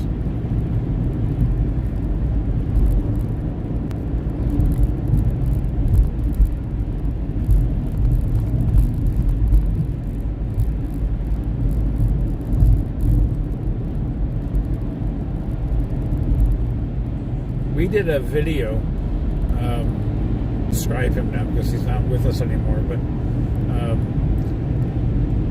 the person that I started this channel with, him and his son walked up to the Adirondack Fire Trail, and there's an actual fire tower that's like 40, 50 feet in the air.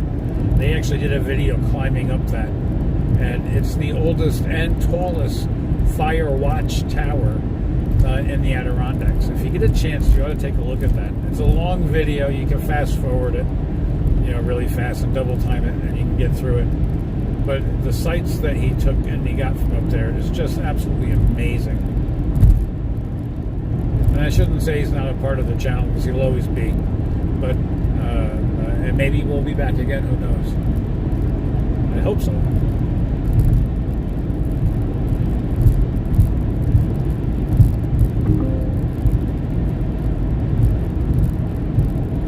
Google just gave me a sound of some kind, but I'm not sure what it meant because it didn't say anything.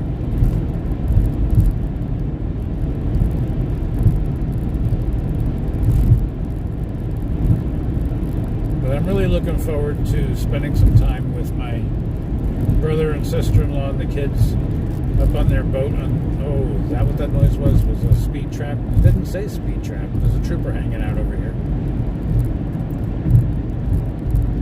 We're going up to Lake Champlain. I think it's next week.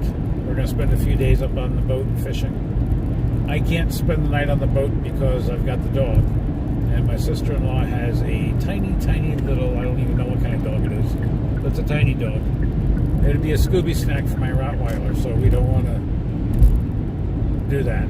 So what they're going to do is we're going to go out. We're going to spend pretty much all day and a little bit of the night out there in the water, and then my niece and I are going to drive back so that I can be with the dog, and then we're going to drive back every morning.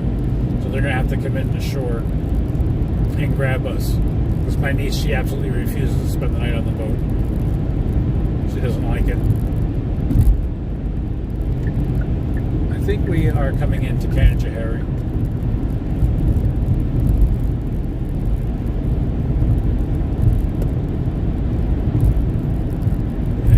Here in Canajoharie, there's it's an old quarry, and it's a great swimming hole. It's tucked out of the way. Only the locals know about it. The only way I know about it is I'm friends with one of the local people, and he brought me up there. A whole bunch of us, we went swimming. Just absolutely crystal clear, pristine water. It's very deep. You got to know how to swim. We're Herkimer. But I believe this is Fulton County.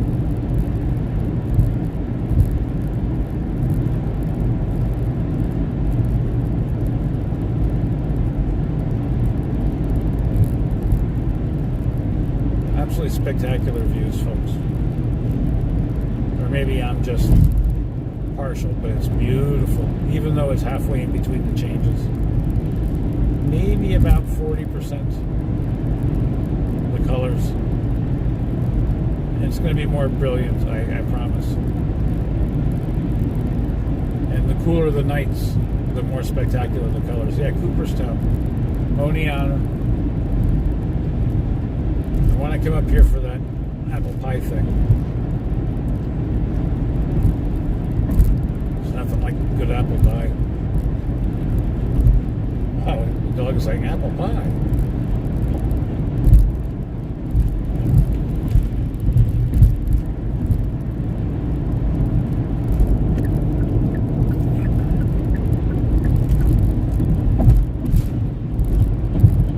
Cooperstown's a nice little town. It's more like a village. It's very small. You sneeze and you're through it. And of course, it's the home of the Baseball Hall of Fame.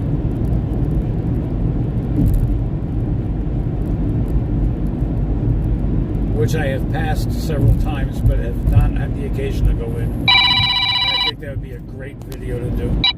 I don't know if they allow videos in there. I have to call and arrange and check things out.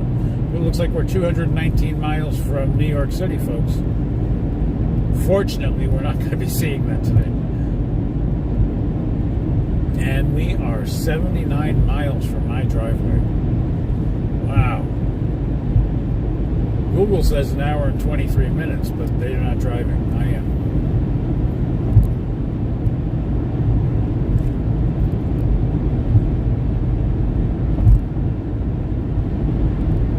John Denver did that song, Hey, It's Good to Be Home Again. Oh, yeah. I can relate. And I'm not even in my driveway yet.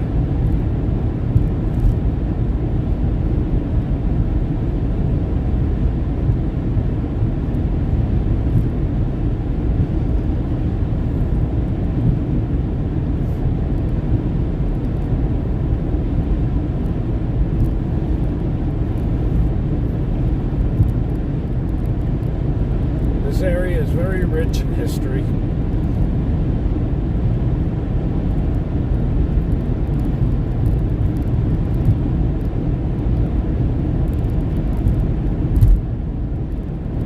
And again, you see, what are we? About 60, 70 miles from, maybe 80 miles from Albany. And we're going to have a sign.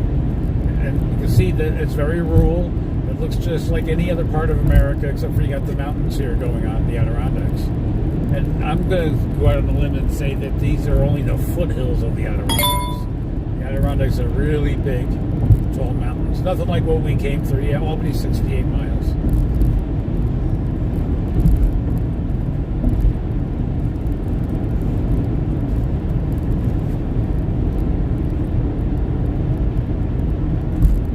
Heddy girl, we're going to be home soon.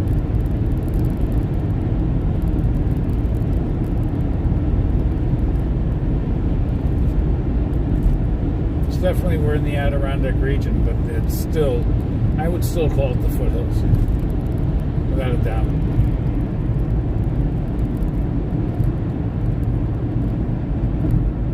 Give me a couple of days and I'll take you guys up on the Prospect Mountain Life. We did a video, let's see, we did a video going up to Prospect Mountain. It is there, and it was in, I think it was early springish. I don't forget, it was last year we did it. It's an old video at this point. So I'll go update it with the fall. I wanted to do it last fall, and I could not get up there. Good thing I didn't announce that I was going to do it. But if you get a chance to check out that Prospect Mountain video, it's beautiful. And you're just going up and up and up and up, and every one of the like pull-off areas. It's Veterans Memorial Parkway or Highway, and it goes, I think, about 10 miles up. At least it seems it takes a long time to get up there. And there's pull-offs every so many feet or miles or whatever, and you can hike the trails, and they all look down onto Lake George. It's just breathtaking. And it's free, folks. I love free. Who doesn't? But this is the part of the trip where normally it's like, oh, will we ever get there? But we're actually cruising right along.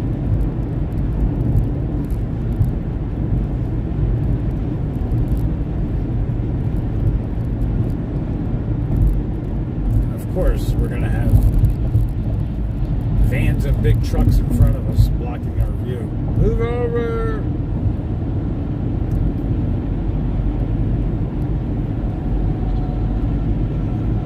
I think Prospect Mountain is one of the highest peaks of the Lake George region of the Adirondacks. The local television station, WNYT, Channel 13, it's NBC, they put one of their broadcast towers up there to reach out into Vermont, over to western Massachusetts. Because we're really close to both of them.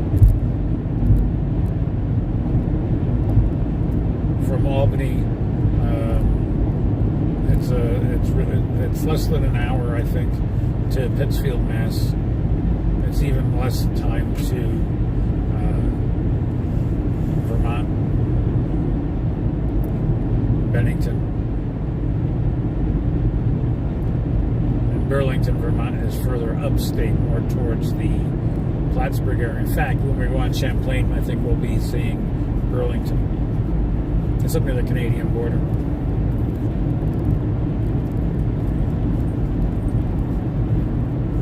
Isn't this beautiful? Now this is the colors. I'm not sure about. I'm going to have to check the foliage maps because they do publish them and see. This looks like it's pretty far along down here.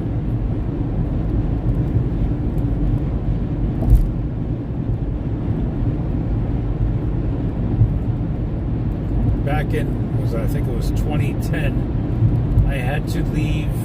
My father was having a big time operation, and we had to go to Houston. That's where he had MD Anderson Cancer Center. And I left in early September and came back right around this time, and the leaves were all gone already. So every year the fall schedule can change with the weather. It was a cool year that year, and so the sooner the cool weather comes in, the faster the leaves will change. And it's my favorite time of year.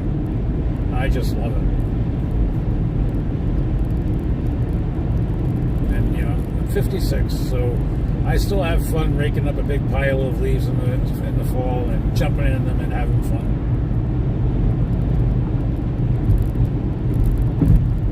I love it.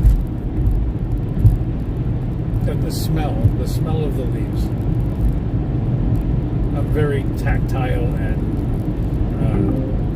my There's senses. a speed trap ahead. Oh, speed trap.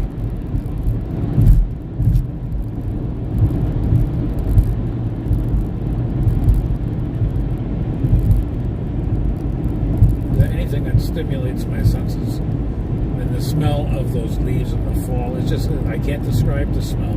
If you could bottle it and sell it, I'd be a millionaire.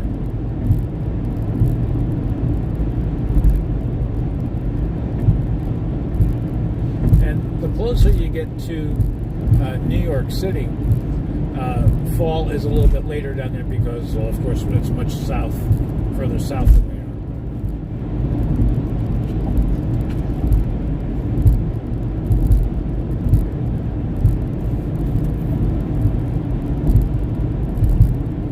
are. I would say you're probably this time, well, I don't know, we're still very early October, so about 3/4 of the way through the month, you head down towards Bear Mountain, and that'll be a spectacular sight to see because they have an overlook that you can see, and you can see to Connecticut and Massachusetts. You can see pretty far from Bear Mountain. There's a speed trap ahead. Folks, I'm 69 miles from my front door. Yet it's saying 1 hour and 14 minutes. see a speed trap. I'm not saying they don't exist around here, but it's far and few between. I travel these roads a lot, doing Uber and Lyft, and very rarely do you see any kind of a police activity. They pretty much just let you do your thing as long as you're not being an ass on the road, you know. My brother is the only one. My brother Mike is the only one I know that's ever been stopped in Albany. I'll put it to you that way.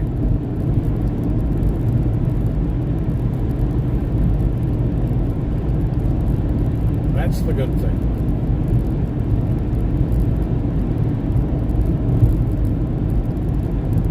Yeah, I think he is the only one. I'm trying to think. He's the only one I know that's ever been stopped and ticketed in Albany. Or stopped.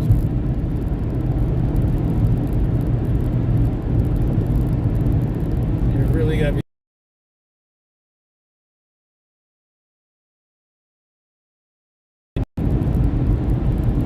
Well, maybe for no inspection. Because we have these stupid little inspection stickers we have to get once a year.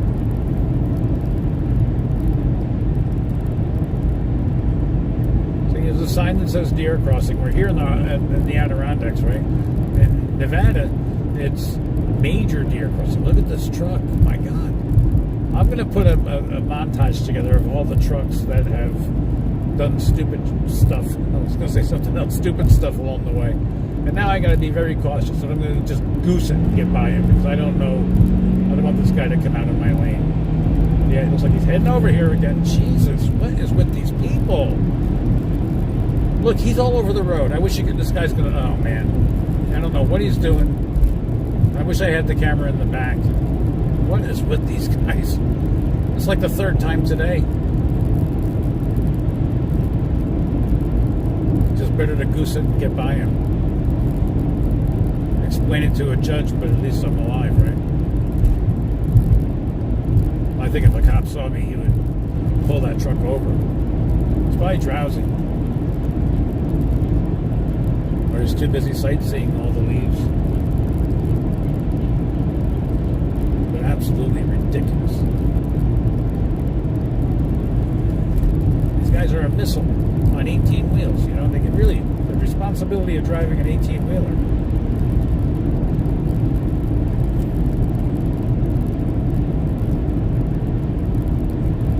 But you guys saw it. I'm not making it up. It's a gorgeous view. I mean, absolutely just spectacular. I know my windshield's got a little bit of bug juice, so it may be distorting the view here a little bit, but it's still... I hope you guys are able to get what I'm getting. It's just gorgeous. No, even though my window's up, I can still smell the fall.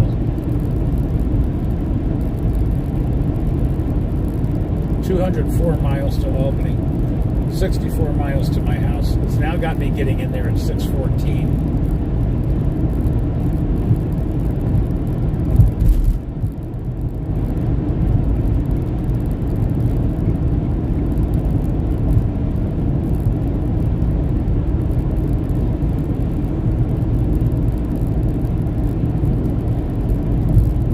A few minutes will be coming up on Amsterdam.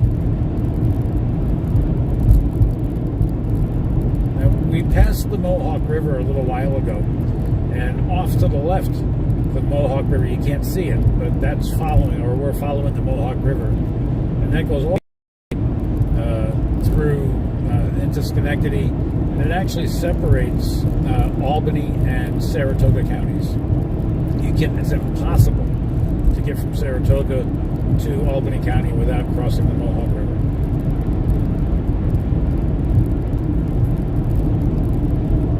Yep, I'm racking my brain here trying to make sure I'm right, but I'm 100% correct. It's impossible to get from Schenectady, or from Saratoga County, into Albany,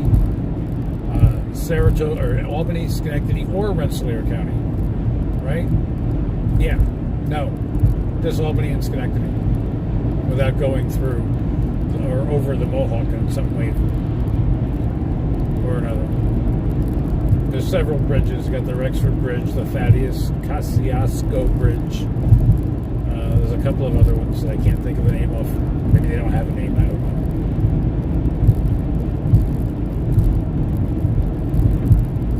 used to call it the Thaddeus Kovacic Bridge. I couldn't pronounce it. And Kovacic, Bob Kovacic, he's the local weatherman on Channel 13. I think he's just retired, or he's getting ready to retire. He's been around like as long as the trees.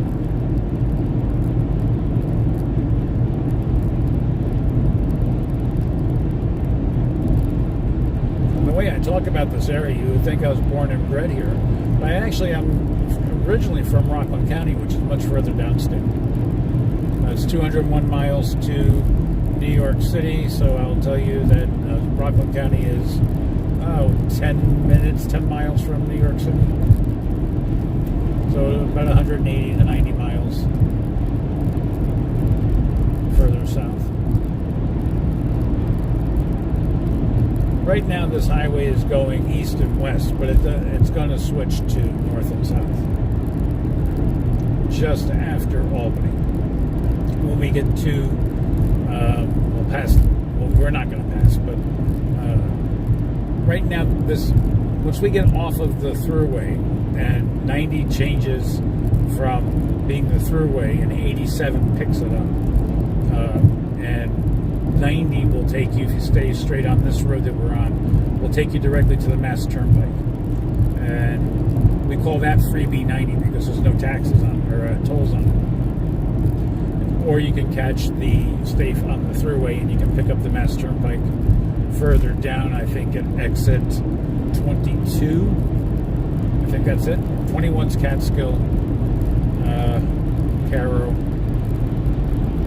Yeah, it's going to be 21, I think, is the Mass Turnpike. I don't know what I was talking about.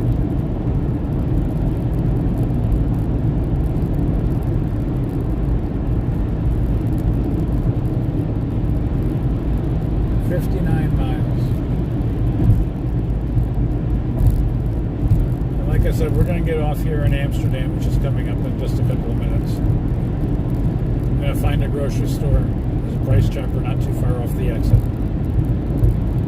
I got to run in and grab some cold cuts, some dog food, and boogie on home.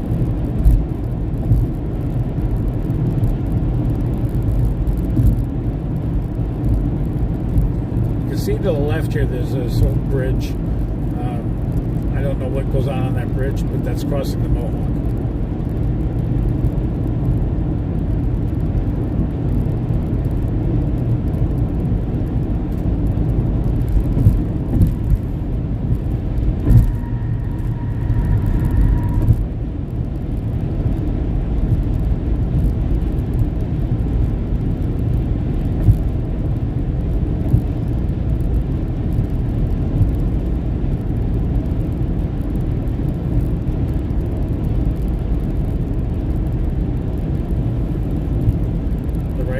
Closed ahead here.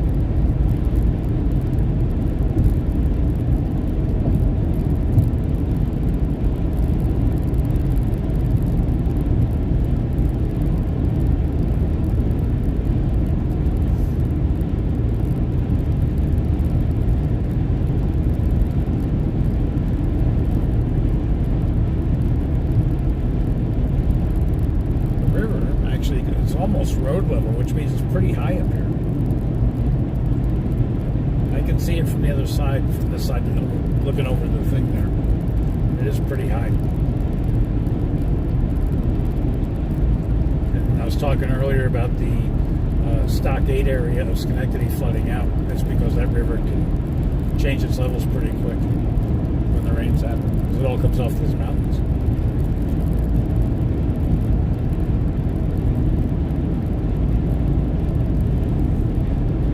Harry.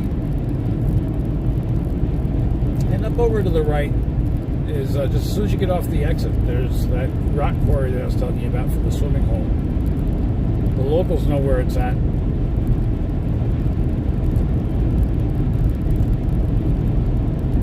And it seems that it's just the locals who go over there, except for me.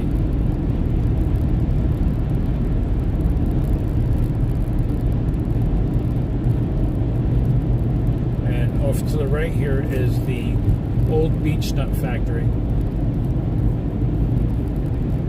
which is a major loss for this neck of the woods, as you can imagine, being so rural.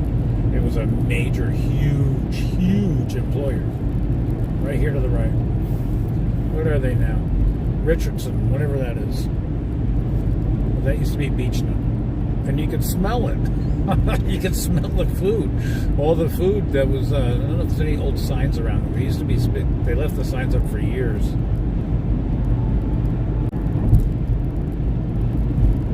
There used to be a local hot dog, Tobin's Franks, down in Albany. They were there forever too. If you ever went down and you were in Colony, New York, which is a little tiny suburb of Albany, just a minute outside of Albany, you really felt like you were in a perpetual barbecue because you could smell these hot dogs.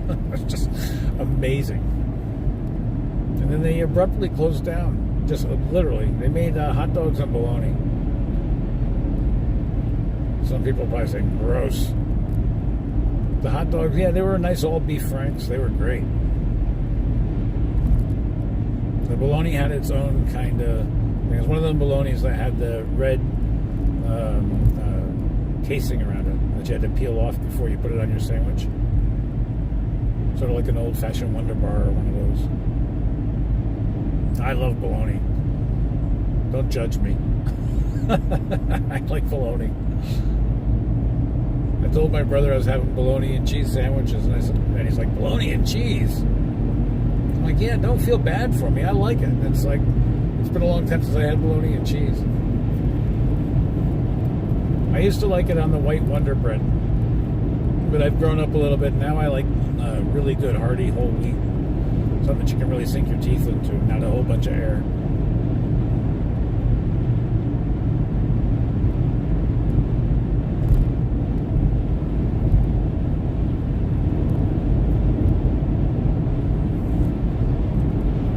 Then you can really load up the sandwiches without it falling apart. You know, the white bread, how it can stick to the roof of your mouth kind of a thing. The wheat bread doesn't do that. So I can load it up with anything I want.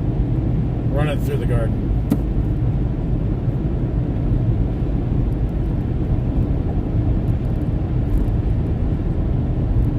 Stewart's is a local, I don't know, they're like a 7-Eleven, a convenience store. But they're much more than a convenience store. They bill themselves as a restaurant-ish. At least that's what they tell their employees. I used to work for them years and years and years ago. They just won an award for, I think it's the second or third time that they've got it, for the best ice cream in the country. And I think it was their peanut butter ice cream that won the award. It was their French vanilla. I've never had an ice cream that tastes anything near what Stewart's puts out. They have all their own cows, so they do their own ice cream, they do their own milk.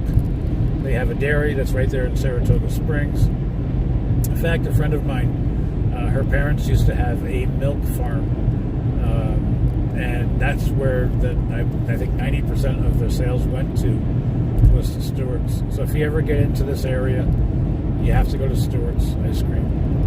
That's what it's called, Stewart's Ice Cream, or Stewart's Shops. They've been around for a gazillion years, just like Price Chopper.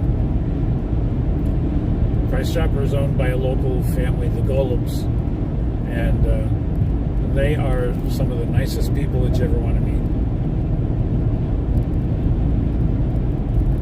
When I was working in the counseling field, nonprofit stuff, I had a chance to meet them, actually quite a bit, because they would do a whole bunch of donations and stuff to the nonprofits that I would work with.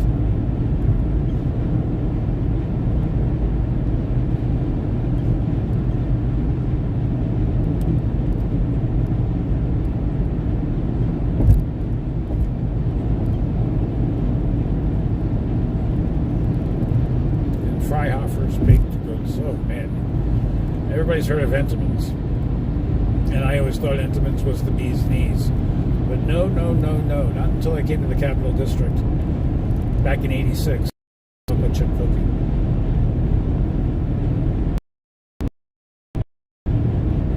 Now, I know what made me think of Stewart's. They have an ice cream that's crumbs along the Mohawk. It's got little bits of, it's vanilla kind of ish with, some kind of, I don't know, cinnamon toast crunch stuff inside. It's really good. I know I'm not describing it properly, and I know people are saying, gross. But no, it's actually delicious. They have several varieties, more than Baskin Robbins.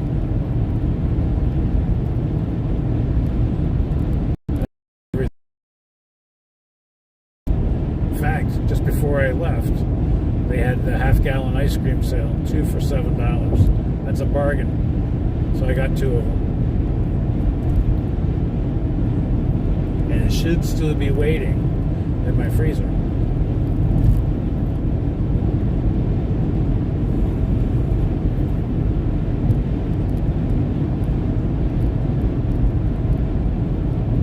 What do you think this guy's going to do? You think he's going to let me go by before he comes out? Good.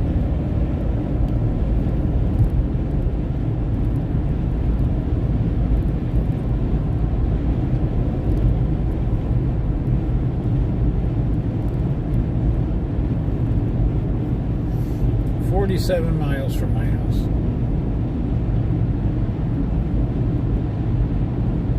And when you think that I have brought you guys with me 2,712 miles from Reno to here, it's amazing.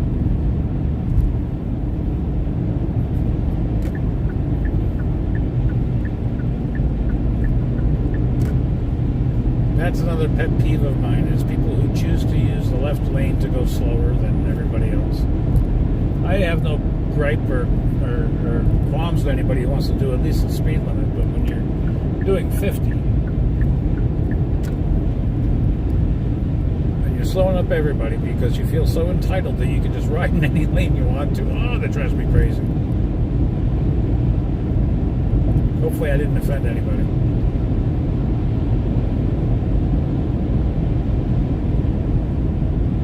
I have a friend of mine who does that same thing, and I'm like, Matt, you gotta get over. Stop doing that to me. You can't see behind me, but that car carrier, that pickup with the car carrier, he's being very aggressive with that car, and he's flashing his lights in there. He's like, get over, get over.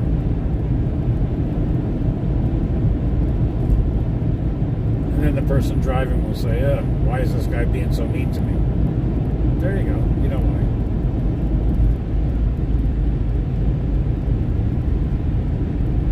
Oops.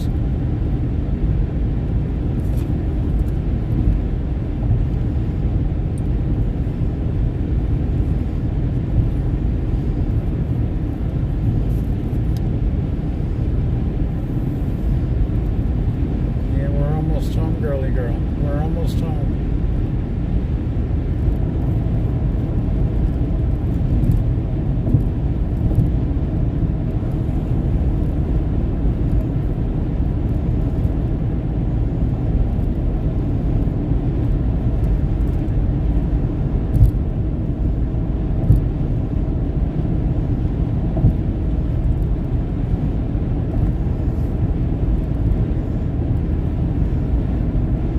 So 10 miles until we hit Amsterdam. That is the next exit after Gloversville.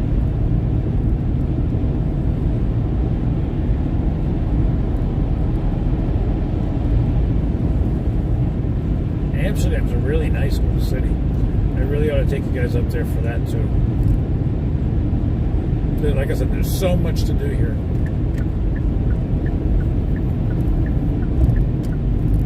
So you're asking, if there's so much to do, why did you go across country? Because I had to help my parents move.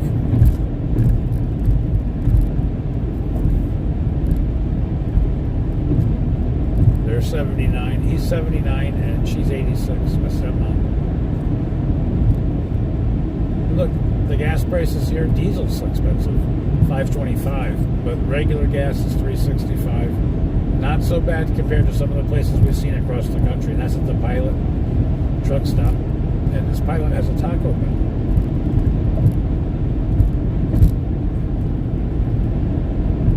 I'm not sure about Taco Bell.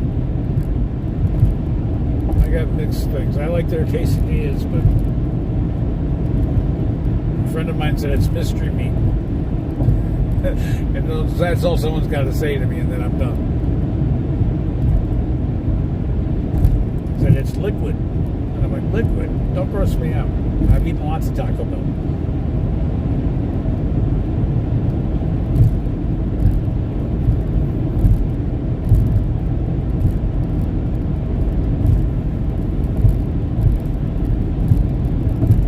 Looks like we're going to be hitting Amsterdam just in time because the battery on this phone, I use the battery faster than it can be charged when I'm doing the streaming. And it looks like it's down to 16%.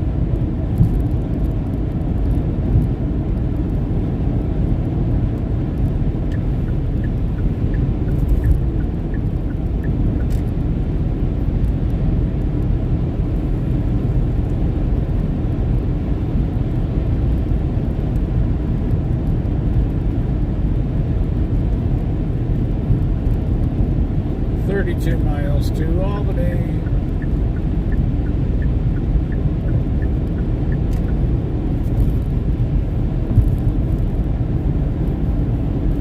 I really need to shave. I shouldn't share that, but yes, I have to shave, folks.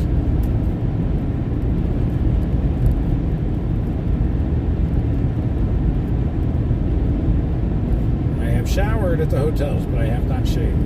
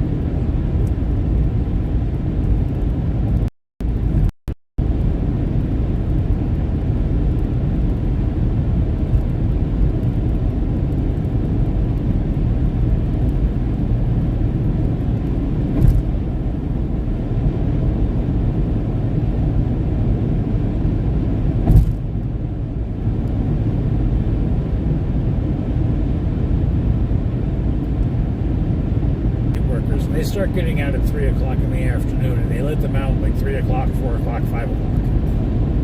So from 3 o'clock on in Albany, the traffic starts picking up and it gets progressively worse until about 5:36.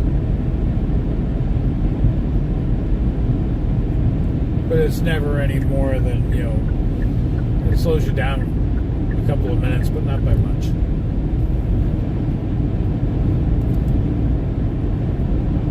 Depending upon where you're going. But if you're trying to get from Albany into Saratoga County, getting over that bridge, Thaddeus Kosciuszko Bridge, I don't know, I think some people think that the bridge wiggles when they go over it, so they really slow down. That really just backs up traffic. And there's nothing you can do about it. They're coming. 2 miles, take exit 27 for New York 30 North. Yeah, that's Amsterdam. So it's coming and going from exit 6 on the Albany side, and coming in during the morning rush hours at exit 8A on the Saratoga side really slows things down.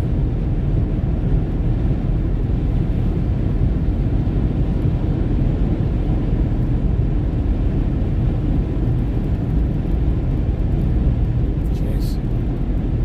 9% on the battery now.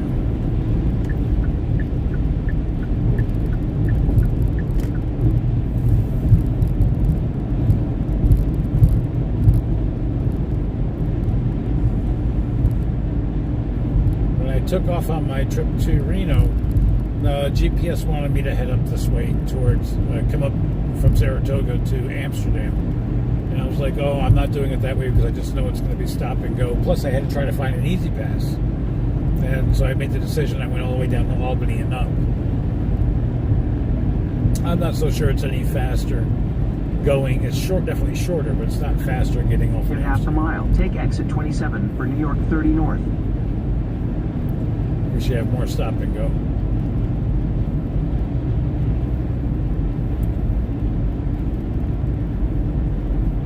So before this battery drops the video, I just want to say thank you again to everybody who's been watching. Take exit 27. Thank you for cutting me off.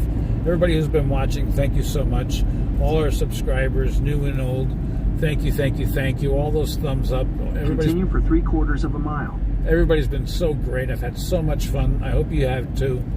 I hope you continue to watch our videos. You've got my phone number. It's right there in the video description. You can send me a text anytime. You can info@butchyboom.com. Send an email. You can send a text. You can call. Send a smoke signal if you're local. I'll find you. But I thank you so much for watching and joining me for this ride. I couldn't have done it without. I'm doing it by myself with just me and the dog. So you guys keep me awake and alert. In a 1/4 mile, keep right at the fork. Follow signs for New York 30 North. And keep an eye out for the, I'll put these short videos out to condense some of this stuff, because there is like about 83 hours, I think, worth of video of live feeds. I got to condense that. It's just impossible for anybody to watch all that. No, I wouldn't say impossible. Keep right at the fork. My brothers in Minnesota said he was going to binge watch. I'm like, no, you're not. No, you're not. Oh, she knows we're getting close to home. I hear a police car. Oh, it's an ambulance. It's an ambulance. Even though it meant me wasting and being here at the red light, yield to those guys. And besides, I can make it right on red now.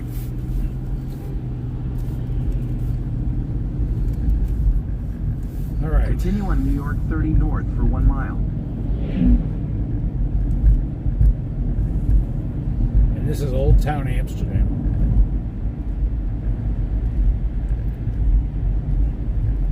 So I'm just going to let it go until the battery goes dead. So I've already said goodbye. So that you guys can see what this is like. It's a wonderful town. Very old.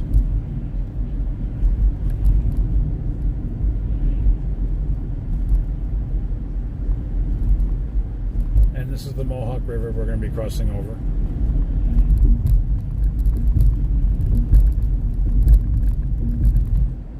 Again, you can't get into Saratoga without crossing it. Even from Amsterdam.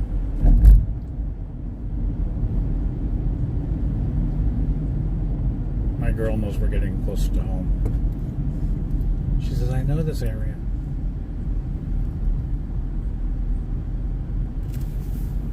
Something that you're familiar with, huh?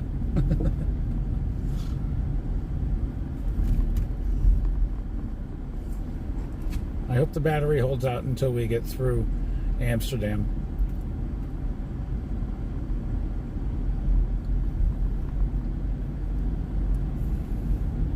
Now, I may just ignore the GPS. If the GPS says to go off the beaten path, I'm not going to do it. I know where I'm at. And if we take 67 straight through, that's going to take us to Ballston Spa, New York. That is the county seat for Saratoga County. And we want to get as close to that as we can without going into Ballston Spa. It's a very, very small town, much smaller than Amsterdam. In fact, the distance would be probably what we've just come through off the highway. In 800 feet, keep right to continue on New York 67 East, Church Street. Yeah, we don't want to do that. And it's funny, because there's Church Street in Ballston Spa, too. Well, it turns into Church Street when it gets to Route 50. Church Ave.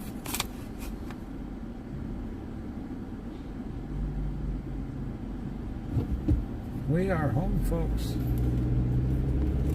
Now, from Amsterdam, it's saying 32 miles. I think it's all depending upon which way you go. Keep right to continue on New York 67 East. And we are going to stay on 67, but we're going to make a turn. We're not going to follow exactly what they say. Continue on New York 67 East for 9 miles. Because I know some roads that Google just don't.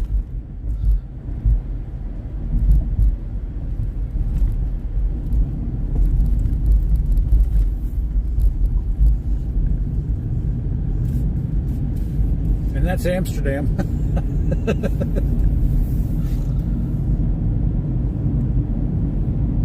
And if you're looking to buy some really inexpensive property, this is the location here in New York, upstate Capital District area.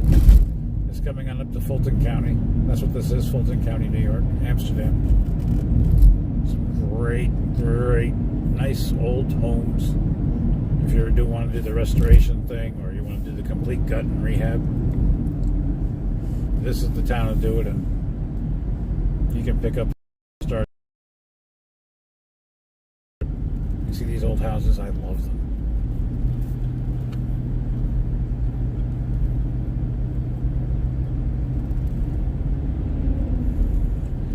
And like every little town, you got some areas that are better than others.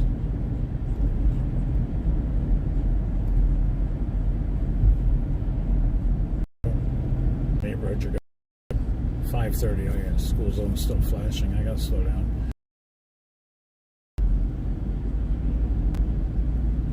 But most of them are over by 6 o'clock at night. That's why I was asking what time it was. And you got to read the signs very carefully, because some signs will say only during school.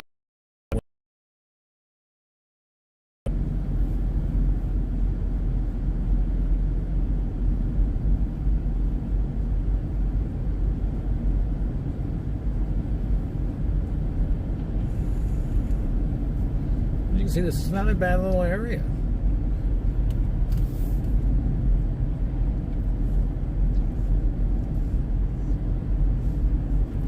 And again, the Beach Nut was a major employer up in Canajoharie for a lot of the folks here in Amsterdam.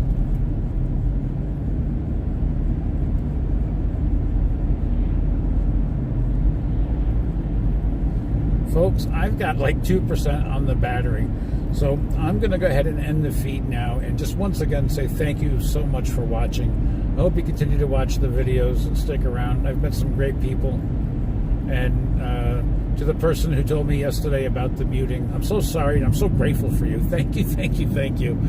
And with that said, I'm signing off. I'm going to be home in a few minutes, so I'm going to stop at the grocery store up the road here. Thank you again so much.